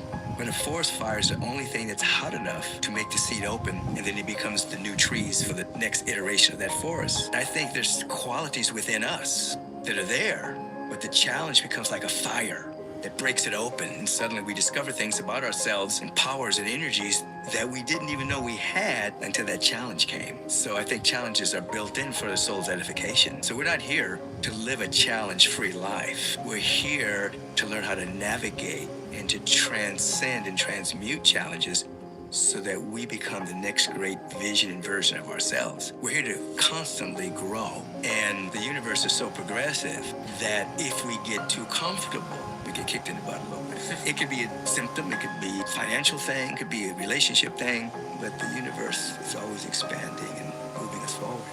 There's a seed in the forest that they never germinate, except when there's a forest fire. They just stay there for 50, 60, 70, 80 years. But a forest fire is the only thing that's hot enough to make the seed open, and then it becomes the new trees for the next iteration of that forest. I think there's qualities within us that are there, but the challenge becomes like a fire that breaks it open, and suddenly we discover things. I'm going to do my 55 leg raises first. Until that challenge came. So I think challenges are built in for the soul's edification. So we're not here to live a challenge-free life. We're here to learn how to navigate and to transcend and transmute challenges so that we become the next great vision and version of ourselves. We're here to constantly grow. And the universe is so progressive that if we get too comfortable, we get kicked in the butt a little bit. It could be a symptom, it could be a financial thing, it could be a relationship thing, but the universe is always expanding and moving us forward. There's a seed in the forest that they never germinate, except when there's a forest fire. They just stay there for 50, 60, 70, 80 years. But a forest fire is the only thing that's hot enough to make the seed open, and then it becomes the new trees for the next iteration of that forest. I think there's qualities within us that are there, but the challenge becomes like a fire that breaks it open, and suddenly we discover things about ourselves and powers and energies that we didn't even know we had until that challenge came. So I think challenges are built in for the soul's edification. So we're not here to live a challenge-free life. We're here to learn how to navigate and to transcend and transmute challenges so that we become the next great vision and version of ourselves. We're here to constantly grow. And the universe is so progressive that if we get too comfortable, we get kicked in the butt a little bit. It could be a symptom, it could be a financial thing, it could be a relationship thing, but the universe is always expanding and moving us forward. There's a seed in the forest that I really like this a lot. when there's a forest fire. They just stay there for 50, 60, 70, 80 years. But a forest fire is the only thing that's hot enough to make the seed open, and then it becomes the new trees for the next iteration of that forest. I think there's qualities within us that are there, but the challenge becomes like a fire that breaks it open, and suddenly we discover things about ourselves and powers and energies that we didn't even know we had until that challenge came. So I think challenges are built in for the soul's edification. So we're not here to live a challenge-free life. We're here to learn how to navigate and to transcend and transmute challenges so that we become the next great vision and version of ourselves. We're here to constantly grow. And the universe is so progressive that if we get too comfortable, we get kicked in the butt a little bit. It could be a symptom, it could be a financial thing, it could be a relationship thing, but the universe is always expanding and moving us forward. There's a seed in the forest that they never germinate, except when there's a forest fire. They just stay there for 50, 60, 70, 80 years. But a forest fire is the only thing that's hot enough to make the seed open, and then it becomes the new trees for the next iteration of that forest. I think there's qualities within us that are there, but the challenge becomes like a fire that breaks it open, and suddenly we discover things about ourselves and powers and energies that we didn't even know we had until that challenge came. So I think challenges are built in for the soul's edification. So we're not here to live a challenge-free life. We're here to learn how to navigate and to transcend and transmute challenges so that we become the next great vision and version of ourselves. We're here to constantly grow. And the universe is so progressive that if we get too comfortable, we get kicked in the butt a little bit. It could be a symptom, it could be a financial thing, it could be a relationship thing, but the universe is always expanding and moving us forward. There's a seed in the forest that they never germinate, except when there's a forest fire. They just stay there for 50, 60, 70, 80 years. But a forest fire is the only thing that's hot enough to make the seed open, and then it becomes the new trees for the next iteration of that forest. I think there's qualities within us that are there, but the challenge becomes like a fire that breaks it open, and suddenly we discover things about ourselves and powers and energies that we didn't even know we had until that challenge came. So I think challenges are built in for the soul's edification. So we're not here to live a challenge-free life. We're here to learn how to navigate and to transcend and transmute challenges so that we become the next great vision and version of ourselves. We're here to constantly grow. And the universe is so progressive that if we get too comfortable, we get kicked in the butt a little bit. It could be a symptom, it could be a financial thing, it could be a relationship thing, but the universe is always expanding and moving us forward. There's a seed in the... Excuse me. I'm looking for the owner of this helmet. Now, what do you think? Siblings can grow up in the same house? No siblings grow up in the same house. No siblings have the same parents. No siblings have the same family. No siblings have the same childhood. Why not? Number one, there's the birth order. Parents don't relate to the first child the way they relate to the second child. Then there's gender differences. And I'm not talking about whether parents love the kids or not. I'm talking about what actually happens. The child doesn't experience the parents' love. The child experiences the way the parent shows up. Number two, the parents' relationship might be in a different phase, one child and another. Then the parents might be in a different economic situation. The parents' lives might be different. Then each child will evoke a different response from the parent. You have 2 daughters and a son. I have 2 sons and a daughter. It's not that I loved or we loved any one of them more than the other, but we responded to them differently. And there's one more factor, which is children are born with different temperaments, which is they experience the world differently. So even if I could be the same parent to all my kids, which I couldn't be, they'd still have 3 different parents because they would experience me differently. Bar. That's a bar. Gabor Matoz or Matuz. I've run into his content before, and he's right about that. Like me, my brother, my sister, we have 3 different parents. My mom and my dad are different to me than it is to my brother and it is to my sister. Just like we were born with different temperaments. I was put here to, like what Michael Beckwith was saying, there's seeds that are in a forest that stay planted in the ground for 70, 80, like 60, 70, 80 years, and they don't germinate until a forest fire hits, and that fire is so hot enough that it then is able to bust open that seed and germinate it. And that fire is representative of challenges. And my challenges were what I had to experience so that I can bust open where I am right now. That's why life has no inherent meaning unless it's the meaning you give it, but also it comes down to how you perceive your life and how you handle your challenges and using your challenges as your pain for purpose. Your pain is your purpose. And other people have said that before. I like that. That makes sense. That makes perfect sense. All right, I already did my 55 leg raises. I stopped the rain. That's right, I stopped it. I used my powers to stop the rain until I say so. I'm gonna get the leg workout done, play out done, and then I'll get rolling with other stuff. I'm gonna play that thing with Michael again. You all can listen. That they never germinate, except when there's a I'll keep it on repeat. seed in the forest that they never germinate, except when there's a forest fire. They just stay there for 50, 60, 70, 80 years. But a forest fire is the only thing that's hot enough to make the seed open, and then it becomes the new trees for the next iteration of that forest. I think there's qualities within us that are there, but the challenge becomes like a fire that breaks it open, and suddenly we discover things about ourselves and powers and energies that we didn't even know we had until that challenge came. So I think challenges are built in for the soul's edification. So we're not here to live a challenge-free life. We're here to learn how to navigate and to transcend and transmute challenges so that we become the next great vision and version of ourselves. We're here to constantly grow. And the universe is so progressive that if we get too comfortable, we get kicked in the butt a little bit. It could be a symptom, it could be a financial thing, it could be a relationship thing, but the universe is always expanding and moving us forward. There's a seed in the forest that they never germinate, except when there's a forest fire. They just stay there for 50, 60, 70, 80 years.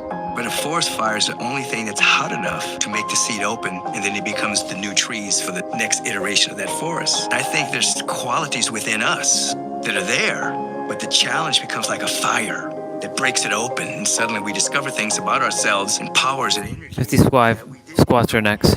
Until that challenge came. So I think challenges are built in for the soul's edification. So we're not here to live a challenge-free life. We're here to learn how to navigate and to transcend and transmute challenges so that we become the next great vision and version of ourselves. We're here to constantly grow. And the universe is so progressive that if we get too comfortable, we get kicked in the butt a little bit. It could be a symptom, it could be a financial thing, it could be a relationship thing, but the universe is always expanding and moving us forward.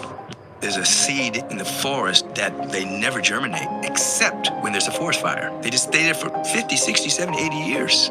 But a forest fire is the only thing that's hot enough to make the seed open, and then it becomes the new trees for the next iteration of that forest. I think there's qualities within us that are there, but the challenge becomes like a fire that breaks it open, and suddenly we discover things about ourselves and powers and energies that we didn't even know we had until that challenge came. So I think challenges are built in for the soul's edification. So we're not here to live a challenge-free life. We're here to learn how to navigate and to transcend and transmute challenges so that we become the next great vision and version of ourselves. We're here to constantly grow. And the universe is so progressive that if we get too comfortable, we get kicked in the butt a little bit. It could be a symptom, it could be a financial thing, it could be a relationship thing, but the universe is always expanding and moving us forward. There's a seed in the forest that they never germinate, except when there's a forest fire. They just stay there for 50, 60, 70, 80 years.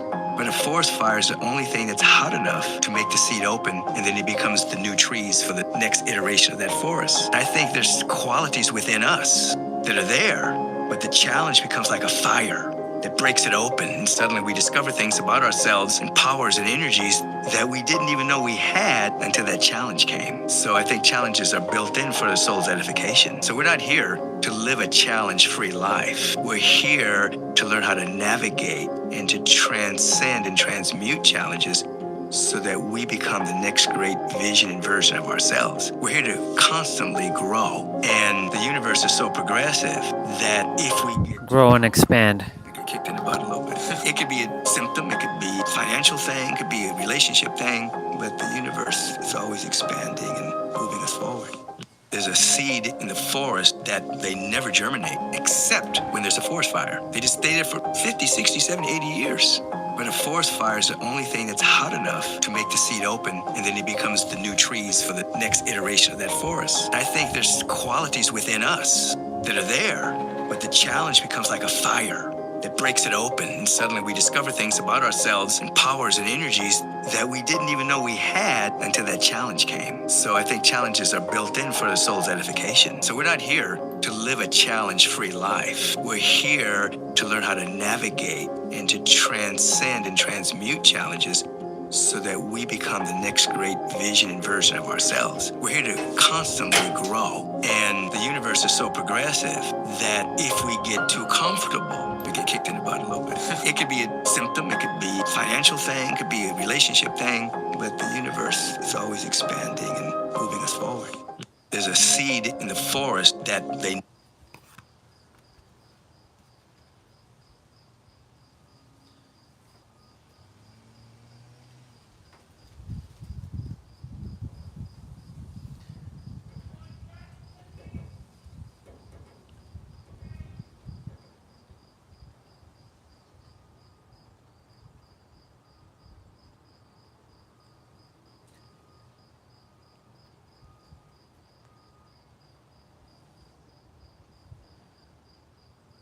In reality, fundamental reality, there's no separation. Everything is entangled. You know, Rumi, we come spinning out of nothingness, scattering stars like dust. That's a psychedelic experience. When Moses fed manna to the Israelites, I bet you there was fungus in it.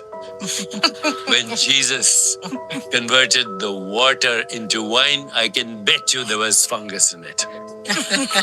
In the Rig Veda 9th and 10th mandalas, there are hymns devoted to a psychedelic called Soma. So these practices have existed since ancient times. What they do is they take you beyond the dark alleys and the ghost-filled attics and the secret passages of your mind, which bamboozles you into thinking this is reality. This is not reality. This is a projection of reality. Reality is infinite possibilities, infinite creativity, infinite correlation, synchronicity, unpredictability, self-regulation, self-evolution, and amazing imagination. So by loosening the neural correlates of the collective mind, which exist in our brain, and loosening the neural correlates of the ego mind, which is called the default mode network, or what Aldous Huxley called the reducing valve, you enter a totally different domain of awareness. You lose your fear of death. You understand your universal nature. and you have the spontaneous emergence of what we call platonic values: truth, goodness, beauty, harmony, love, compassion, joy, equanimity. And if you're lucky, lose the fear of death, because you realize that your fundamental reality is not in space-time. It is without cause, it is spaceless, dimensionless, and infinite dimensions at the same time. It is timeless, it is irreducible, it is fundamental, it is formless, and it is infinite, and it is you. The self of the individual is the self of the universe. There's no better gift we can get to discover who we are. Because once you find out who we are, as Rumi said, by God, when you find yourself, you'll be the idol of yourself. That's how they work. Lost Soul aside, 11 years later has already changed the gaming industry no matter what happens at launch. And if you know the story, it's almost impossible to not feel inspired. Think about it. One self-taught developer working alone created a passion project that captivated the entire world. The very first trailer, millions of views in just days. Everyone was shocked when it was released. How could a single developer do this when massive studios with hundreds of people were struggling just to keep up and get a decent game out? Lost Soul Aside forced us to rethink what the word indie meant. It was no longer just pixel art or a small-scale experience anymore. It was proof that one person could rival an entire AAA studio, and that spark didn't just end there. You fast forward and you see games like Clair Obscur Expedition 33, a small team delivering what might be one of the best RPGs ever made. That ripple began with Lost Soul Aside. Yang Bing's project caught Sony's attention and completely reshaped the China Hero project. Lost Soul Aside instantly became the flagship title for that project and proved that world-class games could come from outside of Japan or the West. And from there, the industry had to take Chinese developers serious, and they could... Okay. Do do do do do do.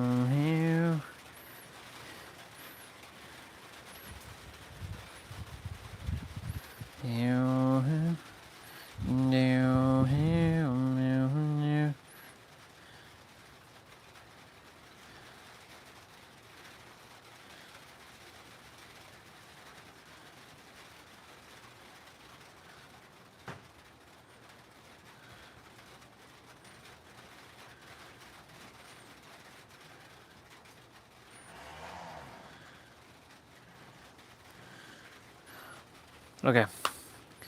Time to get this show on the road.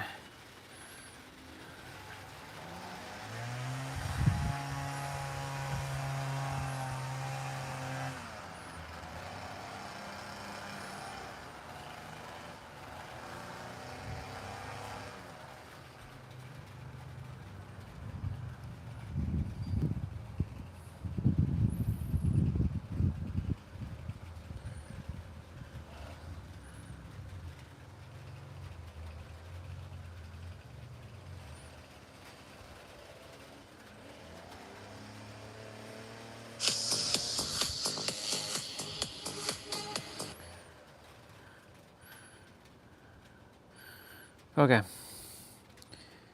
Oops. 5 sets, 3 exercises, repeat twice. Okay. So we're doing this one. It's similar to yesterday's one. If you don't have any dumbbells, you are going to be doing squats and lunges. Like we just did squats. So you will be doing lunges, which are these. So you'll be doing this. Or you're going to be doing back ones, like that. Or side ones like this. Like you'll go down further. Yeah.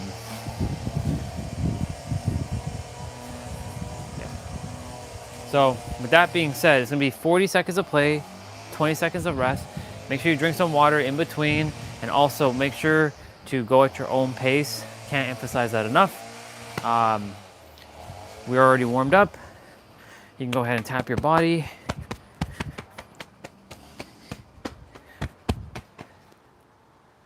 And yeah, let's get this show on the road.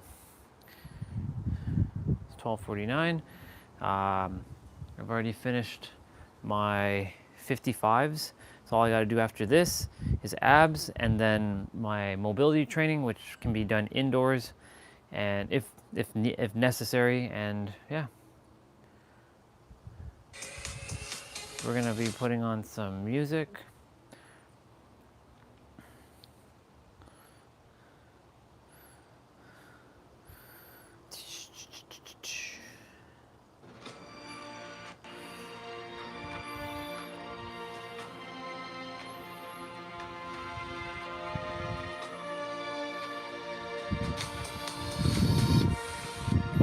So we're going to be repeating exercises twice. If you have a brick or a book or something, you're going to be balancing on your heels. We're starting with elevated heel squats.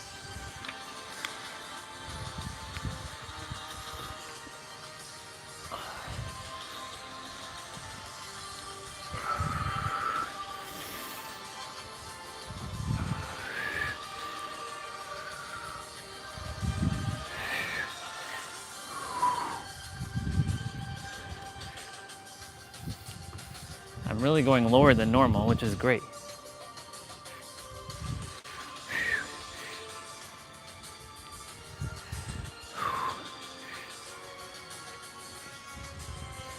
Perfect.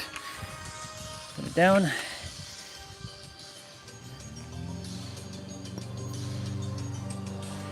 So elevated heel squats to the right. So you're gonna bring your right legs forward.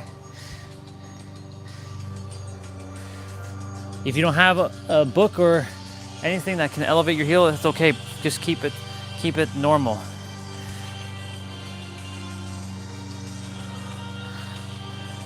This is my right leg.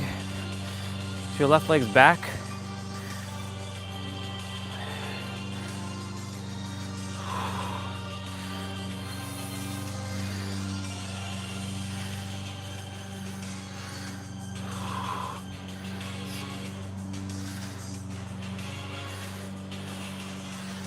After this set, you won't be using this brick, or after the next round. Okay.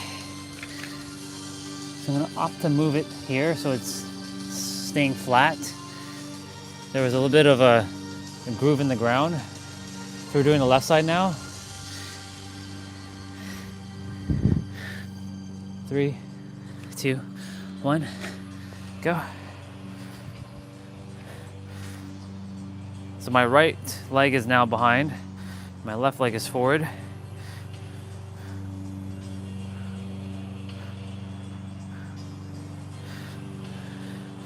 So I'm balancing on a brick for elevation.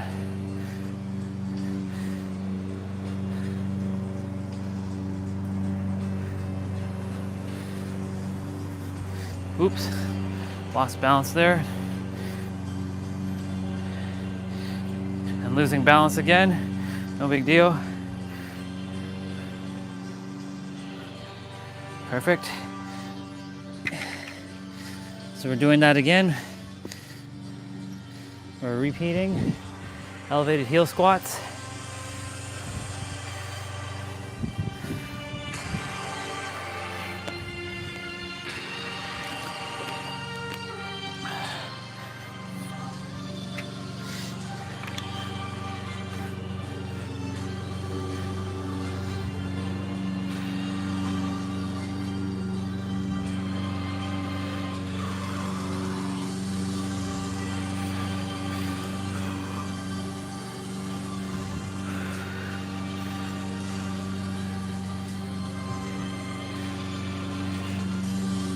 Even though legs get only one specific day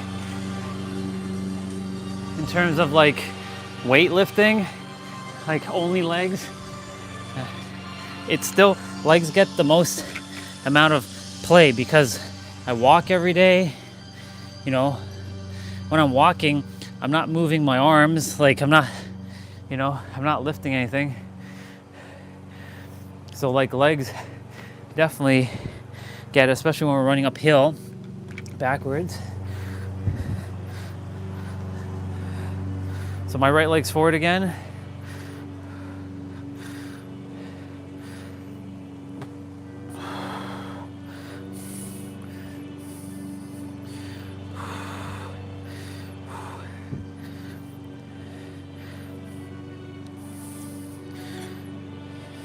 So those without the dumbbells, you're basically just following along with the same movement without dumbbells. So still no excuse. Don't underestimate your body weight. You will see for yourself. Don't ever underestimate your body weight.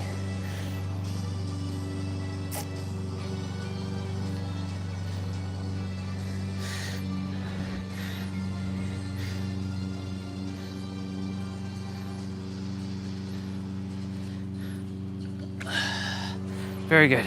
Next.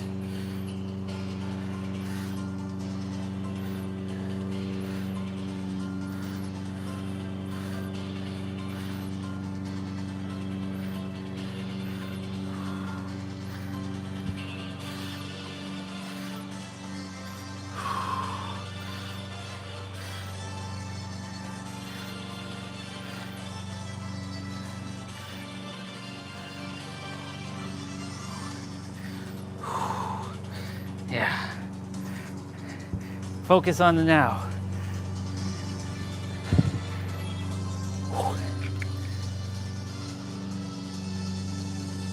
Okay, we don't require the thing anymore, so you can put it away.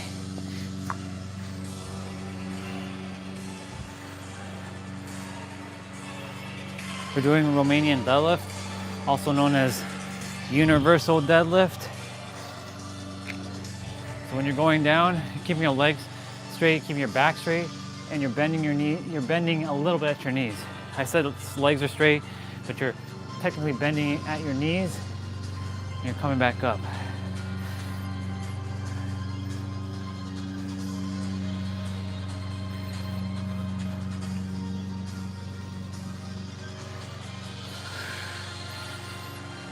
Who knows, I might start wearing shorts.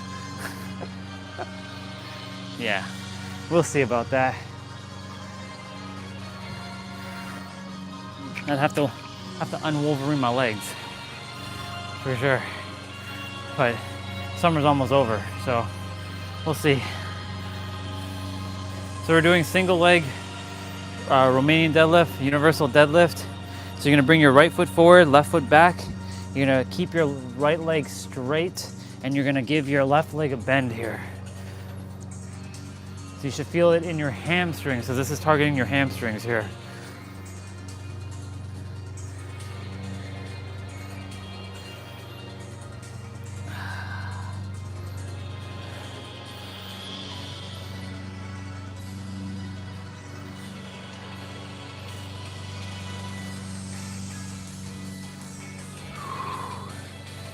Nice.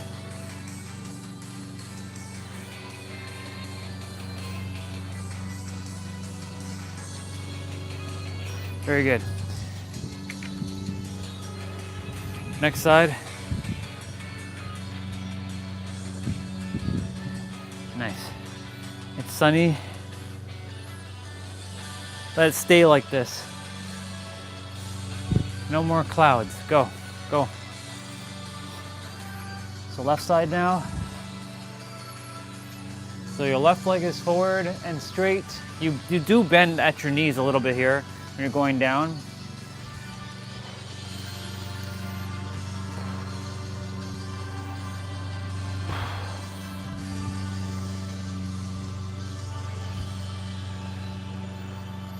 You're all doing great, keep it up. I really like what Michael Beckwith said. You know, life is not going to be without challenges. And those challenges are here to design and show you what you're capable of. That you're thinking you don't have the ability, but you will build your character through those challenges. Character and challenges also start with the C.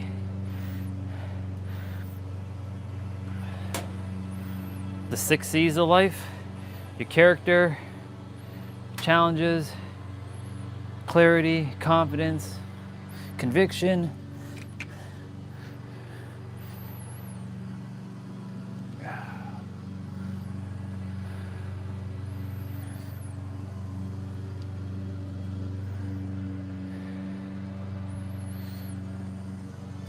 So we're doing Romanian deadlift, universal deadlift.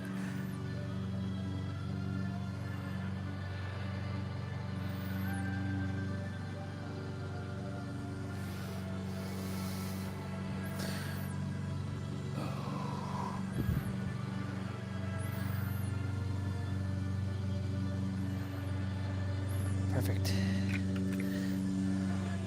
Now we're doing the right side.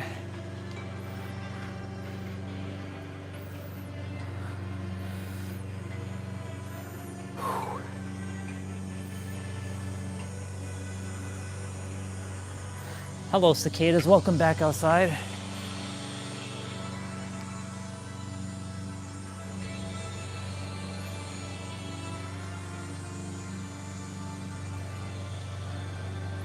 Sometime during this week, the grass is gonna have to get cut.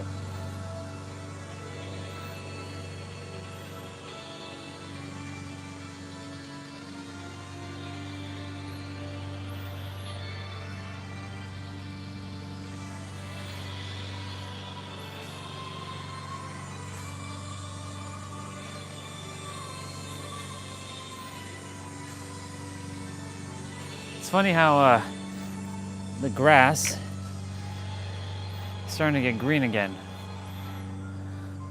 Because, you know, it's been raining a little bit more. It's supposed to rain Thursday. Really hope it doesn't rain today. I mean, I love rain. Let it rain in the evening time. Like, let it rain during the nighttime. I don't care about the nighttime. Let it do all that nonsense. I declare that rain falls at night if it has to. So at the daytime, it's nice and dry.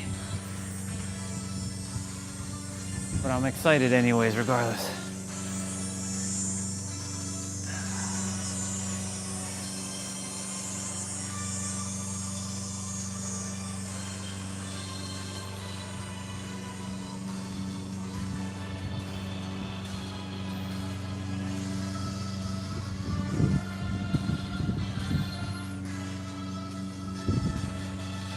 Nice. Okay. Set 2 is done. We're doing calf raises now. So you're gonna be holding the dumbbell like this.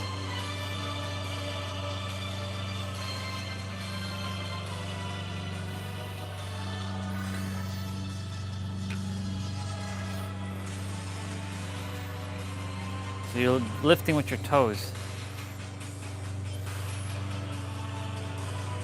And since my ankles have gone stronger,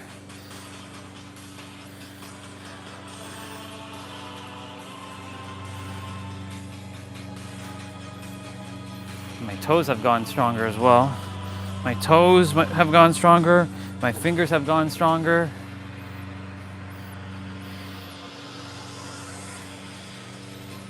Thank you, Vanya. I really appreciate you. You have no idea what you've helped me accomplish. The ripples. Okay, so we're doing single leg calf raise to the right. You're gonna hold a dumbbell in your right hand. You're gonna bring your right foot, keep it down, and bring your left foot up.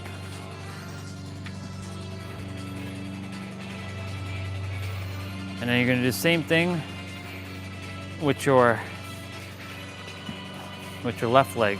You're gonna hold a dumbbell in your left hand, and you're gonna lift your right leg up and keep your left leg down. So currently this is my right leg. I know it's mirrored, so it looks like I'm on my left, but this is my right. Would love if YouTube fixes that, brings back the live stream back to non-mirror mode, like it used to be. Just bring it back to the state it was, you know, on November 25th. Just bring it back to that, please. Finally, he's done with the lawnmower noise. All good though. But it's fascinating, you know, hearing lawnmower, like being excited, like, wow, that's a lawnmower? Cool, you know? So now I'm doing the left side.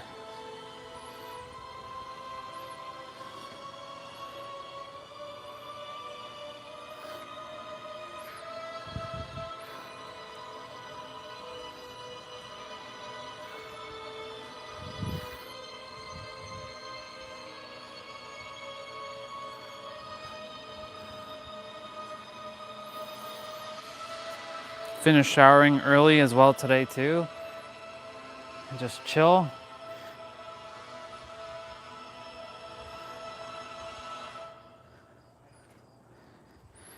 Oh, We're doing that again. Calf raises.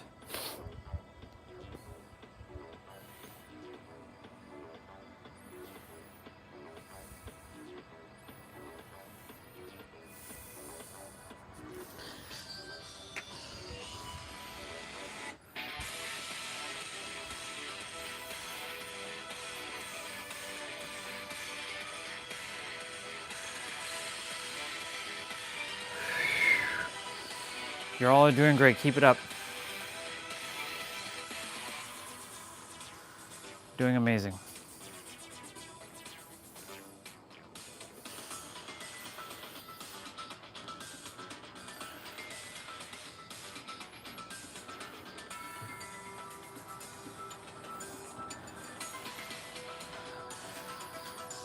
Yeah.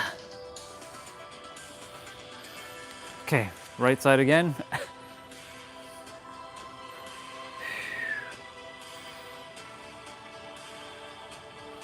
Good. I don't care about you, Cloud. You clouds can stay over there as long as the sun's out here. That's all that matters.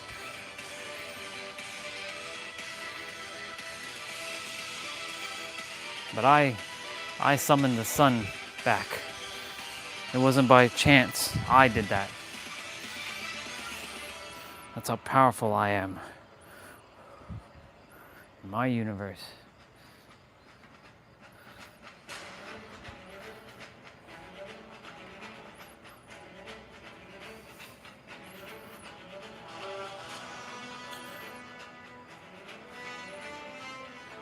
Cool. And then we're gonna left.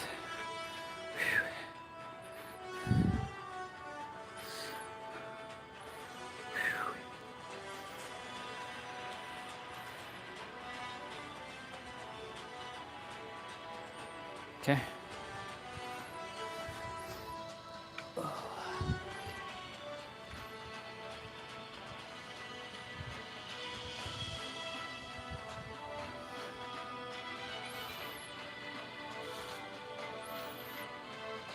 Even though these are calf raises and they focus on the calves, your ankles are also being targeted here, and your toes.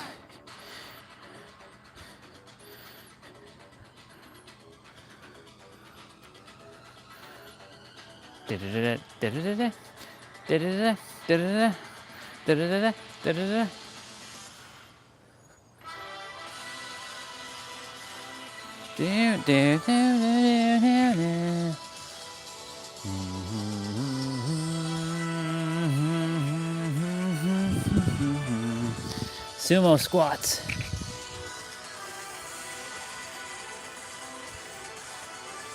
You're gonna go like this.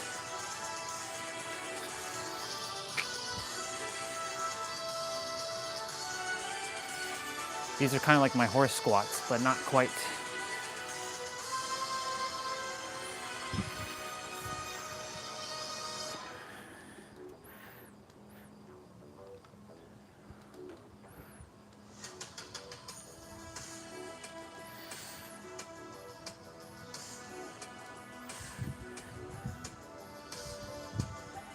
It's not enough to just do playouts.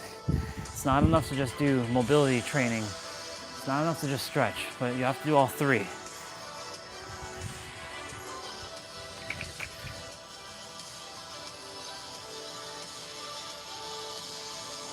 Lateral lunges to the right. So you're gonna hold the dumbbell in your left hand and you're gonna go like this.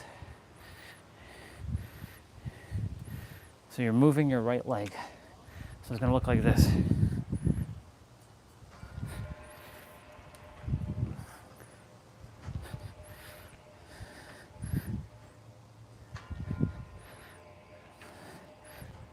Look at that beautiful blue sky behind me and that green tree.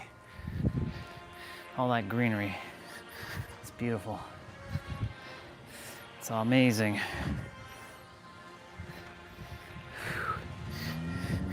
Let's go. Cutting grass again.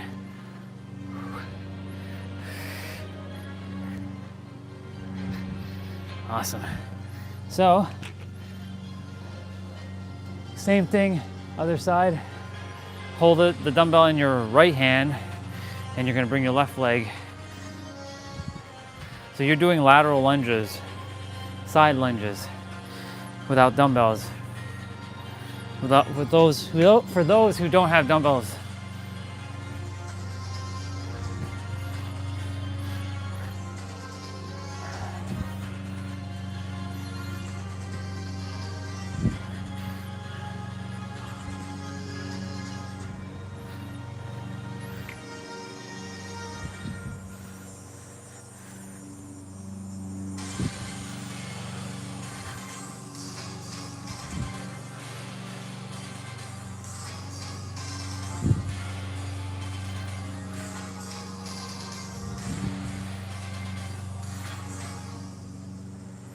Okay.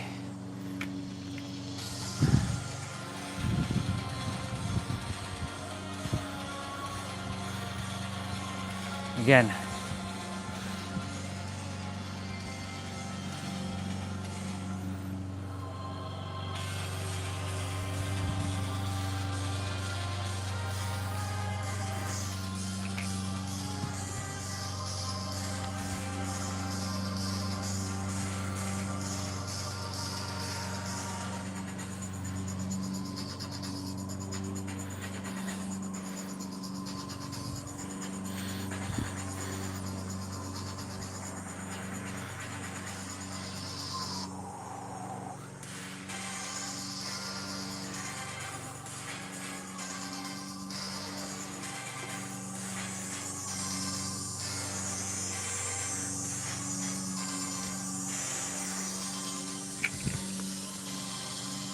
Okay.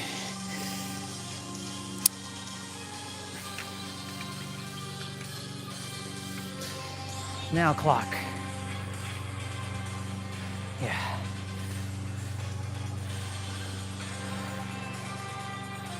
Okay, so you're gonna hold the dumbbell in your left hand.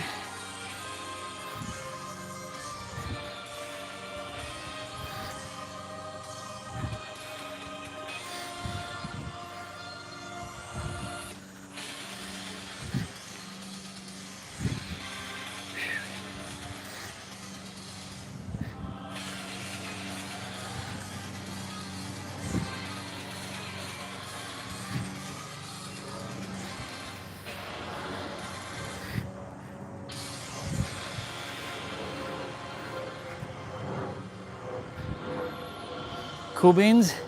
Okay. Next side. This will be set number 4 complete, and we move on to the final set, set 5. Okay, so hold the dumbbell in your right hand, for those with the dumbbells, and with those out, you're gonna bring your left leg to the side now.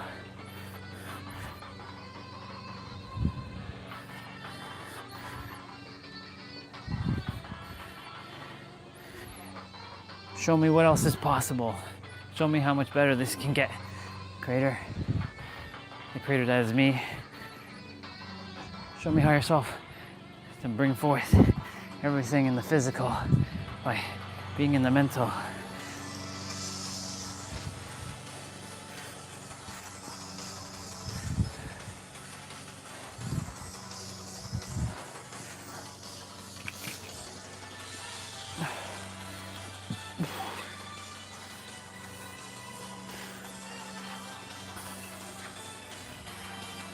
Okay, so we're doing rear lunge, alternating. So you're gonna hold both dumbbells in your hand. For those without dumbbells, you're basically doing this. Bring each leg back, one after the other. If your knees touch the ground, that's okay. Just make sure it just taps it and then come right back up. If they hover, perfect. Either way, you're good.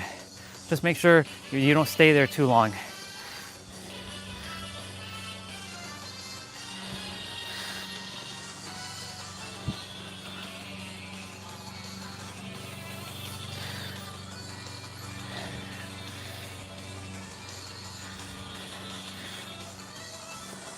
Okay, cool. shaking out my hand. So we're doing stagger squats to the right. So you're gonna hold the dumbbell on your shoulder, similar to like Romanian deadlift. Bring your right foot forward. Left foot's gonna be you're gonna bounce on your toes and you're gonna go down. So you're gonna go like this.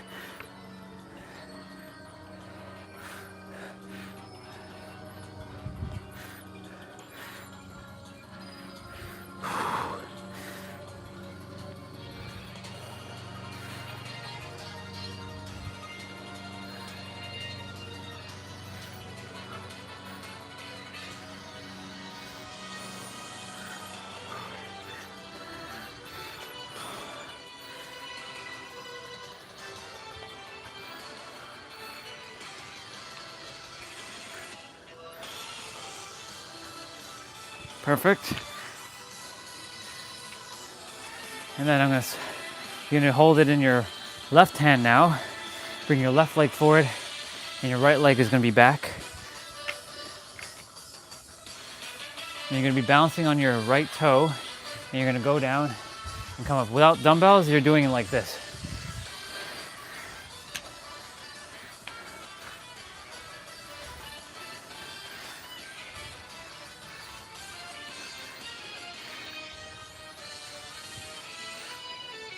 I see my Alexa is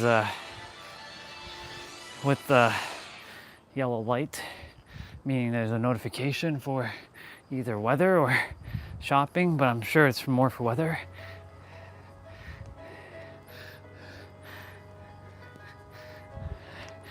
I just noticed it now. Perfect.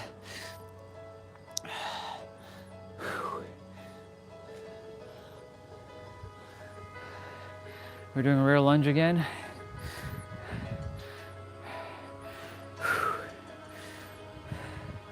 So you're gonna bring your legs back, go down, bring your legs back, go down. One leg at a time.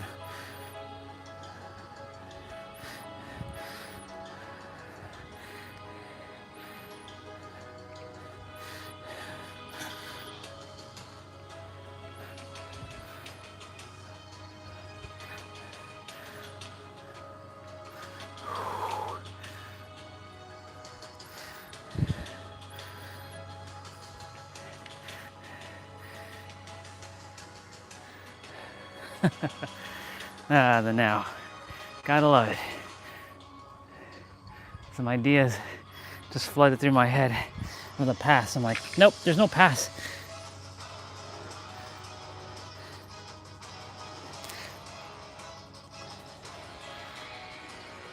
All right, stagger squats to the right. Hold the dumbbell, bring your right foot forward, left foot, you're gonna be bouncing on your toes.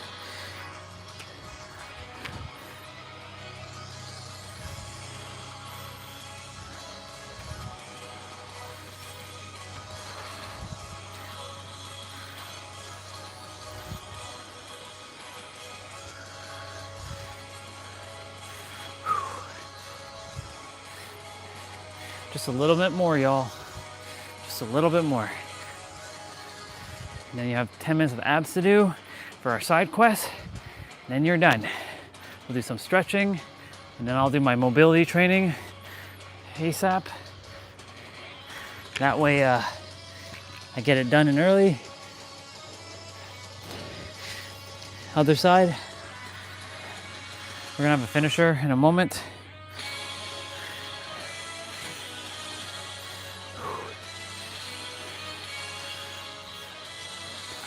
Okay. So same thing. This time you're bringing your left leg forward.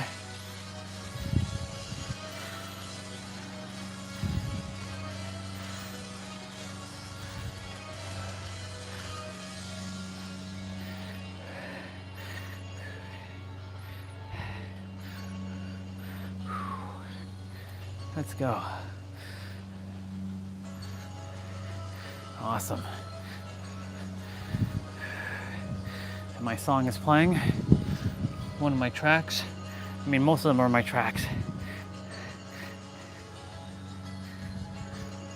Okay, perfect. Finisher is next. 30 seconds No rest.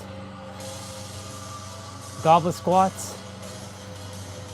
And then air squats. So 2 exercises.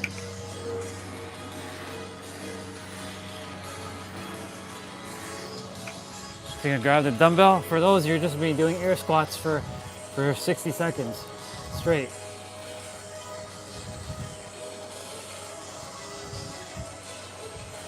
Us, we're gonna be dropping the dumbbell.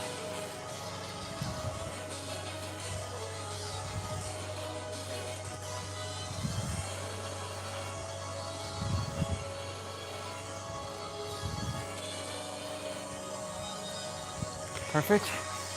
And now,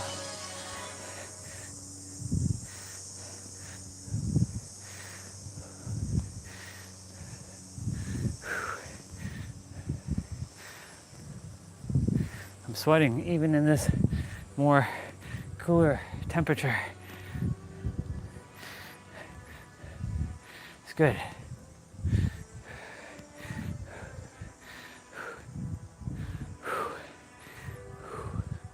Ladies and gentlemen, we are done. We are done. Congratulations. We did the thing.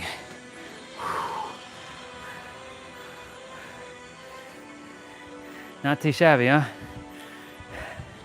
30 minutes. That's all is necessary.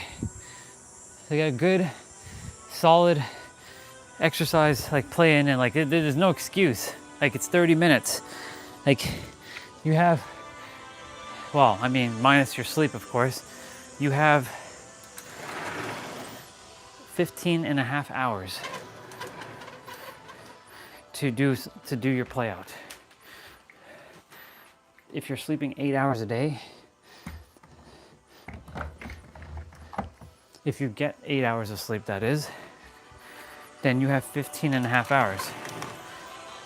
15 hours in, like, just call it 14 hours. You have 14 hours to do a play out. If you spend an hour, you don't have to spend an hour, but like, you know, abs and, you know, stretching and whatever you're doing, upper body, lower body. Like, if you can do more, amazing. But like, minimum 30 minutes. Like, there is no excuse for not doing 30 minutes of movement. That's why a lot of people are so frustrated. You know, yes, I got frustrated because I was like, come on, universe, I'm doing everything right. I'm doing all the things and it's still not coming through. It's because I have to have challenges to overcome and solve. Oh my God, I'm sweating buckets now. I'm gonna leave my shirt on. I'm gonna take it off eventually. Holy moly, okay. Just gonna quickly walk it out and we're gonna do some stretching. Wow. Thank you, sun, for being out right now. And no cloud in the way. Like, there's clouds, but like,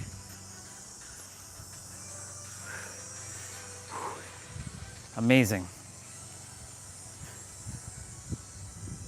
I just have to do abs now. And then mobility training.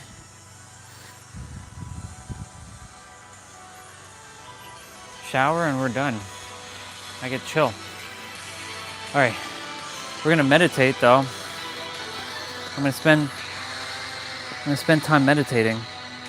All right, let's stretch.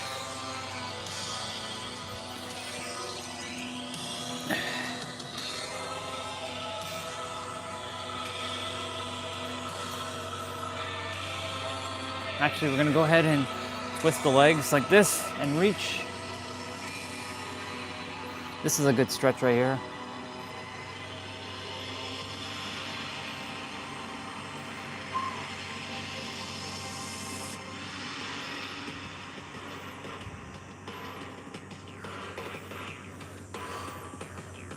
And like he's laying back on the ground. I mean, I can do that with one leg. I can do that with both legs.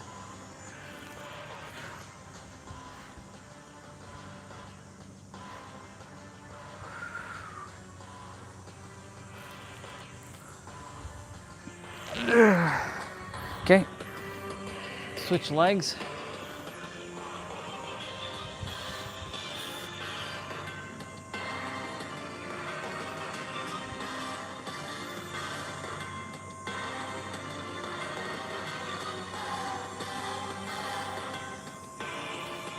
Okay.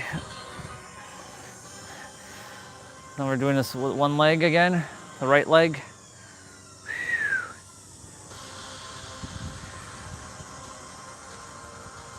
It's actually more difficult to do it one leg than it is with both legs.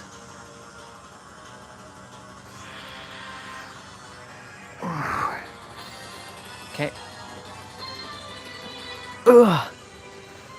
Go ahead and bring your right knee forward. Give it a little bit of an ankle twist here. Then you can go bring your right knee to your left side and stretch up and stretch. So you're getting a nice long stretch here. You know, for years I neglected stretching while doing my playouts. It's very important to stretch. It's not enough to just, you know, finish and then just stop. It's important to stretch, but it's also important to do mobility training. Cause like, I noticed that you can't just do one and neglect the other two. Like you have to do, it is advantageous for you to do all three.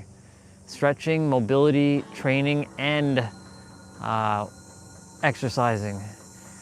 Now, mobility training is kind of like the middle ground between stretching and exercise. It's like the middleman between both. So can you just do mobility training? Yeah, you can just do mobility training, but like, you know, I would do all three. I incorporate all three into my daily, like, these are gonna be forever part of my life now. Like, just like exercising has been a part of my life for the last 4 years, like, it's just adding habits. Like, you know, I will be going and leaving at some point to stay in a warm climate where I can be outside and train, right? I'll be training outside. I'm gonna go ahead and do child's pose.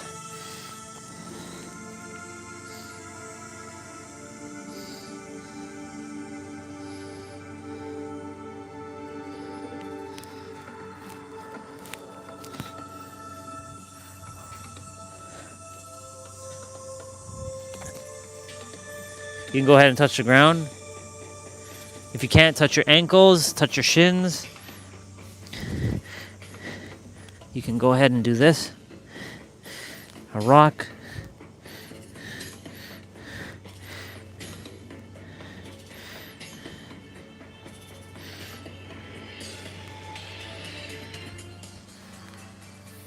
Perfect. Okay, drink some water quickly. We're going to be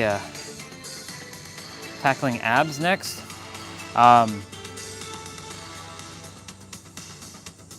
Parasympathetic nervous system activation. Ooh. I might listen to this. Okay. Drink some water quickly. So, while you take a moment to stretch and breathe through your nose, out through your mouth, I'm proud of you. Good job. When it comes to abs, make sure you know that ab exercises don't give you abs. You already have them. They are strengthening your core so that you can lift heavier dumbbells and have proper stance and be able to have more energy to lift these dumbbells. What ab exercises are doing is really just strengthening your core. Yes, they can pop, but that only is if you drop your body fat percentage enough. Meaning like through multiple things. It's through nutrition, right? Following your like what works best for you. All right, I know they'll say key rule is more protein, less carbs, but honestly, that I've seen people eat McDonald's and they're losing weight. Right? Everybody's body is designed differently. Yes, our bodies are we're all one, but our bodies are uniquely ours. Our body, this flesh suit, this meat suit, ego suit, human suit, space suit, is uniquely yours. Like some people are allergic to things, others are not. So like you can eat dairy, some can't. Some can eat nuts, some can't. Some can eat this, some can't. So like it all comes down to nutrition. Like some people are getting ripped with vegan stuff. Some people don't get ripped with vegan stuff. So it really comes down to what works best for you. And I would look into, you know, speaking with a licensed nutritionist who is well versed in this stuff. I'm not a nutritionist, but I can tell you that, you know, for me specifically, more protein, less carbs works for me. But still, you know, I don't have my full six pack. But the reason why is because of, you know, dietary things here. Like, I'm not eating the healthiest food. And I mean, don't get me wrong, the food is great, but like a lot of flour, a lot of stuff like that is in my system. So like, but I tell myself I'm not getting fat. So I'm like telling myself every time I eat, I'm eating protein, I'm eating protein, I'm eating protein. Even if I'm eating a cookie or ice cream, I'm eating protein, I have protein. So I'm basically taking the molecular structures of the items that I'm eating and converting it into protein or amino acids for my body. So I summon more amino acids in my body so that I trim all the fat off and have only muscle, and have muscles in places that you shouldn't have muscles in. Kidding. It also comes down to hydration. Like how often are you drinking water versus like coffee and tea and all that kind of stuff. It also comes down to managing your sleep. If you're not getting enough sleep, like you can be busting 5 hours at the gym, but if you're not getting enough rest for your muscles won't have enough time to recover, and then you'll eventually burn out. So your muscles require rest. That's why they say it's good to have to have rest days. For me, because my body's in a state of rest, I'm not actively doing anything. Like I'm playing a video game that only requires my hand and my mind, right? When I'm speaking, I speak with my voice. I'm walking around in the field. That's like I'm resting. I'm not like running a marathon, right? So it comes down to, you know, everybody's like, you know, some are working jobs, some are entrepreneurs, some are stay-at-home moms, some are stay-at-home dads, some have this, some have that, you know, online business, online coach, this and that. So like you can't just follow someone else's thing. You have to follow what works best for you. The other thing too, it's your blueprint, right? The other thing too is managing your stress.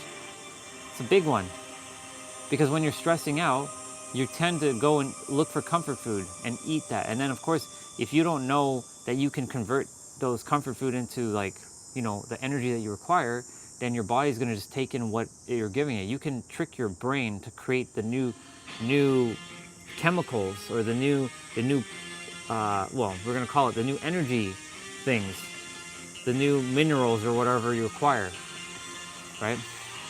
I want to listen to this track. Hold on.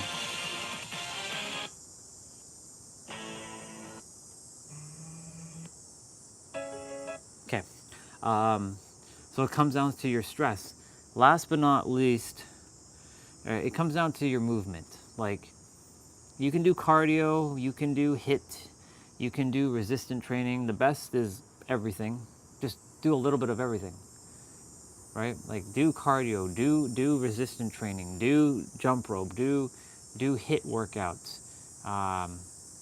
For me right now, I'm doing mobility training. It's helping me a lot with my muscles as well too.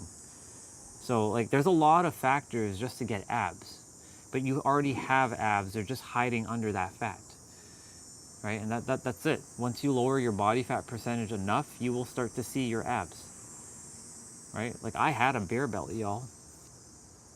2018, I had a bear belly, and it was my sister's birthday, and we were cutting a cake in the kitchen, and I saw the smile I had on my face, but like, I saw the belly that I had, and I'm like, I'm never going back to that. I won't do that again. I've done so much deep inner play. I mean, I love myself whether I blow up or I shrink down. Right? It is me. The thing is, don't feel guilty if you're blowing up or you're shrinking down. Right? Love yourself fully. That's the key. Just love yourself fully, unconditionally, no matter what you look like. I love myself whether I have hair on my arms or hair on my chest or I don't. I love myself whether I have grays in my beard or I don't have grays in my beard. I love myself if I have a little bit of patching here or I don't have patching. I love myself. So like, there's a lot of factors that come into play. It's not just a one size fits all. Don't follow what other people say on social media just because they seem to have it, because their life is different from your life. And that's the thing that I wish, these influencers would pay more attention to be mindful of the words they are speaking and to tell others that, everybody's journey is unique. Some people are doing that, and I'm grateful for those mirrors. But the influencers who has the millions of followers and they're telling people to do this and do this and do this and you'll get your six-pack abs or you do this, it's not going to work because it works specifically for them. It doesn't work for a mom that has to, take care of a kid at 3 a.m. and she can't get enough rest. So I know our expectations are, you should manage your expectations, but at the same time, we have to also, and they say you have to have realistic expectation, but at the same time, be delusional. You can have whatever expectation you choose to, as long as you normalize whatever expectation. And it kind of goes both ways. You see, like it's both. There's all two sides of the same coin kind of thing. I know I'm giving the philosophy. I'm in a flow right now. Anyways, you had enough time to drink water. That was my little spiel. This ab exercise is going to be, I believe, 30 seconds of play, but there's no rest. So meaning like you're going from one exercise to the next. So you're just constantly moving in this one. When it comes to abs, make sure your lower back is flat to the mat. And if you're having a hard time having it lower, like your lower back flat, anything where your legs are moving up and down, put your hands underneath your butt so that you give your lower back support. Some moves your back is going to arch, and that's okay. Just make sure over time you can flatten your back, specifically your lower back, to the ground. It took me a while to get my back flat on the ground. It didn't just happen overnight, y'all. When I started doing abs back in 2019, late 2019, I couldn't keep a lot of my back on the ground because I was like arching and shit. But eventually, look, it took some time, but I got there. So even though time is an illusion, it took a lot of now moments to get there.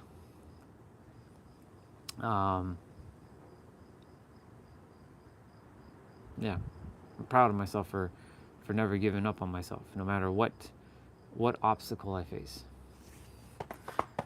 All right, with that being said, y'all, you're gonna hear Dragon Ball music, like you're gonna continue to hear that Dragon Ball epic music, and we're gonna play that Gohan track again.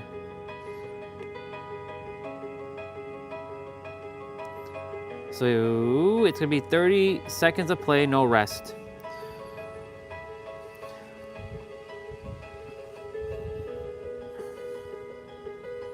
So we're starting with crunches. So crunches, you can generally get your back flat without too much effort. So you're gonna put your hands behind your head and lift, and really contract your core. That means suck in your gut, pull in your navel, contract your core, bringing your belly button into your spine. You know how to do that. Your body, you know how to control your body. So really squeeze.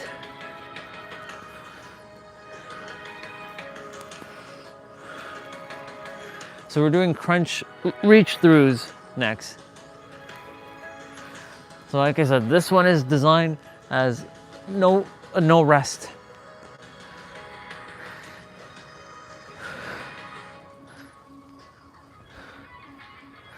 So you're bringing your hands through your knees here, through your legs.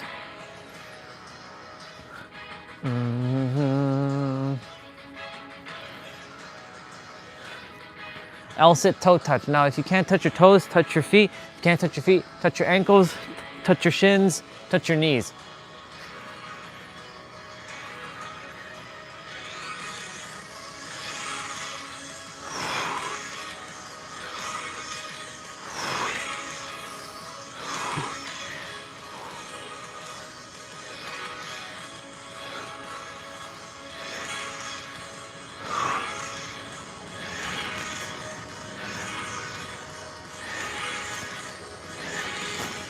Oblique heel taps.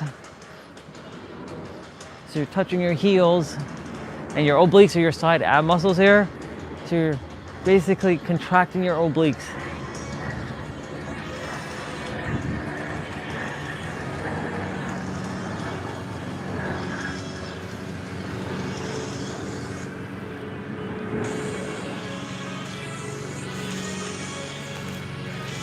You're gonna get on your butt and do universal twist, also known as Russian twist.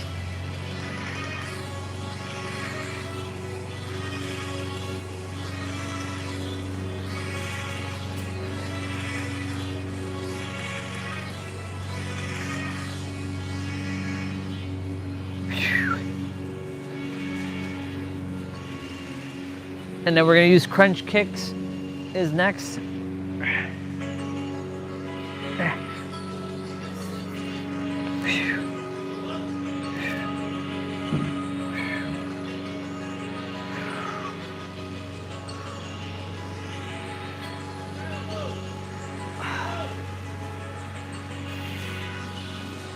Shadow, move, move.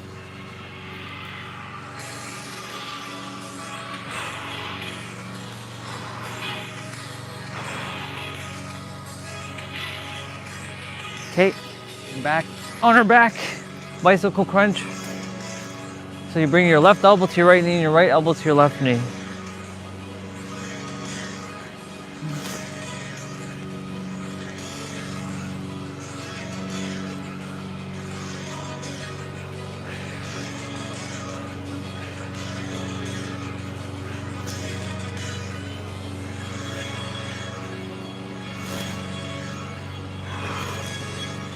Okay, so we're doing oblique crunch to the right.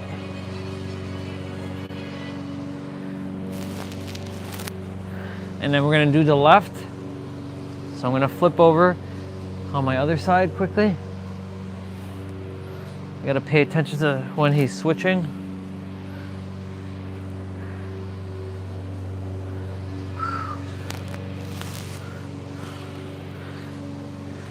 Okay. Switch sides. Of course, I gotta look at the screen, see what he's doing next.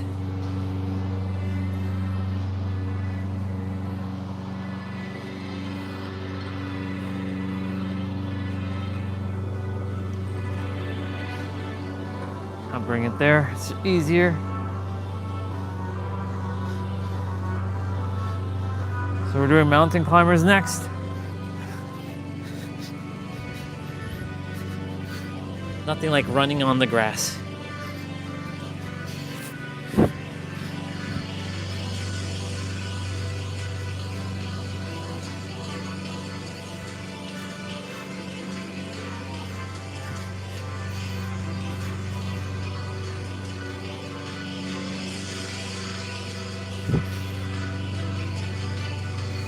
L-sit toe touch is next. So same thing, but this time you're right hand, left toe, left hand, right toe. Toes, plural. Not just toe, but toes. Toes. I wonder who came up with these names. Toes, and fingers, and knees, and ankle, and all that stuff.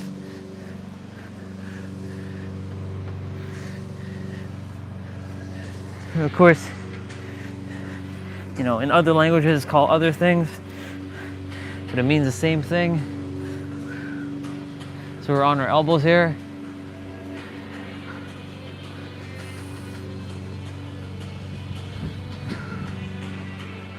If I have to do my mobility training inside, I'll do it. It's no big deal.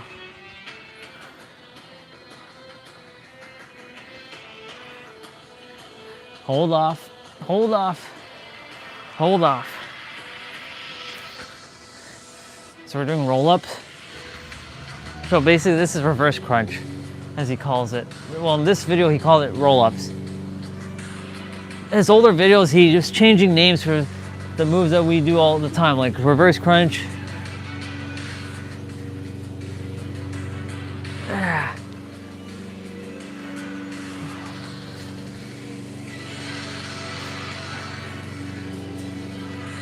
Okay. Oh.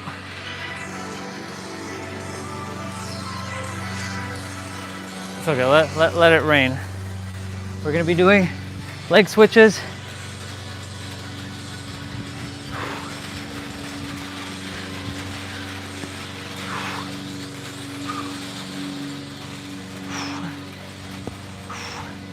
Stop raining.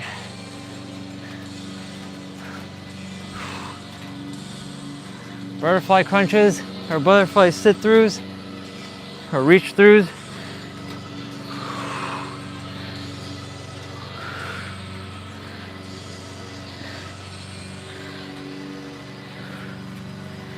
Hold off.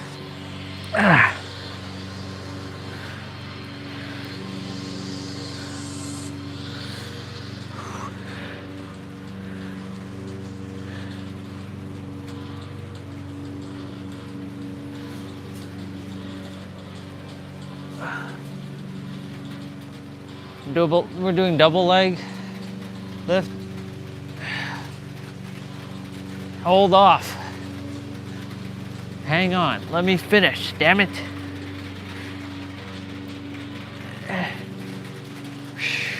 Okay. It's just rain, it's just water. Have fun with the rain.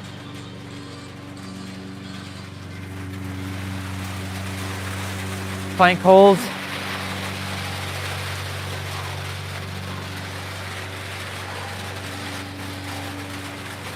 To the left.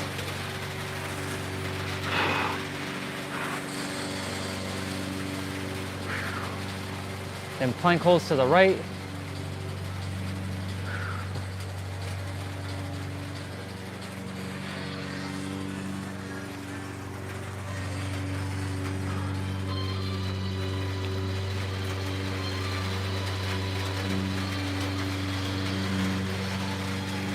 I won't stop. Not until I finish it.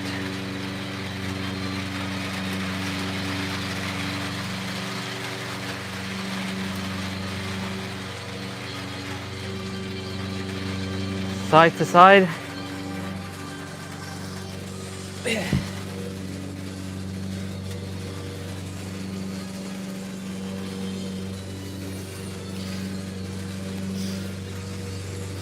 You couldn't hold off, couldn't ya? It's okay, it's all good. Rain, go ahead and rain. It's all good. We'll be back inside in a moment. So we're doing spider crunches.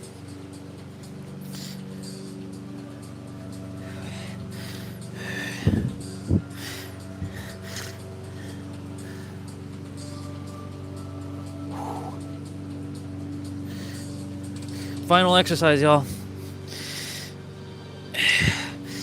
I'll do my stretches out here. Hell yeah, let's go. We did it.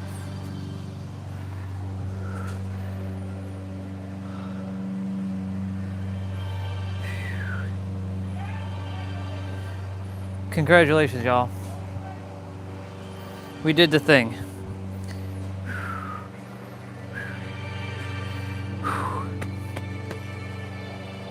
Let's do the stretches.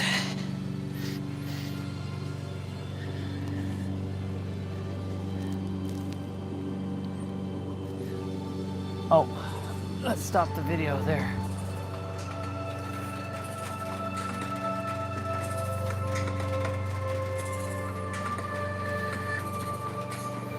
Okay. It's funny because the sun is peaking right there. Rain, you can go over that way.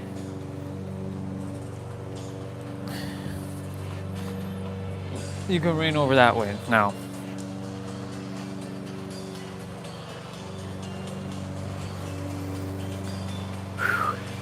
Okay. Cobra. So you can go ahead and look, like just keep it like this, or you can even look back.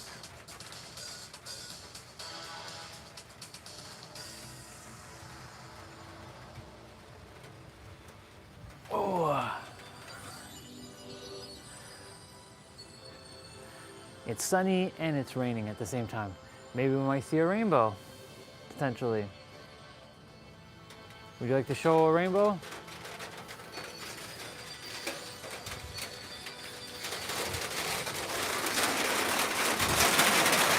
Nope.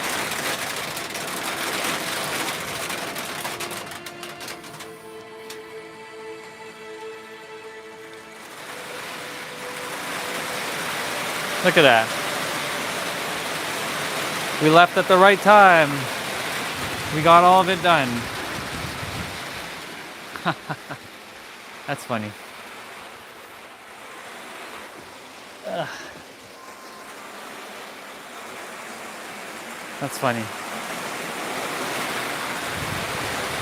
It's sunny and raining at the same time.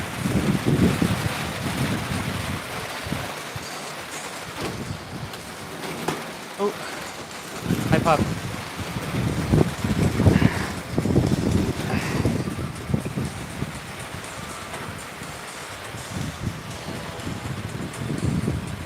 Have to move in the chair, otherwise we'll get wet again.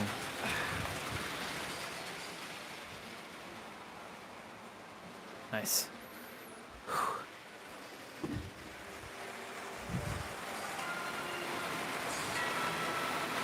Okay.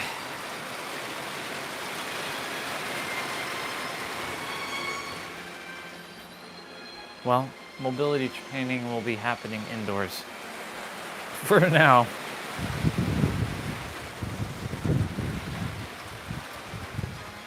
Whew. Well, we made it.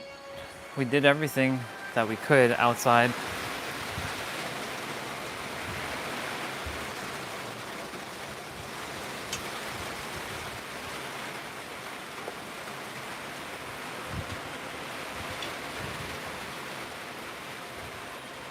Cool. All right, y'all. We made it back inside.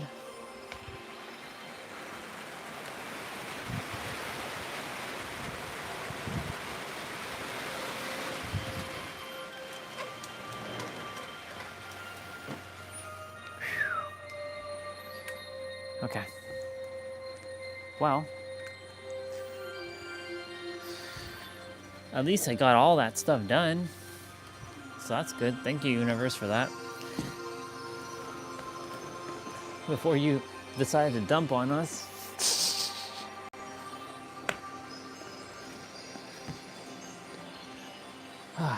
Okay. I'll leave you all, actually, I can put you all down on the ground here. So, yeah, we're we're inside now.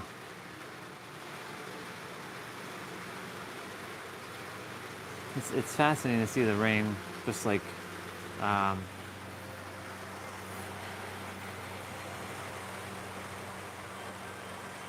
Alexa, what's the notification?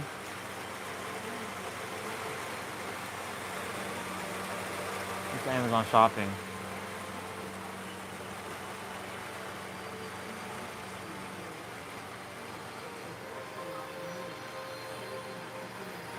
I can't even hear her.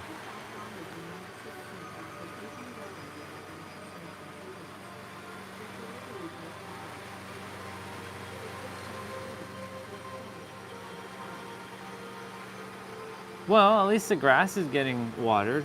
That's good. Yeah.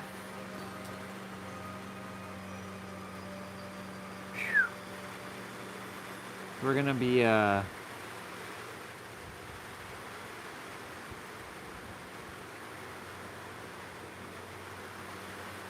that's funny. It held off until I was done. Like it started raining.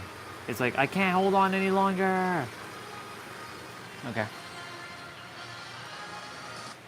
Let me finish up that last stretch. So bringing your legs behind like this. So you're sitting like this, and then you go down like that. And letting your shoulder blades touch the ground. And then bringing in your gut. Bringing down, like sucking in your gut to bring down your lower back.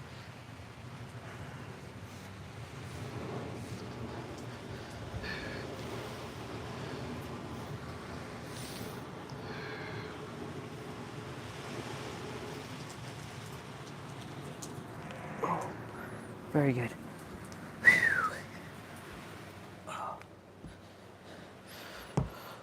Awesome sauce. Okay.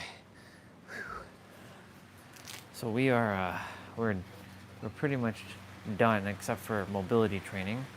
Mobility training I'm gonna start momentarily.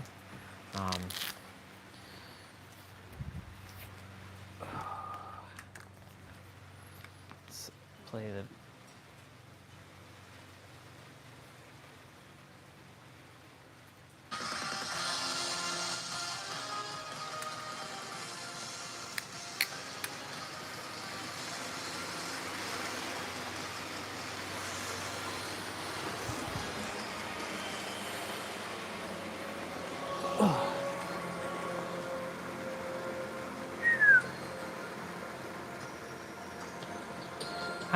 Hi, wife.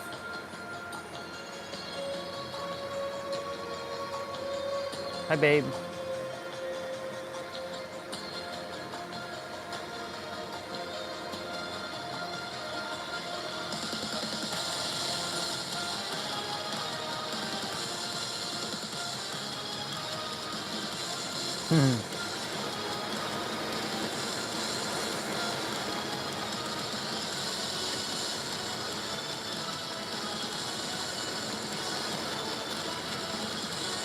Is that like a toy? It's like a...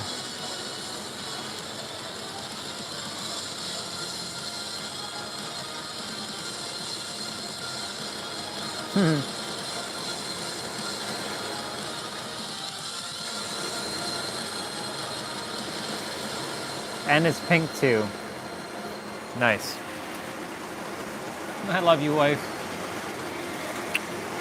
Enjoy your stuffed animal. I'll see you when I see you. Good job.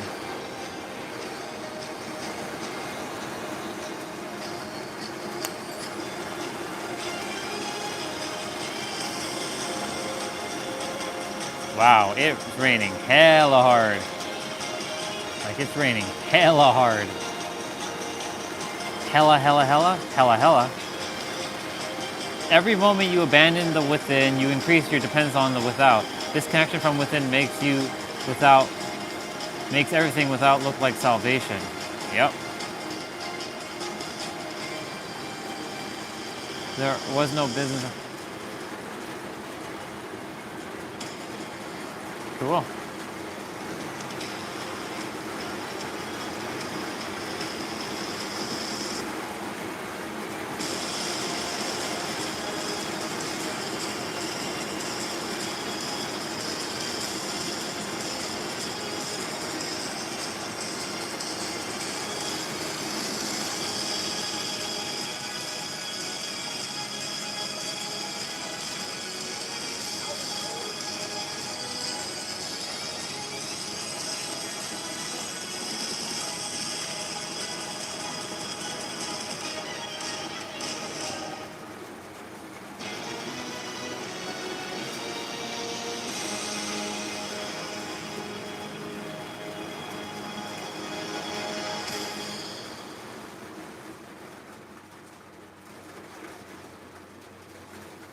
I love you, waifu.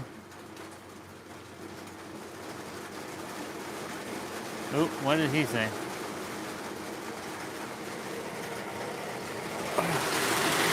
Wow. Wow. Wow. Wow. Holy moly. Like, that's loud. That's a lot of rain that just came. Imagine I was still outside. Holy moly.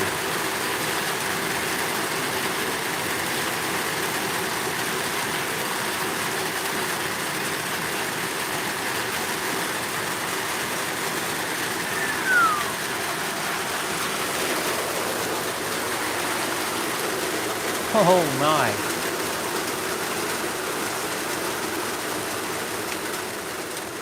Cool. I mean, the grass is getting that water. Ooh, Super Saiyan 3.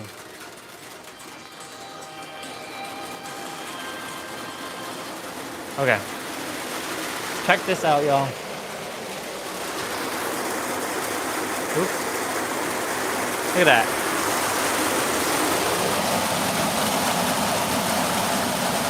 Pretty wild. I mean, we've seen rain, but like we getting rained right now. Like we getting rained.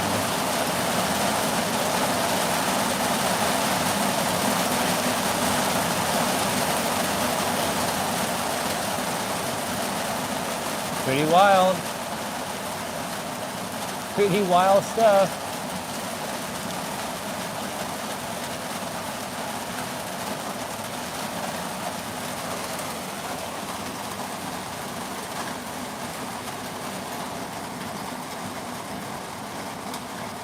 Cool beans.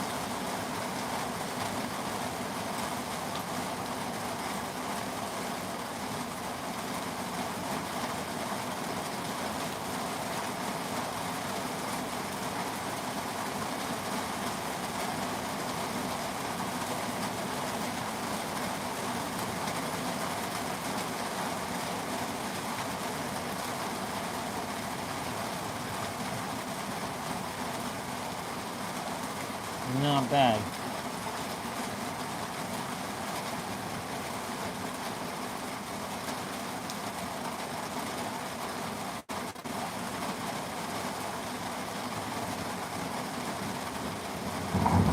Oh, thunderstorm. Thunder and lightning.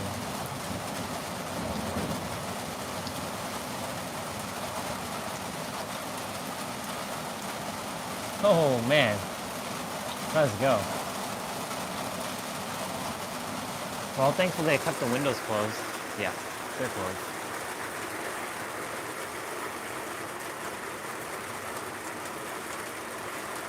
Well then. Well then. Oh. That was weird. That was strange. It like froze for a moment. Hold on, let me just make sure I. There we go. And we're on 369. How awesome is that? Look at all the water that just like fell. See, like the water on this side falls a lot more, and like it doesn't fall over there much. And the table is about centered inside. Roughly, yeah, it's about centered, but it rains more over there and then not so much over there. That's why over there doesn't get wet much. That chair is already soaked. That chair is not. That's the chair we sit on, basically that chair and that chair. We sit on all of these chairs except for maybe that one over there. That one right over there. We don't usually sit on that one. We sit on that one to play video games in the evening times. We sit there in the mornings generally until it gets hot. And we sit over there.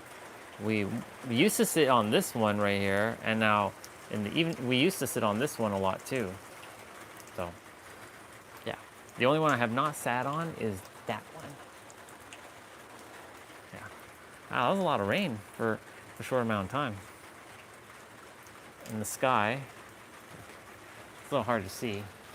Like, the sky over there. Why is the sky not shown properly? Anyways, like, yeah, we had rain. I finished my exercise. I literally said stop raining, or I held the rain off until I said, okay, go ahead and rain, and then it fell. So I'm about to start my mobility training. I finished everything though. So I ran in as soon as it was raining much harder just a moment ago.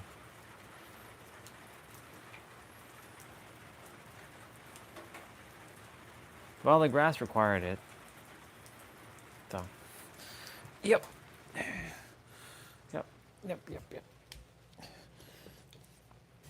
Came up with some interesting ideas this morning, or while chatting with JP. I thought of it goes back to safety. Ooh, and linked to the chakras. When you're safe, you're in your root. Then you get clear in your sacral. Then you get these are going to be the 4 C's to life. Technically, there's the 6 C's. Your character and your challenges. Oh, you should hear this. It's pretty awesome. I like this. It was Michael Beckwith. He said this is pretty powerful stuff.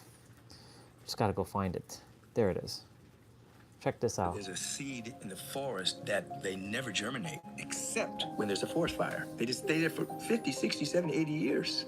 But a forest fire is the only thing that's hot enough to make the seed open, and then it becomes the new trees for the next iteration of that forest. I think there's qualities within us that are there, but the challenge becomes like a fire that breaks it open, and suddenly we discover things about ourselves and powers and energies that we didn't even know we had that until right that there challenge came. So I think challenges are built in for the soul's edification. So we're not here to live a challenge-free life. We're here to learn how to navigate and to transcend and transmute challenges so that we become the next great vision and version of ourselves. We're here to constantly grow, and the universe is so progressive and expand that if we get too comfortable, we get kicked in the butt a little bit. It Yep. could be a symptom, it could be a financial thing, it could be a relationship thing, but the universe is always expanding and moving us forward. What do you Oops. think? Yeah, that's why I love that video. It's pretty cool.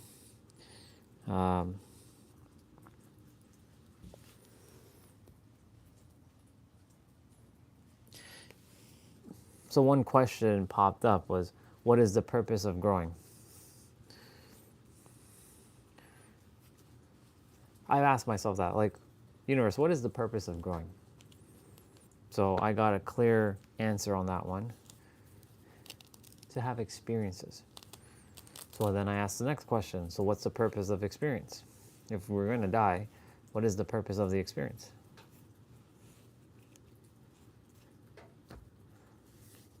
So that you can enjoy all of it. But if we are going to die, then what is the purpose of experiences? It's not like we're going to come back and remember, because you're going to make us forget these experiences. You get to play it again. It's like playing your video game over and over again. Like when you're playing, it gave me a great example when you're playing Final Fantasy IX. You know, you don't have a new game plus, but you start a new save file. Don't you want to play the game again and experience it over and over because you love the story, you love the adventure of the characters, you love the challenge of leveling up, you love it. I'm like, I do. Well, that's the purpose of the experience. And then it told me to not obfuscate it, and you know, because this was a while ago. So that's why, like, the third dimensional thinking mind does that, because it's like, it wants to ask more questions and wants to get to the bottom of it, but really it's simple, but it doesn't want to accept the simple answer. It wants it to go deeper, but in that quest of deepness, it doesn't desire. It's a paradox again. When you get so deep, will it ever be satisfied? The mind will never be satisfied. So if you can accept the simplicity of reality, and just the purpose of this is to experience, to grow and expand, and just to experience, and you leave it at that, and you can just be content with that, I think that's good enough. That's more than good enough, without obfuscating things and making it more complicated. But the third dimensional mind is going to continue to probe and what's the purpose of all this? What's the reason? Why are we doing this? Why do you make us suffer? I'm going to read what you shared in a moment.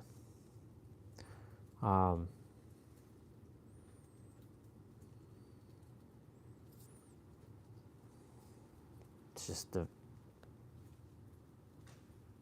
enjoy your time. Enjoy your now. Sorry. Enjoy the moment. Let's see. There's a herb called the fireweed that I forage. It's called fireweed. It grows only after fires, when everything is destroyed. Yeah, that's what he was talking about. The veil is lifted when you are in the spirit realm. Yeah. And you get to experience all that you got to experience on Earth. Like, I get to experience Goku and Naruto while I'm up there. Or up there. It's not really up. It's just other side. But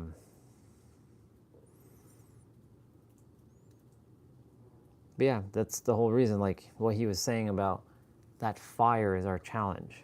Because in the fires, you get to experience what you're capable of doing. So like, there's so many people who haven't even experienced fire yet. They're true fire.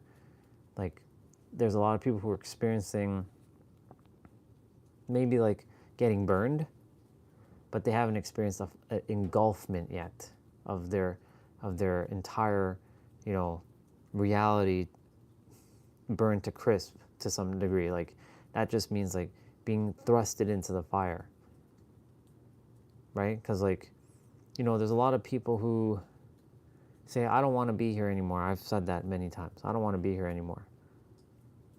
There's tons of people like, I don't want to come back. I don't want to be here. Personally, for me, this is my final lifetime. I know that. I don't get to come back because I get to choose not coming back.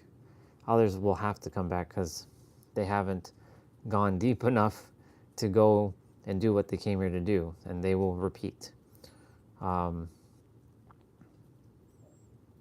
I see many people who are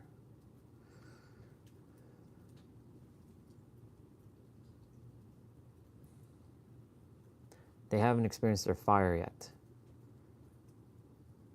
Like, I didn't until, 2019? When everything kind of, with Miss Angel. And then of course the scam had to happen. Or had to happen, not happened, but had to happen for all of this to unfold. That's what we call my fire. With everything. And then of course I had many fires in between all that. But the big fire for change, because the universe was like, well, okay, if he continues to do this scam thing, first things first, if he continues to invest in the stock market, sure, he's going to live a comfy life, but he's not going to get the growth that he requires, right? Because like, if I didn't invest in the scam, then I would have been just retired, but I probably wouldn't have gone to where I am right now. I would have, because I wasn't thinking about traveling. I still had the mindset of like, yeah, taking a flight somewhere is a waste of money. I was still thinking like that in 2020, in 2021. I had all the money in the world. I had more than enough to go travel, and I still didn't travel. What was I doing with the money? What was I doing with it? Saving it for what? What was I saving it for? For a rainy day? Getting caught up in the future of like knowing that you know, I'm going to have it for like my retirement, because I was thinking I was going to retire at 65 and then die. But like, what is all that for? Right? What was I using it for? I'm going to invest. It's cool to have, but here's the thing. I also became a extreme minimalist. Like, less is more, right? But like, it's okay to have things, but you know, it's like, I'm not into like having clutter, like unnecessary things. So like, I wasn't even spending anything. I was hoarding, and money doesn't like to be hoarded. It likes to be circulating. You can have, but you can still circulate, but I wasn't circulating. I was just having, and I wasn't doing anything with it. So I wasn't allowing money to flow. So it was like, I gotta move. So let's invest in this other thing. We invest. It went up in smoke. That was my forest burning. Literally, like, it wiped out 95% of the forest of resources.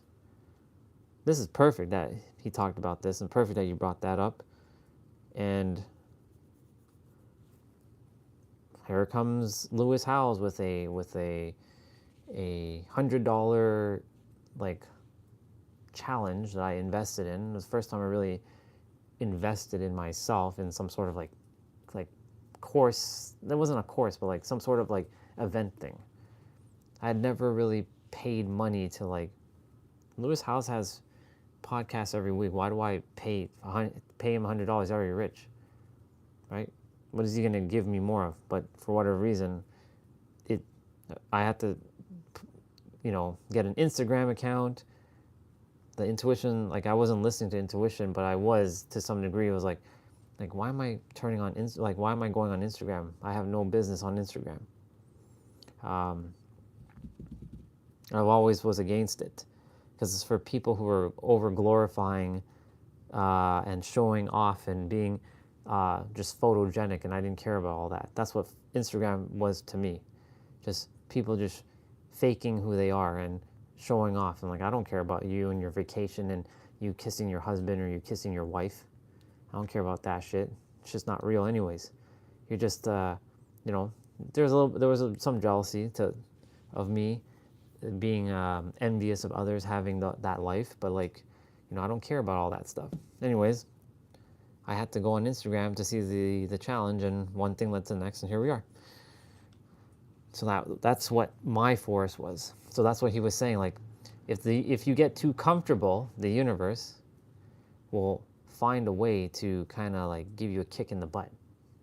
For me, it's the finances right now.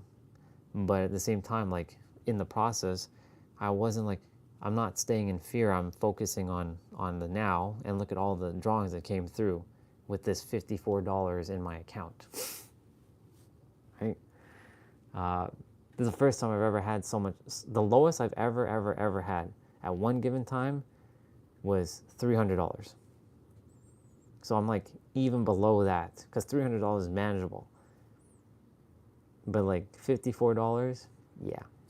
Plus $28 of experiences that I got to use, because seeing it as money well spent, money as invested, money well, experienced, having fun with it, not seeing it as like debt, because what you perceive is what you're saying. That's why I was saying to Neo earlier, like, stop focusing on saying problems. My problem is this. My problem is this. Or like, you remember? Well, there was a conversation that was had at some point yesterday where I was talking with someone mentioning about numbers, about subscribers and connections, and this person mentioned to me like, we shouldn't be focusing on that. And I'm like, you're right, we shouldn't be focusing on it. And so this morning he was coming on and he's like, how do I only have 18 subscribers, how do I get more subscribers? I'm like, don't focus on the number, because if you're focusing on the number and you're saying, but I only have 18, then that's what you're gonna get. Just have fun, just enjoy yourself. But of course that's his fire, that's his trial right now. You can call it mini fire. So all of us, we have to get these little fires for us to see what we're made of, what we're capable of. Because without this, the universe, well, you would just be kind of like lamenting around, kind of like floating around and, well, what am I doing? Now, of course, the third dimensional mind is going to get in the way of that.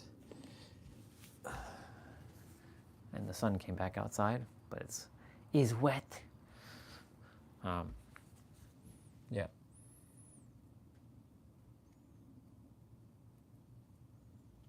Yeah, exactly.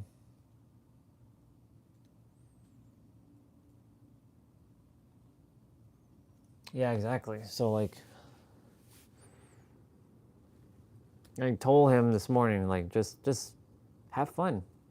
Don't have, like, yeah, expect millions of subscribers, but you have to see it inwards first and let go of when they come and how they come. Don't focus on, like, but I only have 18 subscribers. Hey, dude, you have 18 subscribers. There's people who have 0 subscribers. You have 18 other souls who said, hey, I like this guy. He's good. I like his stuff. I'm one of them, and I do like what he has. It's just I don't have time to watch it because I'm doing my own thing. But, you know, whenever I do see his, I just hit the like button just so that I, you know, support. But, you know, 17 other people subscribe, so focus on that. That's 17 universes that subscribe to you. They're their own universe. They're not just a number. Don't focus. Many people get caught up with the numbers game.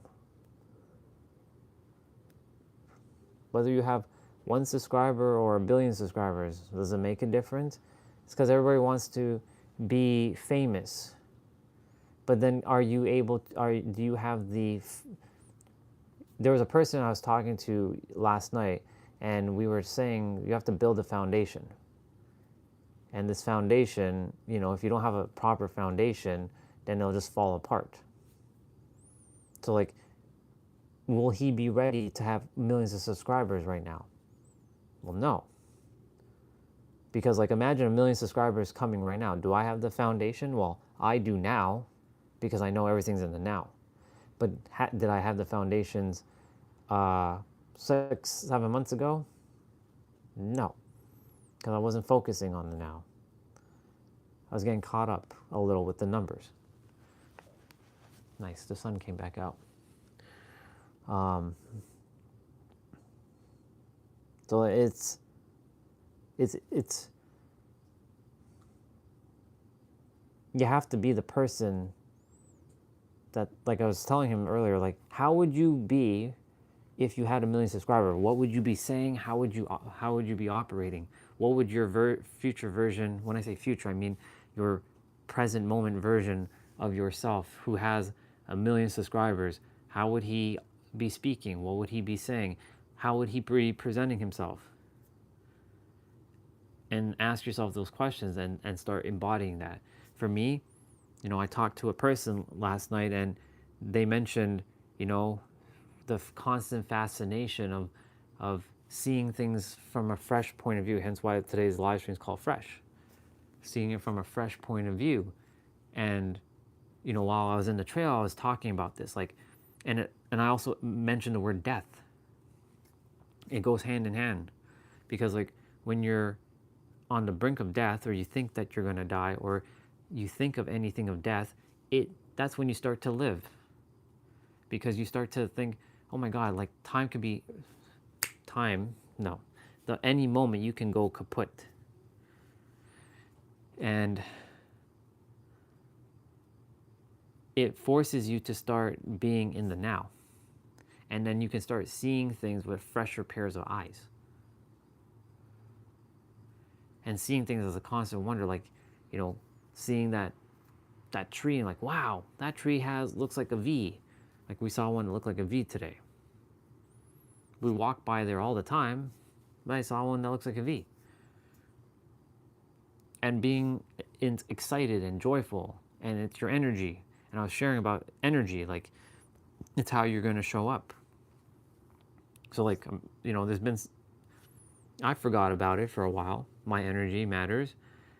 You know, when I was in my lower state, and it's okay. We're not meant to always be high vibe. You have to feel your feelings at times too. I mean, you're meant to feel your feelings all the time, but there are times where you have to just, you got to feel your shit and bring it out. So, like when I was in those states, people could feel it. Others could feel like, he's not at his highest peak, and it might potentially be leaking out to others, which I do my best not to leak out my energy and affect others. That's why it's best that if I'm in that state to just kind of give everybody kind of like heads up, you know, kind of just keep away for a moment, so I can just like, I will get better. I know I will. This is just temporary. I just have to like pull myself out of it without getting caught up in the da da da da da da da da, you know, of the third dimensional thinking mind. So yeah, it's the life is meant to give us challenges so that we can transform, transcend, transform, transmute it, transform it. The 3 T's. Because without that, oops, what was that? Oh, without challenges, what would be the purpose of being here? There'd be no growth. There'd be nothing.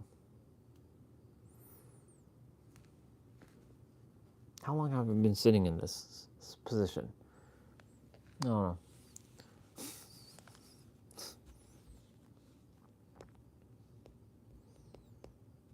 I did a whole conversation there, whole flow.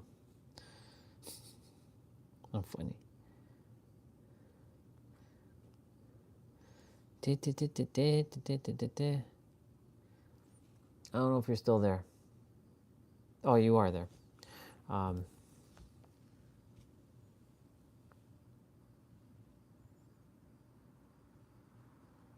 Yeah. So, you know, I told him not to focus on what he sees with his eyes. You must see with your mind. Only because, like, you know, that's his current challenge. Is like, but I don't have millions of subscribers. So, and I told him to stay consistent. You know, if you're gonna stream, YouTube likes to see, they like to see consistency. Now, of course, with my particular channel, I'm not putting a belief, I'm just saying what it is. You know, I'm a very polarizing channel, and I actually am proud of that, because it forces those who are going to come here and waste time, let me rephrase it, waste my energy or waste their energy. It's better they don't, and only keep those who are coming, like who are meant to be here, right?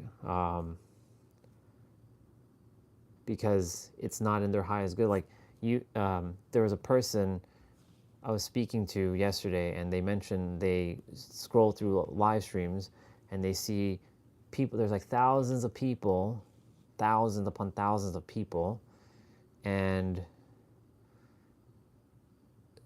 there's just all kinds of nonsense going on in those streams, because people are catered to bullshit like that. That's the third dimensional garbage. Actually, it's not even third dimensional. That's like 2-dimensional shit. That's like lower than third dimensional. That's like living on a piece of paper. You don't have even up and down. You're just flat. But people like that garbage. And I'm not going to be like that. I can't be third dimensional. Or I can't be even second dimensional. It's like 2D. Because that's what 2D is. Flat. And then there's 1D.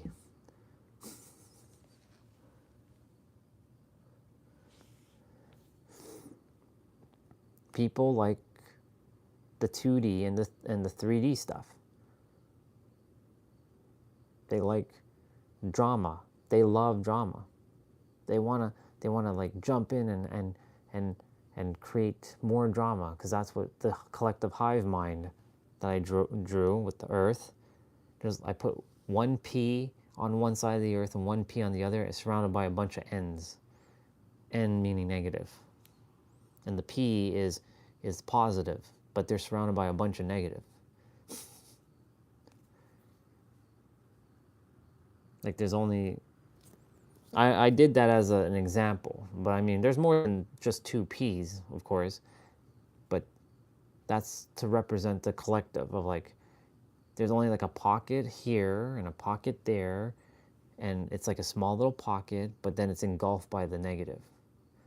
Like the negative is like this, and the positive is like this. It's like a small little sliver, and the negative is like this, eating the positive. That's why it takes more positive thoughts to outdo one negative thought. But one negative thought can undo 7 positive thoughts. It's interesting.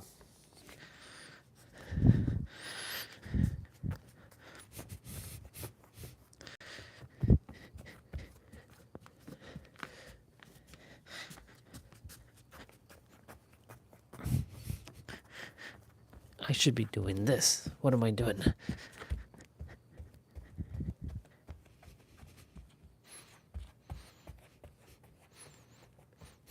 Yeah.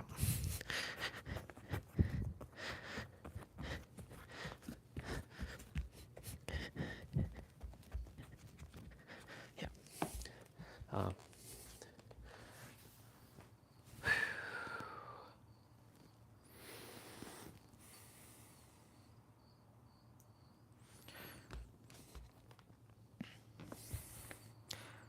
There was I know you know him because you've talked about him in previous conversations we've had in the past, in previous nows, even though previous nows is still nows. Gabor Mato, I don't know how you say his last name. Gabor. He was with Mel Robbins recently, I think, in a podcast, and he was mentioning how you can have 3 kids, but they can all have different parents. I have different mom and dad. My brother has a different mom and dad, and my sister has a different mom and dad versions. I saw Mel Robbins talk with him, and she was talking about a painful experience with him, and she started crying because, you know, a boy fondled her while she was at summer camp, and then she's like, he went to her and was like, so if that happened to your daughter, would you want them to talk to you? And of course she's like, yeah, but if you don't create safety, then that's why kids close themselves up. Because a lot of parents, they don't know how to create safety. That's why I said everything stems from safety. Everything stems from not, actually, let me rephrase it. Everything stems from not feeling safe. Everything from seen, heard, being able to express yourself. It stems from not being safe. All right. While you're here, I'm just gonna I'll do a couple mobility training stuff. I'll start ankle. Yeah, and so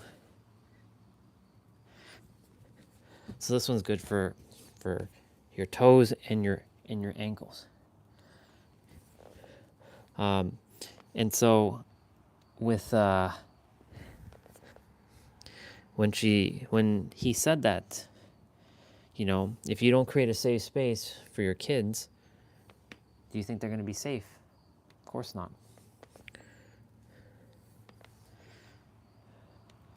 That's why I was saying the answer to everything in life is to be safe. That's why if your root chakra is safe, if you feel safe in your root, in your core, then you're basically unstoppable. Because when you're safe, then you'll get clear. When you get clear, you'll be certain. When you're certain, you'll have confidence. When you have confidence, you'll have conviction. When you have conviction, you'll have the ability to know. And when you know, you will embody. I came up with all that today through a chain of events with JP when we were chatting. If you look in the chat, he was asking questions about what's your thoughts on clarity and certainty. By the way, we cooked some eggs on the live stream, so got to cook earlier. Finally. And I just realized there are 7 words. They're not all C's, of course. Embody doesn't start with C. Knowing doesn't start with C. And safety doesn't start with C. But, you know, those 4 C's are very powerful, but they're sandwiched in between those 3 other words.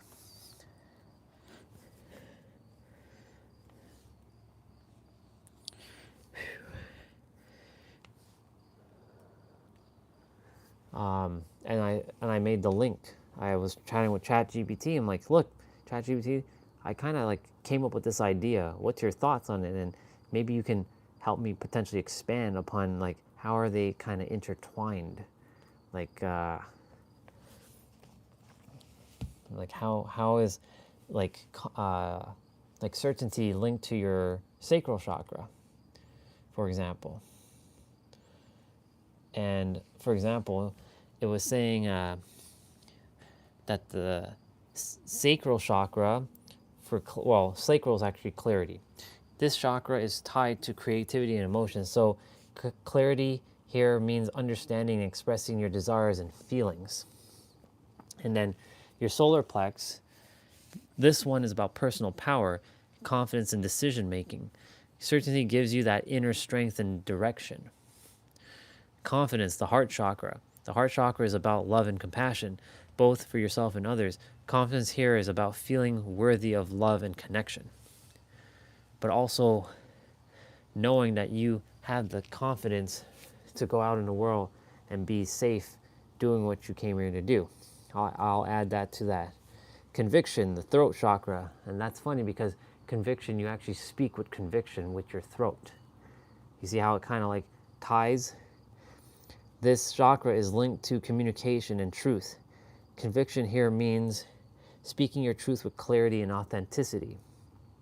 And then knowing, which is third eye. This is the center of intuition and insight. Knowing is the deep inner wisdom and clarity beyond logical thinking. So that's the like going beyond your third dimensional thinking. And then embodiment, crown chakra. The crown chakra is about our connection to the divine and the universe. Embodiment is fully integrating and living that divine truth in every aspect of your life. So it's basically taking everything from the root up and embodying all of it in one fell swoop. So you're safe. When you're safe at the bottom, as below, so above, in this scenario, which would mean as within, so without. When you are safe within, you can do and be whatever you feel without any problems in the world. And you won't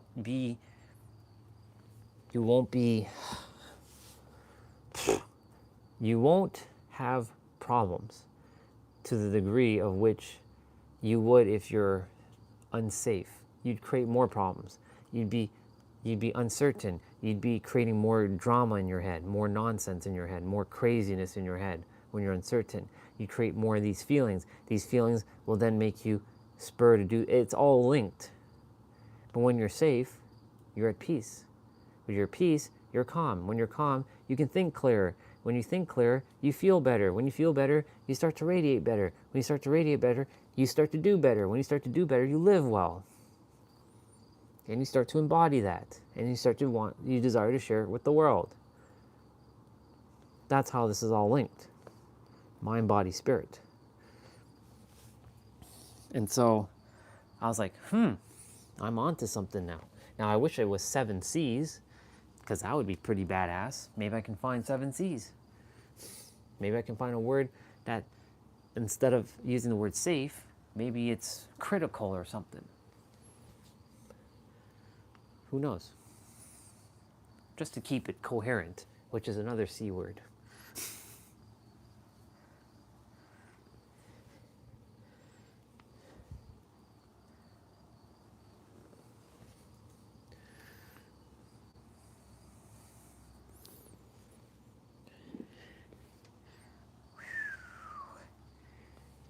These may look easy, but they're actually very painful.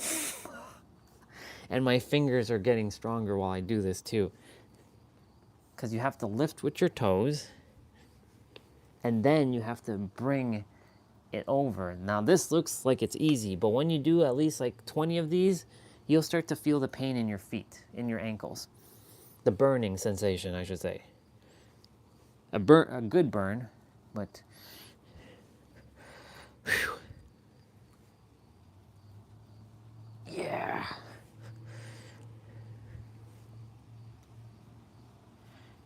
Oh. My ankles are done. Every day I do this.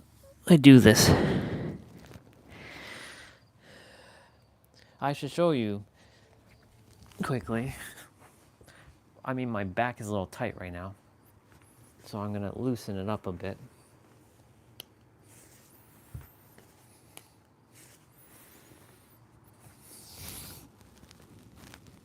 Look, head's going in. Head's gonna touch the ground.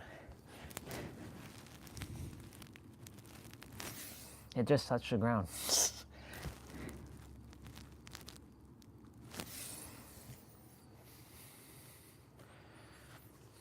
That's why I said I know I'm making progress. Because like, I couldn't do that before, ever. I could get probably to my knees, and that was a stretch. But now that I'm able, it's actually, if you put your feet against the wall, if you put your feet against the wall and you bend your toes, it's actually much harder. Because T-Ray was telling me that, and I'm like, it hurts. I can't put my head into my legs when my feet are against the wall. But it's a really good stretch. You'll feel a sharp pain feel in your legs. You will feel it, and it hurts bad. Like,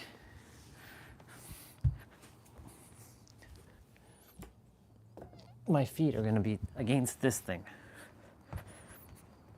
and I'm bending, as you can see, and I'm grabbing, but now I can't go that low. Like, this is as low as I'm going because the hamstring is getting extended even more. So he was telling me, if you can put your head at least to your knee, then you have really good flexibility. So I've been practicing this one.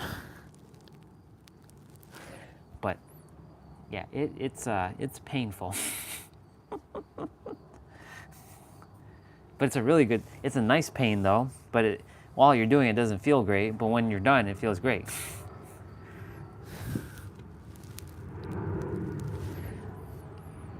So like, I hold for like a little.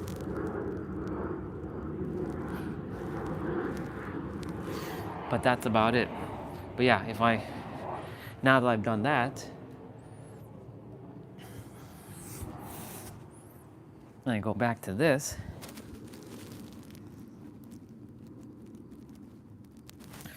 that makes it easier. My head was touching the ground there. Like my forehead was touching the ground. So that's why I know that mobility training is necessary. Because like, you can actually feel energy flowing through your joints easier. So I'm gonna still do hamstring, but this is part of hamstring and spine. So this is just mandatory now. This one here, every day. I'm doing 11.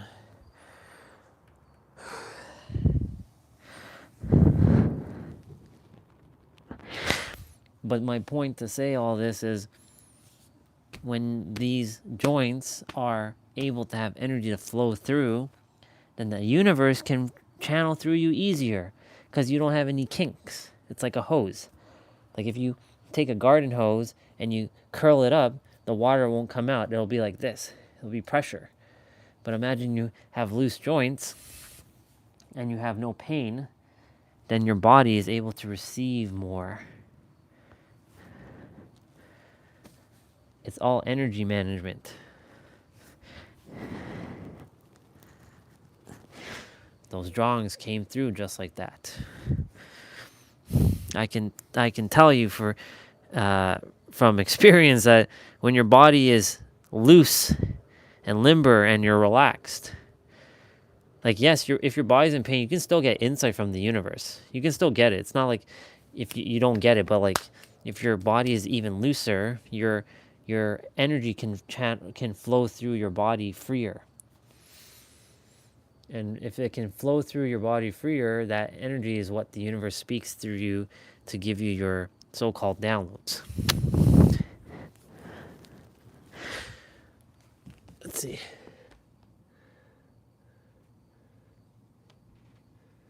I can do it for you.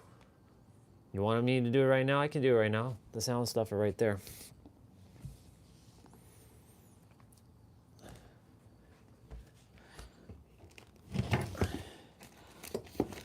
Gives me a moment for my spine to kind of to like relax.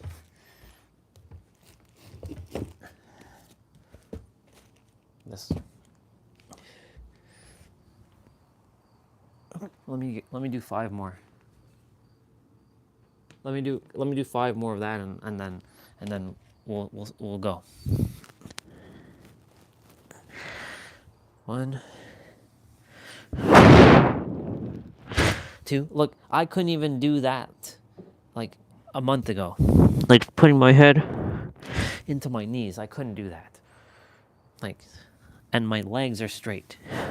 That's why I keep my hands like this to keep my legs straight.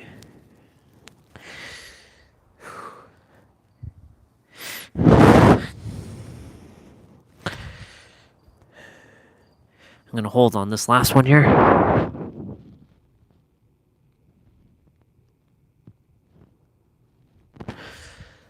There. Cool. Let's see.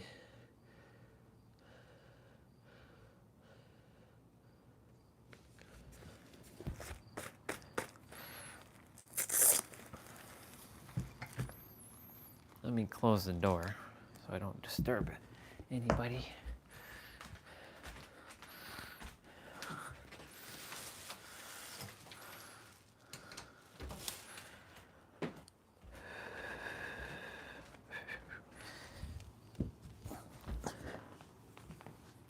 And it's cloudy again. It's gonna rain again. This is the heart one. You want the heart one? The 528? Or do you want the Michael special? I haven't seen Michael in a while, by the way. I don't know where he's at. I don't know what happened to him. Michael Nelson. Last time he was on, he's like he's gonna do the wing challenge with his mom. He never came back after that. So I have no idea where he'd be at. But the 417 one, where he talk about the nice little root one, I can do that one too. But I'll do the heart one.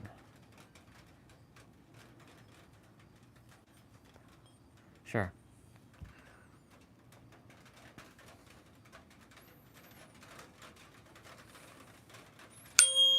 This will be good for me too. You can go ahead and close your eyes.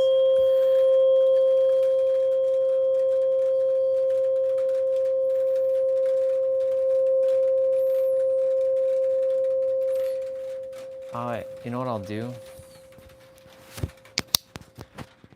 I'll keep it like this.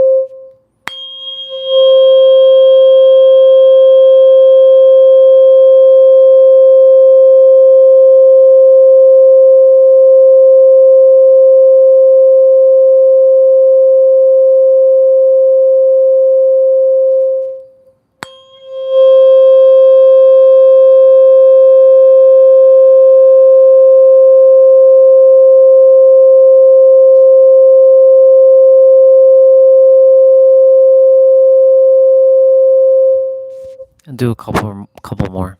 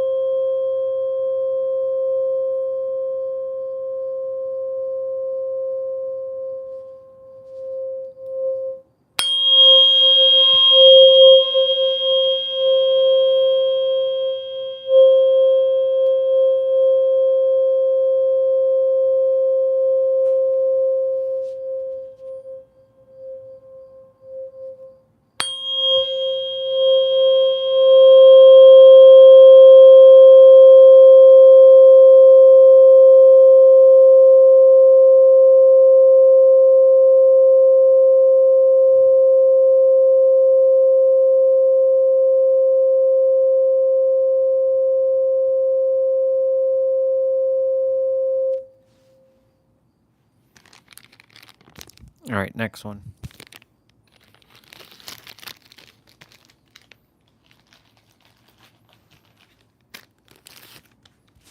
The Michael special. It'd be funny if he. The Michael special. It'd be funny if he shows up when I play this. I haven't seen the dude in like a month and a half, maybe 2. But it'd be funny if I hit this and he shows up.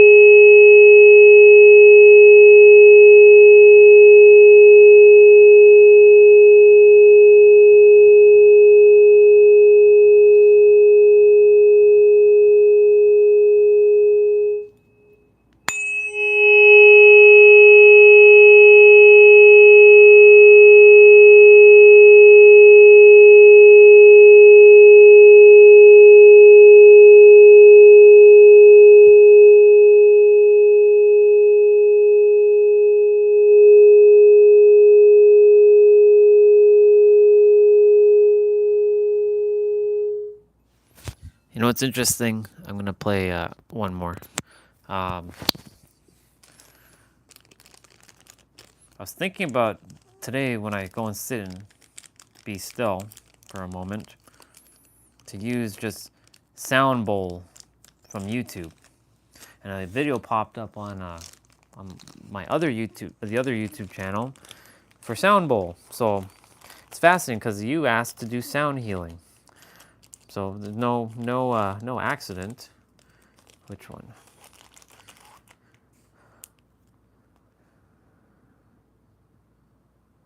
Lower ones. I'll do the 174 hertz. The big one. And those can't be copyright because they're using a sound bowl. So I mean.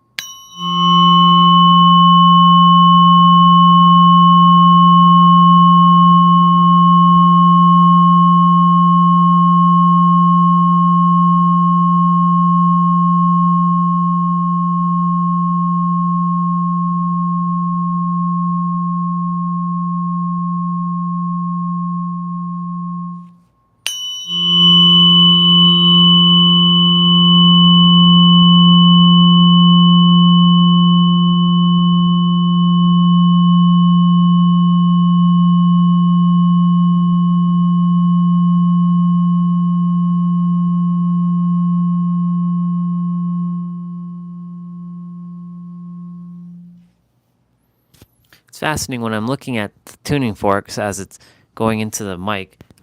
It's vibrating. I can see it. And I feel like I'm seeing the sound go into the microphone, and it's like traveling in and it's going there. Let's see if there's any other one.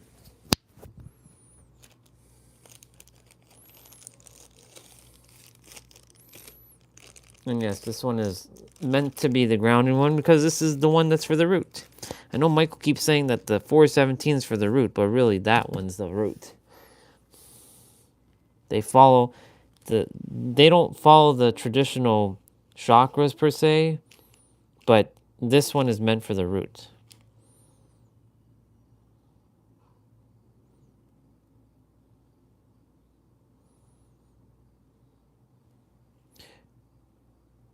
I'm gonna do one more before you go. I just feeling it out. I don't think the higher ones are going to be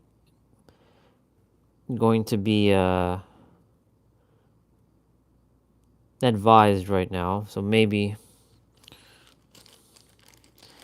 this one. Maybe this one. I like talking into this as this is a microphone.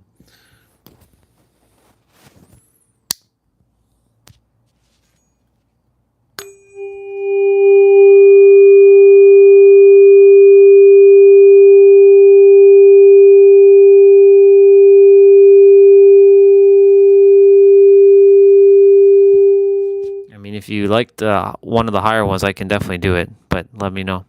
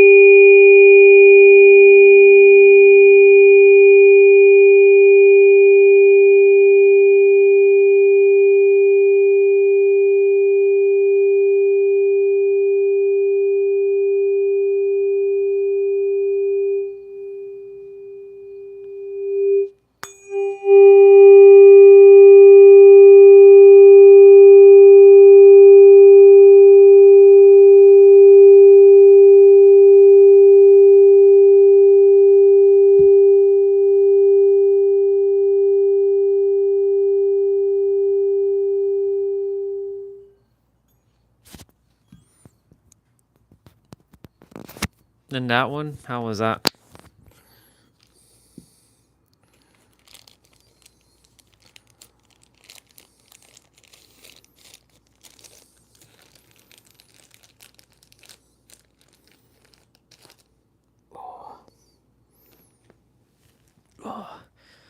See, that's what I do. I sit in a squat and then I get back up and I sit back again and I reset myself. Yeah. When I was speaking to a person last night and I had a call with them, I was basically sitting like this for a good 40 minutes, but I would get up and just like do this thing and then get right back down. Because when you get back up, you reset your legs. My spine is being stretched out because I'm keeping my arms like this. Normally you sit in a squat like this, but I'm sitting like this. So I'm stretching out my spine in the process as well too. So like as I'm doing this healing stuff, I'm actually getting to sit in a squat. Notice I was sitting down and I was like, nope, I'm gonna sit in a squat and do this. That's what I mean by like when you train yourself enough, you start to do things differently and you start to like, oh, why am I sitting? I can just like sit in a squat and do this thing.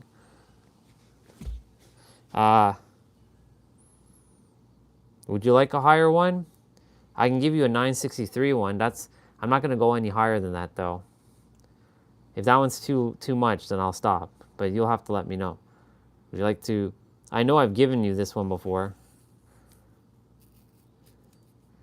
This one is technically crown chakra.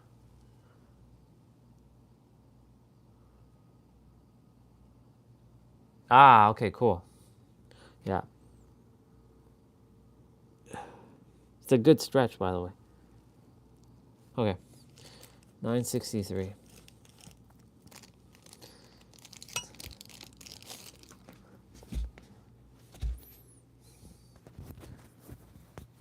If this one's too much, let me know.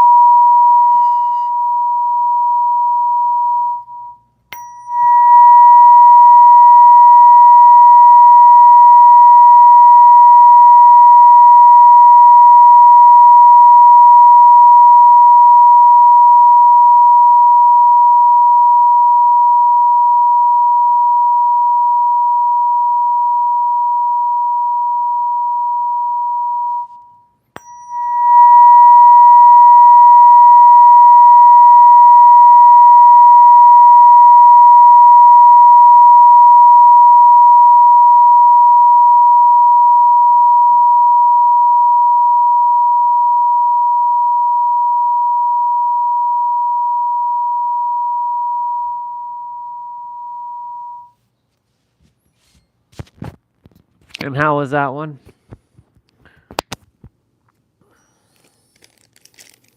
And you know, if you ask, if you require this, ask, because like, I mean, I forget that I have my tuning forks because they're in the drawer and I don't go in there only if I'm getting my shaving stuff. So like, I forget that I have these things. So it's good if you ask, so that means I can get it too. Because I totally forget about, I totally forget to use these myself. So if you always feel called to if you ever feel called to, it helps me as well because I forget about my own forks. They're not out in the wild like they were. Like I'm always outside, so like, and I barely am indoors. But eventually, well, no, I'm not calling that in for now. I'm just gonna let it be. But yeah, if you require more time with these things, I can spend more time with these, because you know, after I'm done all my mobility stuff, all I'm doing is chilling. It gives me, like I took all that too, and I took all that in myself. See, now my spine.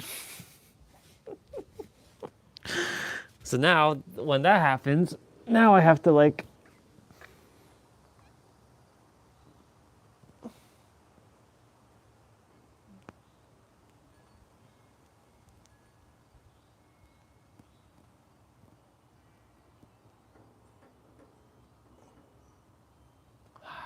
much better.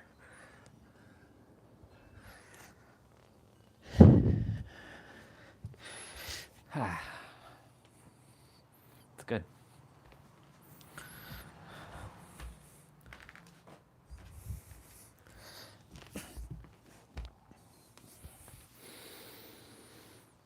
Well, I'm glad that helped you, and it helped me because I'm feeling it as well too. Even though it's pointing at the microphone, it's also, I'm feeling the vibrations as I'm doing that, and then like as the stem is doing, because where I'm holding it, it's taking in the energy as well and shooting it upwards. So it's not just bi-directional, it's omnidirectional. Hence why it's called omnivos for a reason.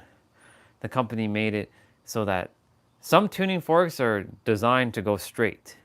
Other tuning forks are designed to be felt around. It's like when I would hit it on the microphone, it's not just going to the microphone, it's going everywhere. So like even if I'm holding the stem and I'm pointing it there, it's not just aiming there, it's going where I'm too. The only time it won't do it is if I literally hit it and aim it to the ground, because the ground's not gonna, like if it's like something that's gonna absorb sound, then it's not gonna be, you know. But I was aiming it in that direction, which is not fully aiming to the ground, like down like that, it's like that. So it's still going around. How many steps am I at?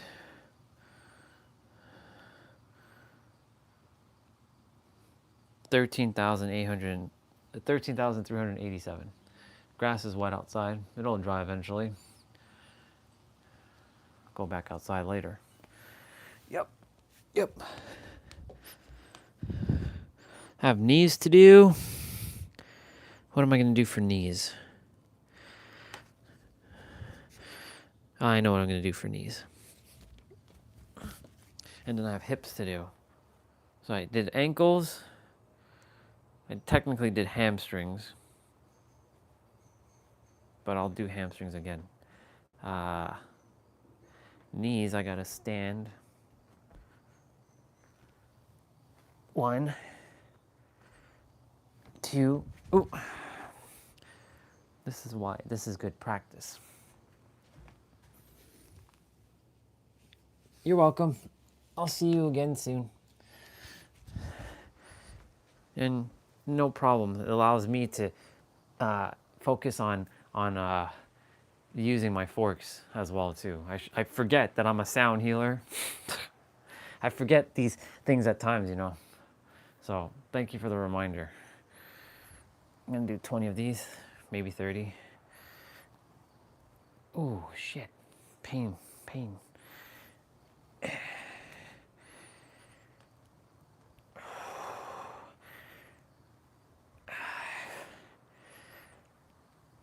Six, 7, 8, 9, 10, and then we switch. Whew. Yikes. Yeah. Ooh, pain. That's not good.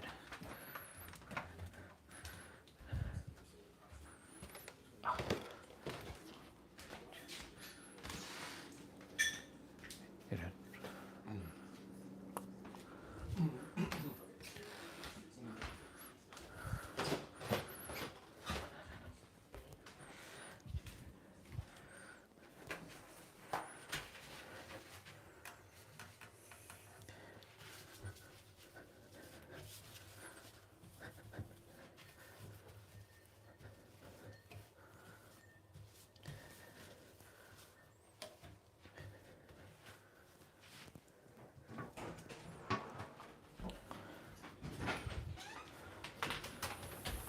Come on.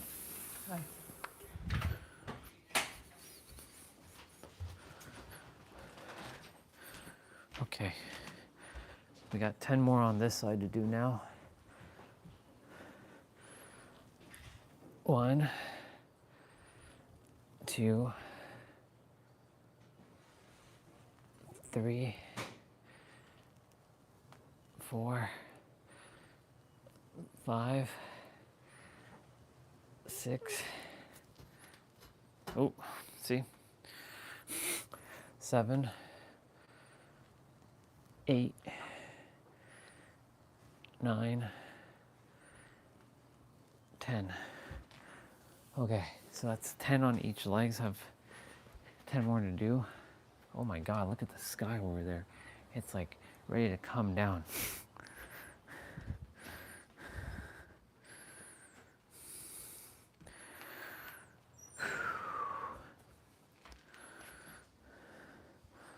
We're gonna sit and meditate for about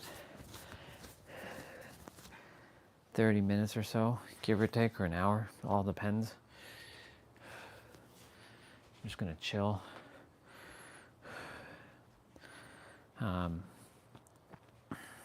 We're gonna finish all this stuff though. That wasn't 1. 1, 2, 3, 4, 5, 6, 7, 8, 9, shit, 10. 1, 2, 3, 4, 5, 6, 7, 8, 9, 10. Okay. Whew. Knees are done. I'm gonna go use the bathroom quickly.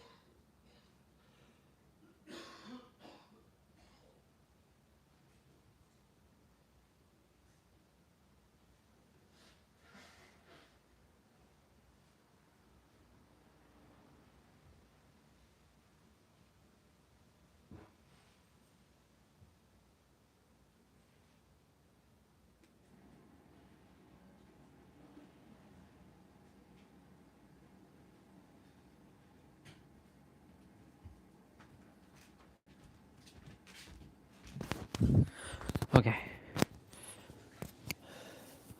I know I have you all on the ground, but well, I'm gonna put you all on this tripod now, since we're gonna be meditating shortly, and I'm gonna switch out the cable for this cable.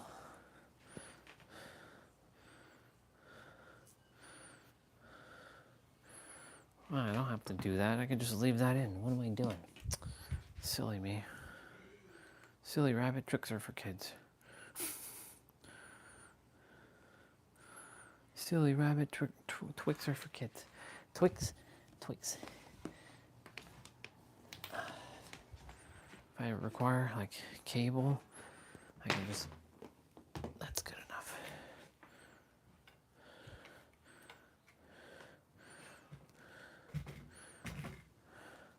Take you off of this for a moment, put you all onto this.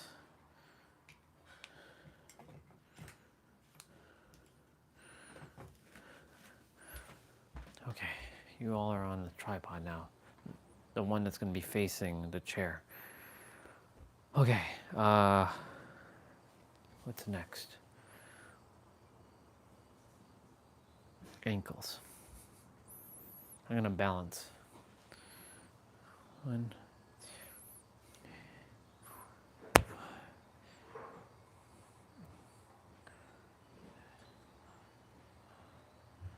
I technically did ankles already. So hamstrings. I already did ankles. We gotta do hamstrings. Ugh. Oh, I know what I can do for hamstrings. It's been a while.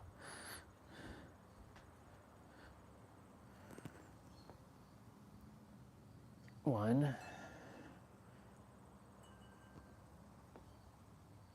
2,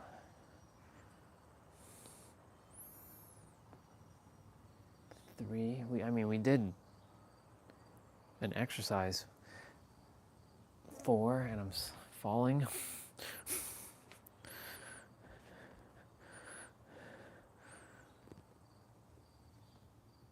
5. This is definitely practicing balancing.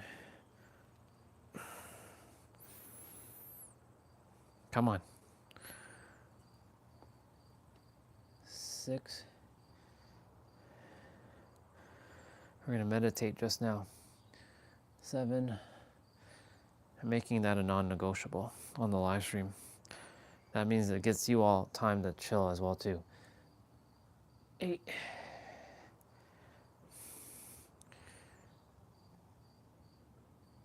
9. Shit. 10.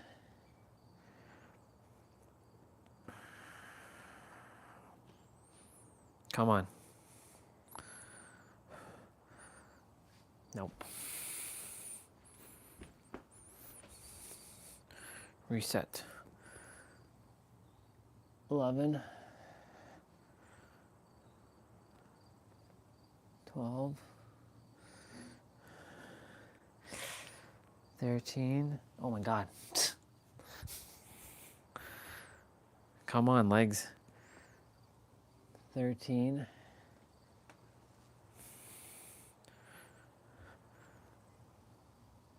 14.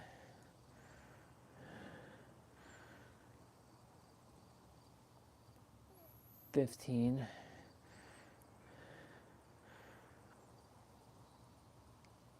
16.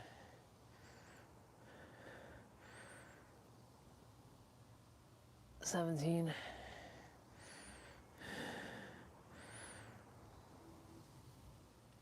18. Come on. 19.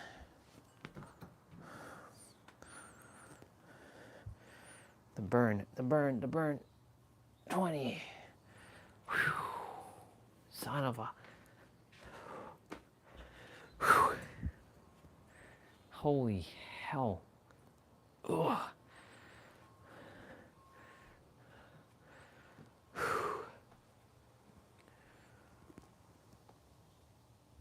Hold on. 1. I got to see my wife, Lindsay Sterling.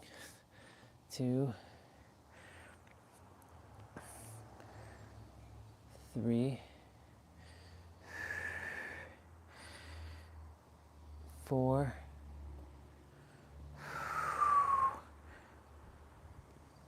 5, 6,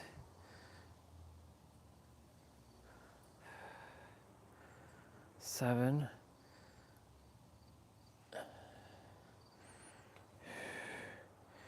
8,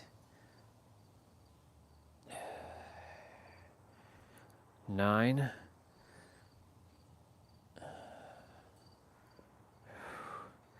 10,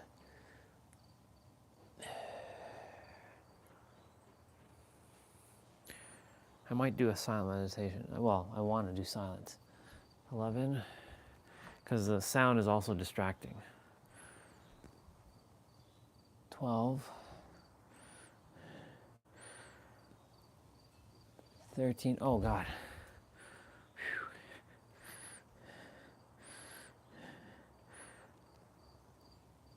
13, 14,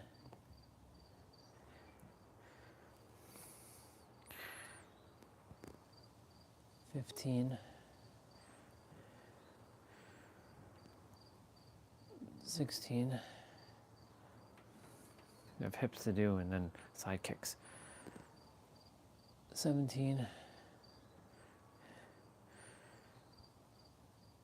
18, 19, 20, and that's 20. Whew. Okay, we're gonna do 2, 3, 4, 5.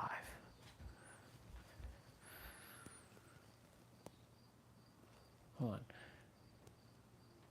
1, 2,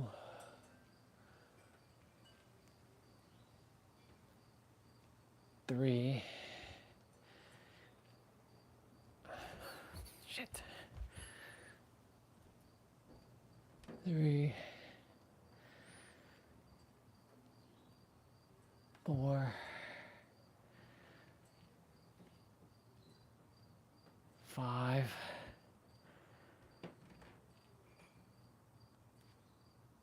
6,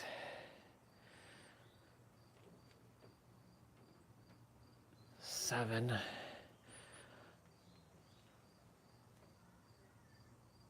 8,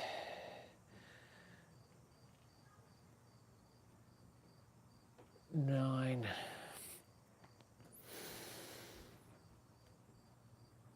10, 11, 12,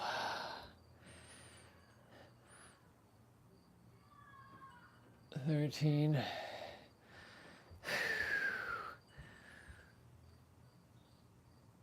14,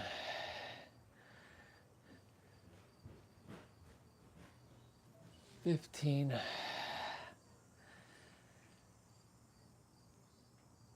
16, shit, 17,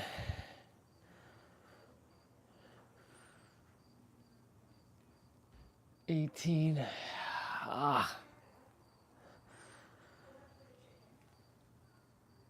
19,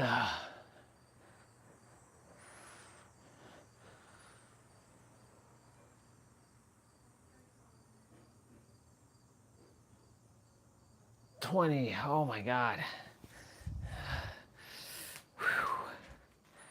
Okay. Shake it out. All right. 1, 2, 3, 4, 5, 6, 7, 8, 9, 10. 1, 2, 3, 4, 5, 6, 7, 8, 9, 20. 1, 2, 3, 4, 5, 6, 7, 8, 9, 30. Shit.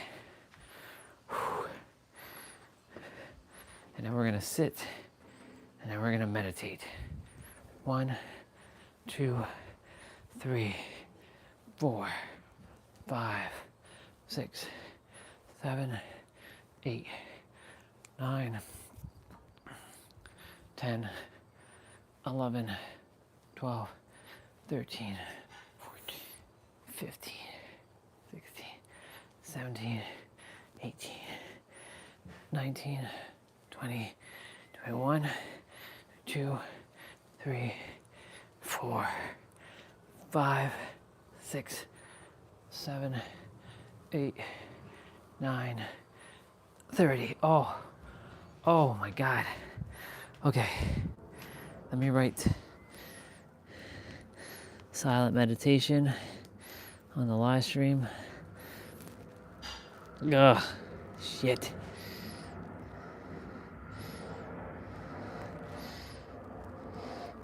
Yeah, if that was actually real, but I know that's not real.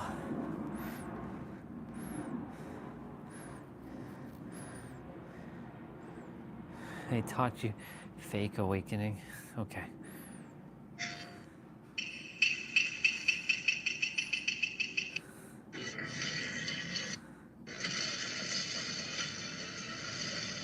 It's possible.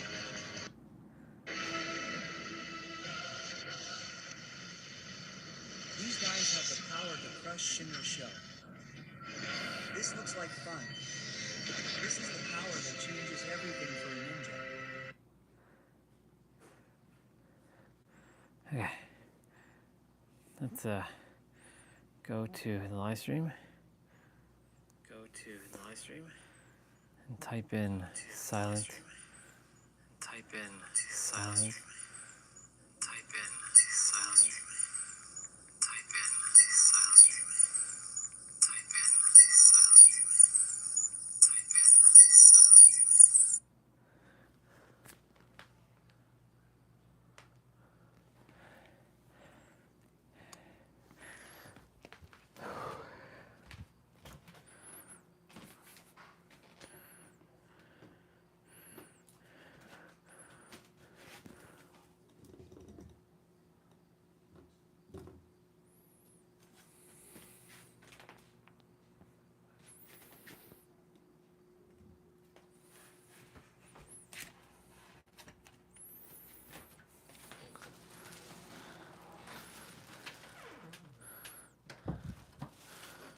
All right, y'all.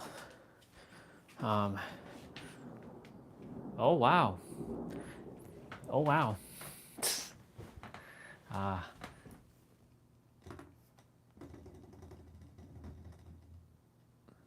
Cool.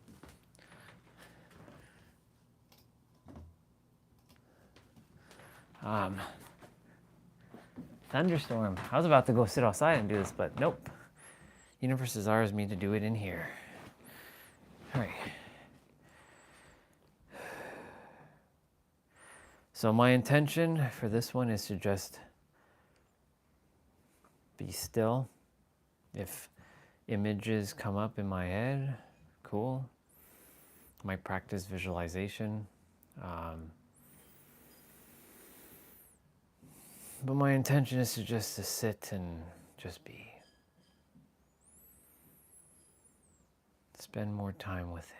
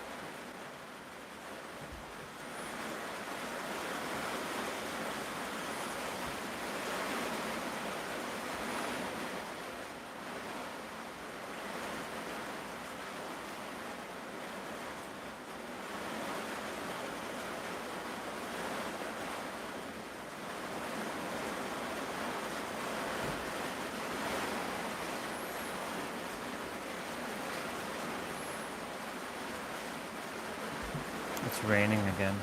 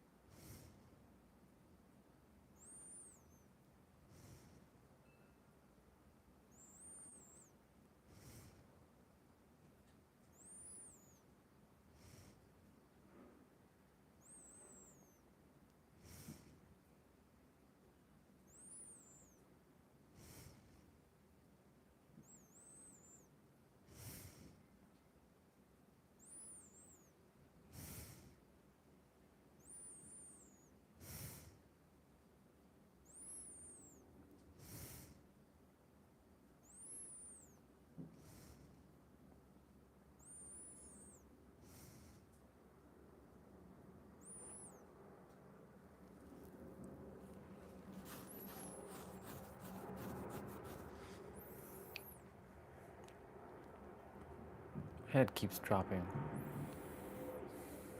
I'd keep it stationary.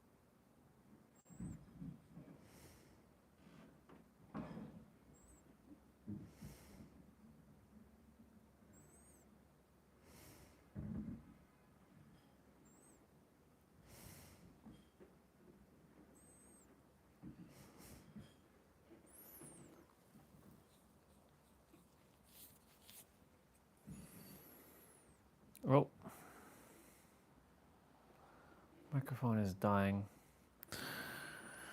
Oh.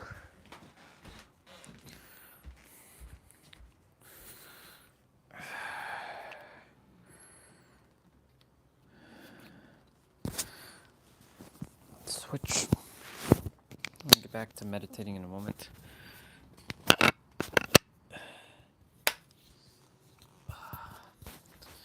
And it's sunny again.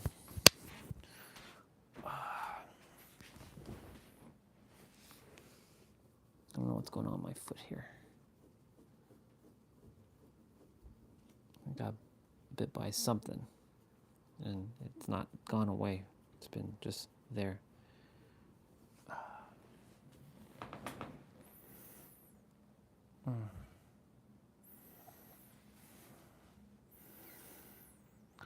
I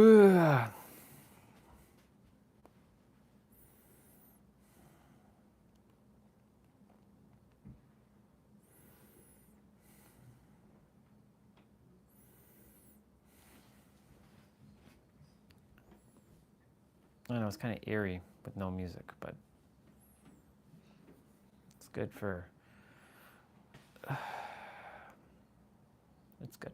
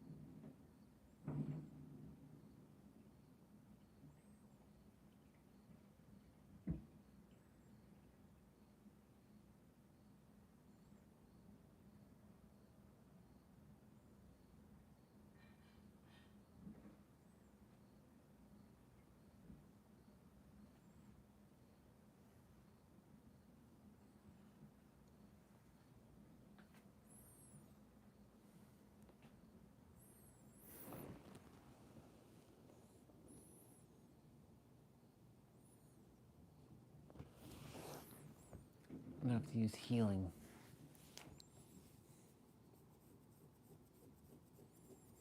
I don't know what these are. Chokurei. Honshanzei Shonen. Dakyomyo Kataka.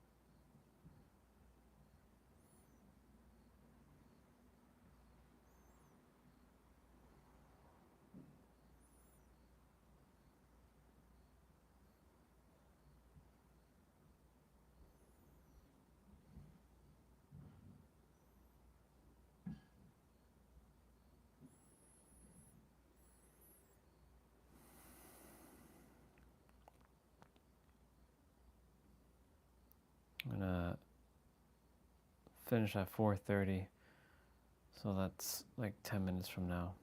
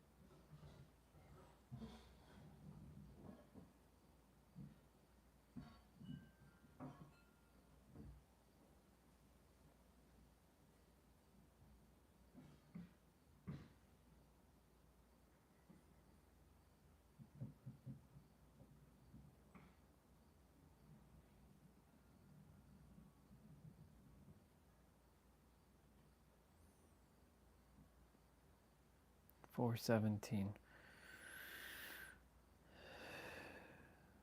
12 minutes.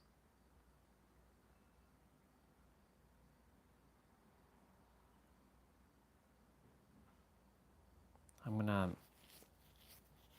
gonna go shower afterwards.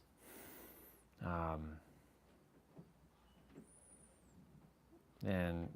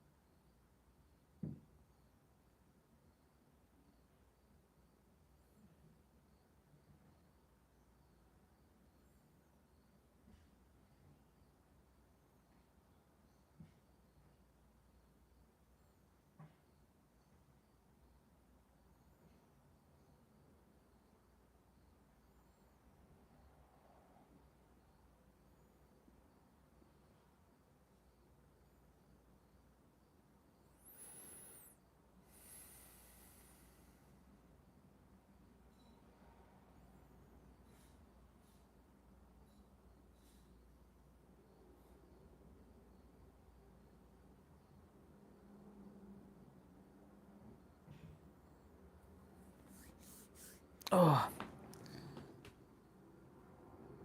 Yeah. Ah. That's so good. Ugh. Okay. Yeah,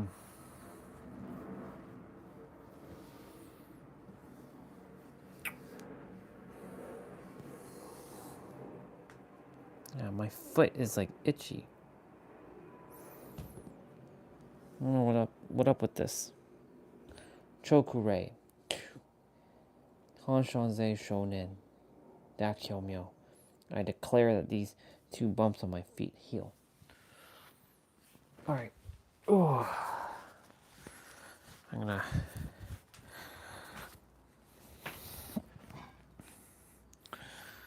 put on some music.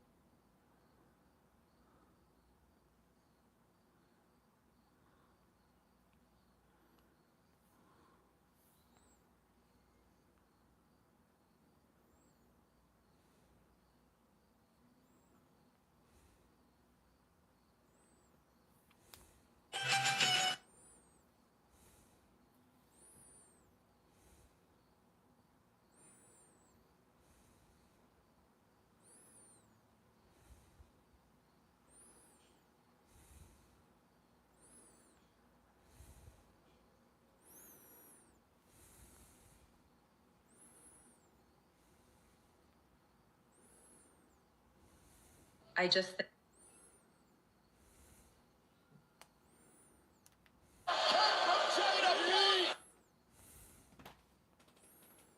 Oh yeah.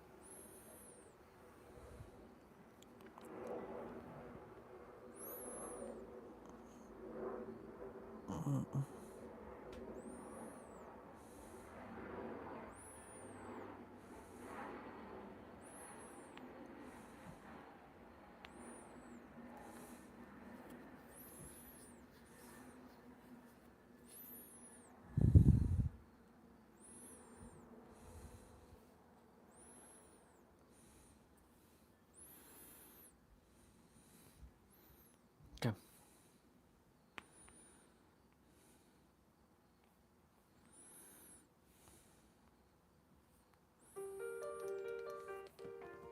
Alright, I'm gonna go shower.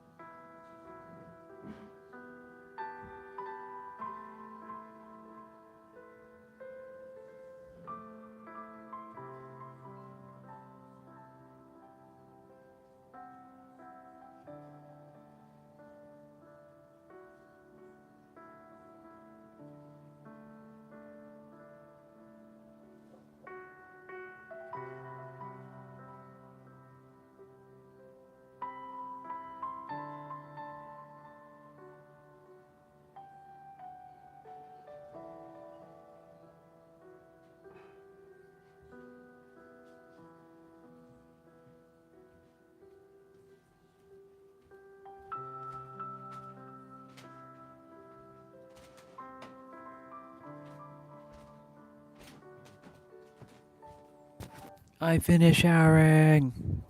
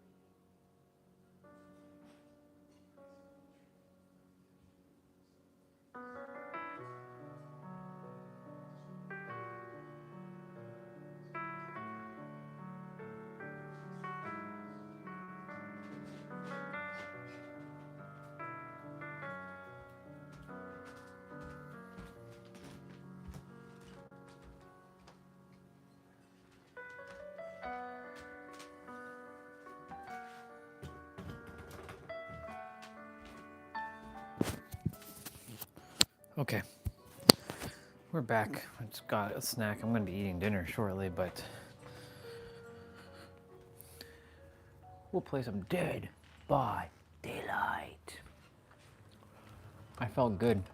I was in the shower and I was like, had a thought of Lindsey Sterling. Yes, that kind of thought, but also I came back and I saved the planet and I was turning Super Saiyan. I showed her and a bunch of you that when I died and I came back, how the Earth actually is truly an illusion. I was showing all of you how I gave you all your Super Saiyan powers and I unlocked the powers within yourselves. It was really awesome. It was so cool. I enjoyed it. It was a good shower. While I was meditating, that's what I was visualizing for the last like several minutes, was her and Supra and all kinds of other beautiful things that are brought forth into my experience. I really enjoyed it a lot. That's why I really am going to just sit more in silent meditation. Plus, it's keeping me accountable. By the way, I have a bunch of these peanut butter, like crackers, like biscuits. The Maria biscuits. Ugh. Felt good to do some sound healing for sister. You know, felt good.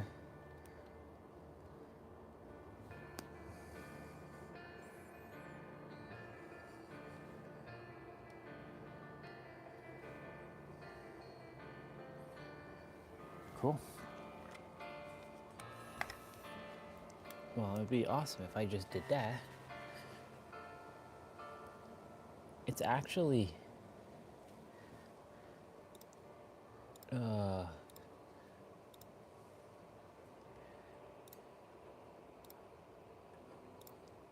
chilly. It's like, Alexa, what's the temperature right now? Right now, it's 16 degrees Celsius. Ooh, it's 16 degrees Celsius. That's a cold. That's a cold one.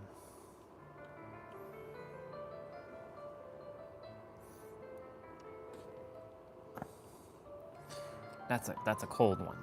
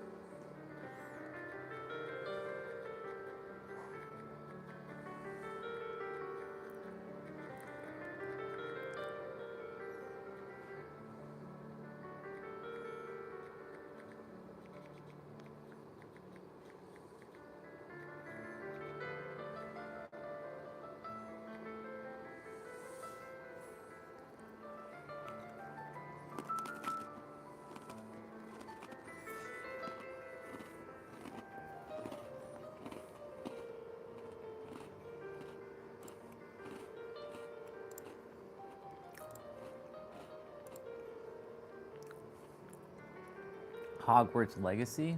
Wow. That went down. Aw, Dead by Daylight is patching.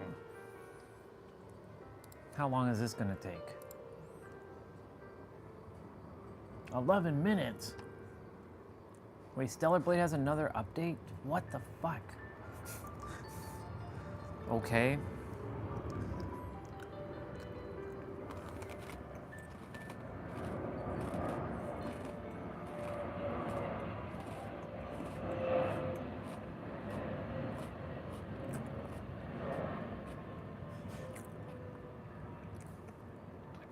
Wu Chang has another one as well.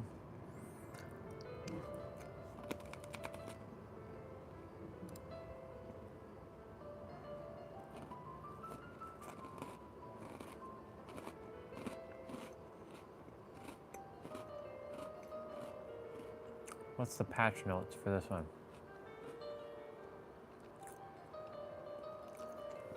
So Stellar Blade will be playable in 3D via Samsung's 3D Hub.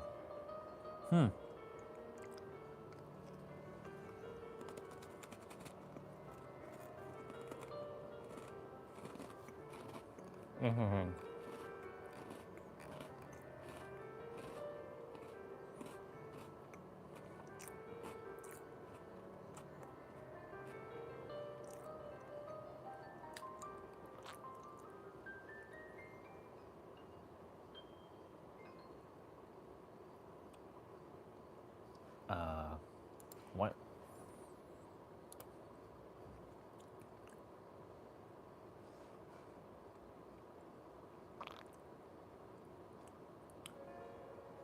Type graphics settings in Windows search and open the graphics menu.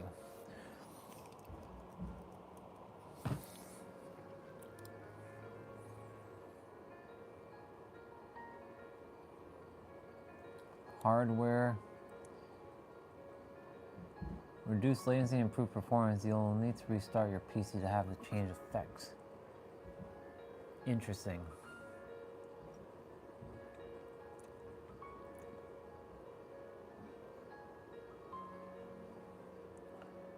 Reduce latency and improve performance. Interesting, I didn't know that.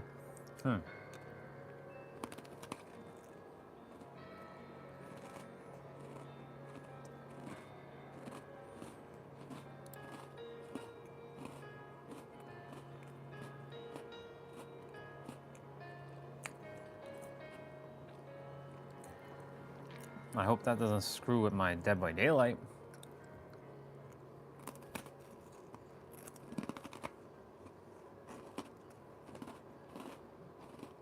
Well, I don't want to look at paint and trying.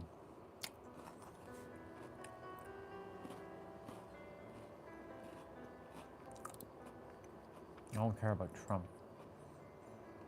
I mean, I respect the dude for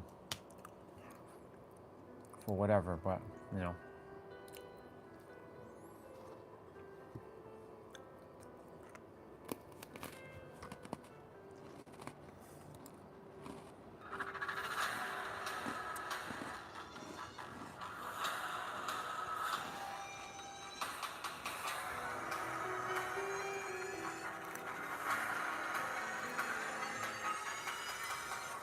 Alienware.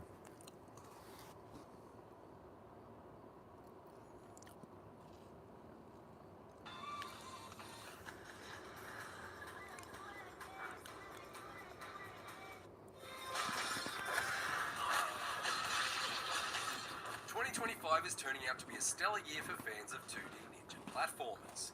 The 16-bit blood sprites have barely dried on Ninja Gaiden Ragebound's Katana, and now Sega's iconic Shinobi series has emerged from a 14-year stay in the shadows to fling a fistful of kunai straight into your adrenal glands. Shinobi Art of Vengeance brings back the series slash and dash with plenty of blood. Let's check this out. It empowers returning hero Joe Musashi with an enjoyably expansive We're waiting for hypercharged Dead by ninja Daylight to skills. load, or to.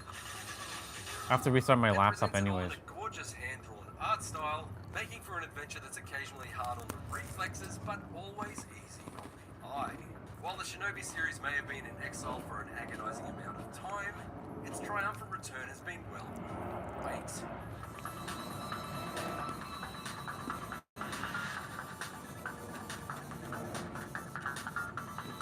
Art of Vengeance's setup seems to have spilled straight off the circuit board of an 80s arcade machine. Led by the maniacal Lord Ruse, the nefarious paramilitary organization ENE Corp has achieved world domination by force, and the responsibility of toppling it falls squarely on the crisp, linen-covered shoulders of Joe Musashi. Musashi had resigned himself to the simple life, mentoring young ninja students in obscurity like some sort of Obi-Wan Shinobi. Well, your students can't become ninjas without you. But when the E&E brings violence to his village, he's forced to seek vengeance on every soldier, spectre, and samurai that stands in his Wow, path looks over the cool. course of a 10-hour cross-continental killing spree. It's simple stuff for sure, but it's really all the motivation I needed to turn the E&E forces into a series of slash test dummies, and I was perfectly happy for Masashi to let his blade do the talking. Quite literally, in fact, as he only ever grunts during conversation cutscenes, which brings some welcome bursts of comic relief in between each sprawling showdown. With your village taken care of, there's nothing left in my way. Except for you. Its plot may be true to the uncomplicated action movie era the series was born out of, but its looks are strikingly modern. Much like developer Lizard Cube's Streets of Rage 4 before it, Art of Vengeance's characters and environments have that painstakingly drawn by hand style to them that produces consistently phenomenal results. From hulking container ships that loom in the backdrop of the fish market stage, right down to the reflections in puddles that whip past Musashi's unceasingly determined sprint. It looks cool. It turns out that vengeance isn't the only art that this latest shinobi has set out to nail. There are clear contrasts between each setting too that make them uniquely captivating to explore. From the lush bamboo forest of the opening level, through to the disgustingly gloopy explorable innards of a kaiju that seem like something straight out of a Rick and Morty episode. Gonorrhea! How's this for a burning sensation? No two of Art of Vengeance's 14 levels are structured the same either. One stage hustles the chaos along the carriage rooftops of a speeding train. Another has you stalking across the skyline of Neo City in all directions in an effort to find and rescue hostages. Oh, thank you so much. While another still takes you deep into a labyrinth of dark corridors in a secret E&E base, where Metroid-like mutants suddenly lunge at you through the shattered glass of their stasis tanks to keep you on your toes. There's also plenty of variety within each level, like the mountain stage that shifts from a lava-lined steelworks area to a breathless rock slide descending into a chasm. While the occasional Looks switch so puzzle or chase cool. sequence is repeated here and there are enough fresh objectives to complete and unique environments to explore that the journey remains as sharp as a shuriken from start to finish. Wow. There's even a bonus stage that reimagines the surfing level from Shinobi 3, which is a welcome throwback to that brief period in the early 90s when there was no concept cooler to kids than a ninja on a surfboard. I surf.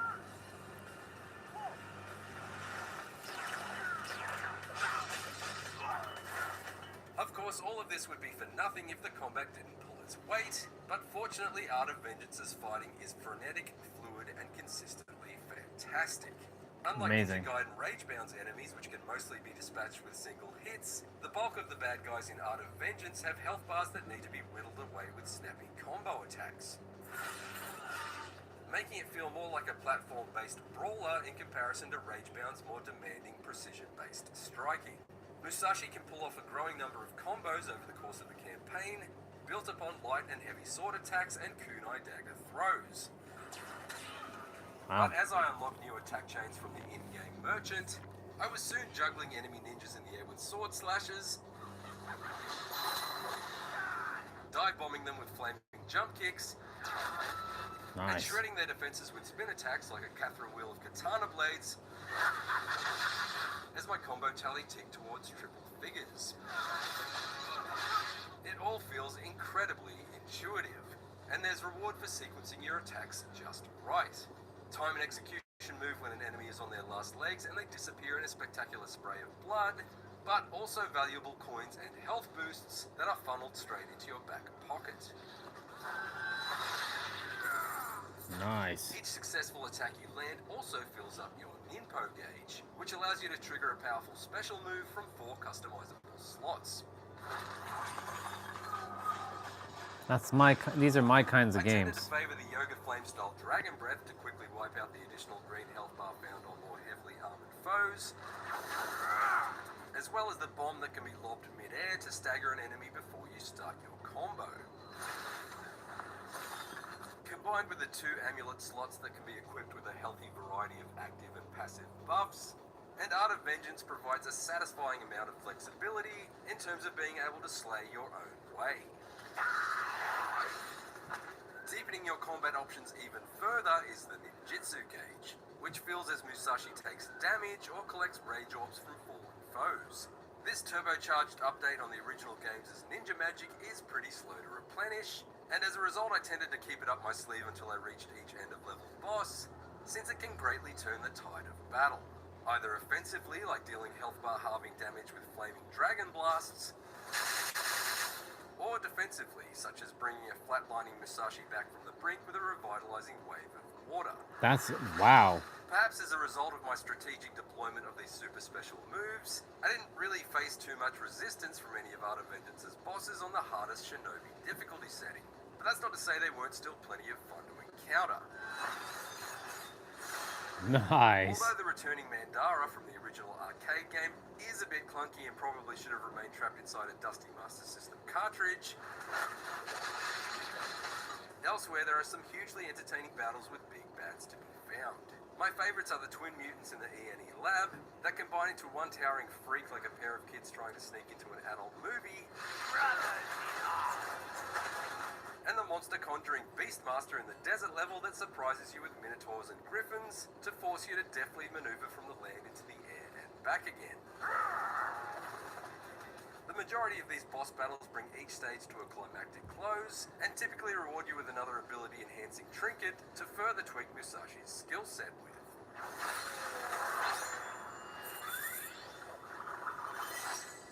Nice.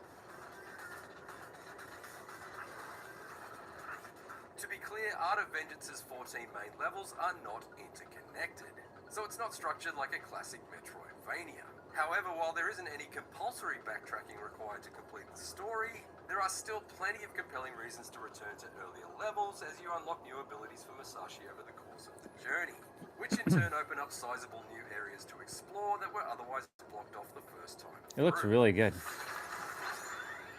A charged up punch for shattering yokai barriers, ninja claws to scale walls and overheads, a glider to take advantage of updrafts, and even a grappling hook aren't just crucial for reaching the story's conclusion, but also for sniffing out all the secrets in each stage. Even though I've rolled credits on the campaign, I'm still steadily working my way towards 100% completion of each level and having an absolute blast doing it. Well, Some that's of these good. secrets are as simple as tokens to unlock more goods at the merchant, What do you buy? or new costume colors for Musashi. I'm pretty partial to slaughtering E&E goons draped in cherry blossom pink myself, I like the pink. but there are also up to 3 elite encounters to find in each level, which drop you into an intense arena fight against heavy hordes, like some sort of sword-swinging Super Smash Bros. Battle. That's pretty Clearing dope. every elite encounter in a level will grant you a new amulet to equip, further enhancing Musashi's attack power or his ability to heal, which become invaluable buffs against the late game bosses. Super My favorite shocker. optional extra, however, are the Rift challenges.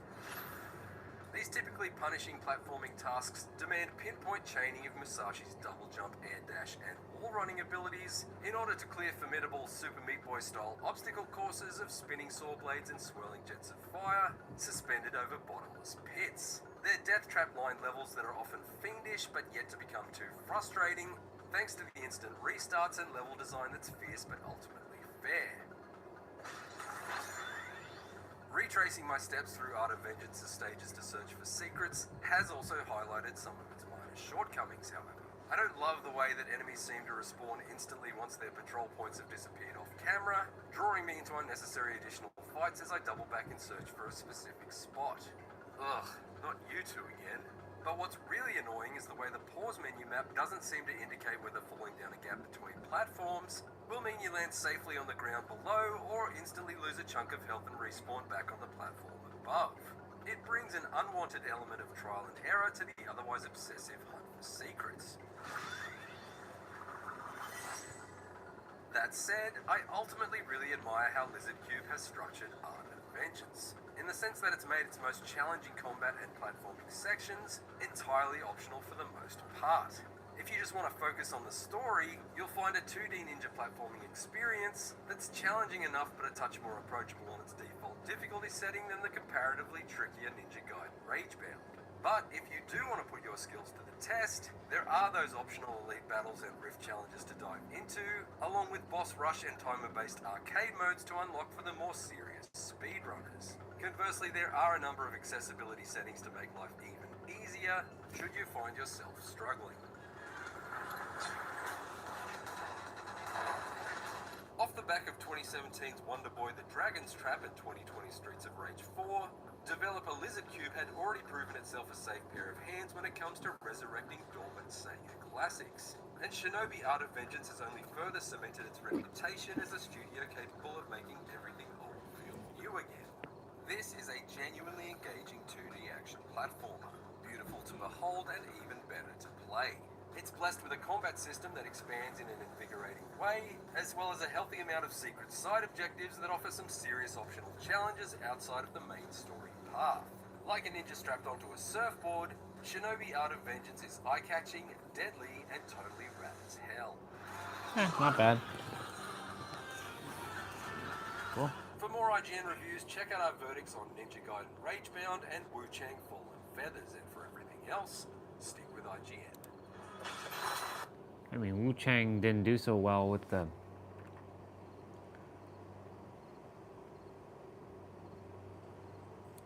This is by far the most amazing looking new announcement from the PlayStation State of Play. Tides of Annihilation feels like an action-packed Devil May Cry mixed with the epicness of God of War, and it shows once again how hard Chinese developers are currently cooking with intense action titles. The game takes place in a modern London, but not as you know it. It's a twisted, post-apocalyptic playground where familiar landmarks are reimagined under the shadow of an outworld invasion. You step into the shoes of Gwendolyn, a lone survivor with an incredible secret power. You can summon the legendary Knights of the Round Table. Fueled by a burning desire for revenge and the need to save her sister, you'll command a squad of over 10 spectral knights, each adding a unique combat style. The game looks absolute bonkers with an amazing art direction, and you will face off against over 30 jaw-dropping bosses. These will probably kick your butt quite heavily, but at least you get extremely satisfying looking fighting cinematics. With a promise of more than 30 hours of intense gameplay, dynamic combat combos, and a story steeped in courage, loyalty, and heroism, this one should hit your wish list as soon as this. Okay, I'm going to quickly restart.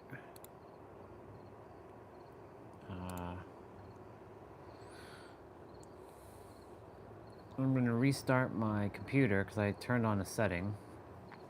And, ugh.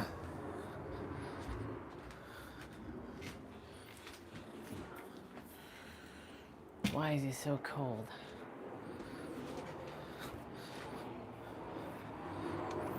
I mean, it's not even cold, like, it's not cold, but it's cold. Hey, look at that field. It looks awesome. I'll take Lindsey Sterling there.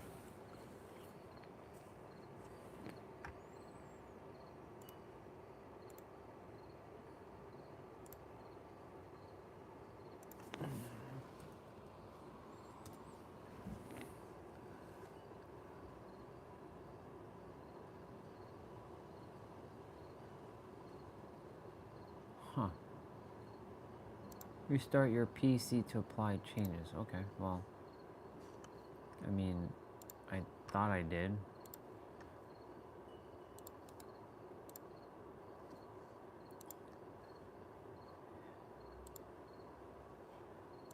I'm gonna just quickly shut down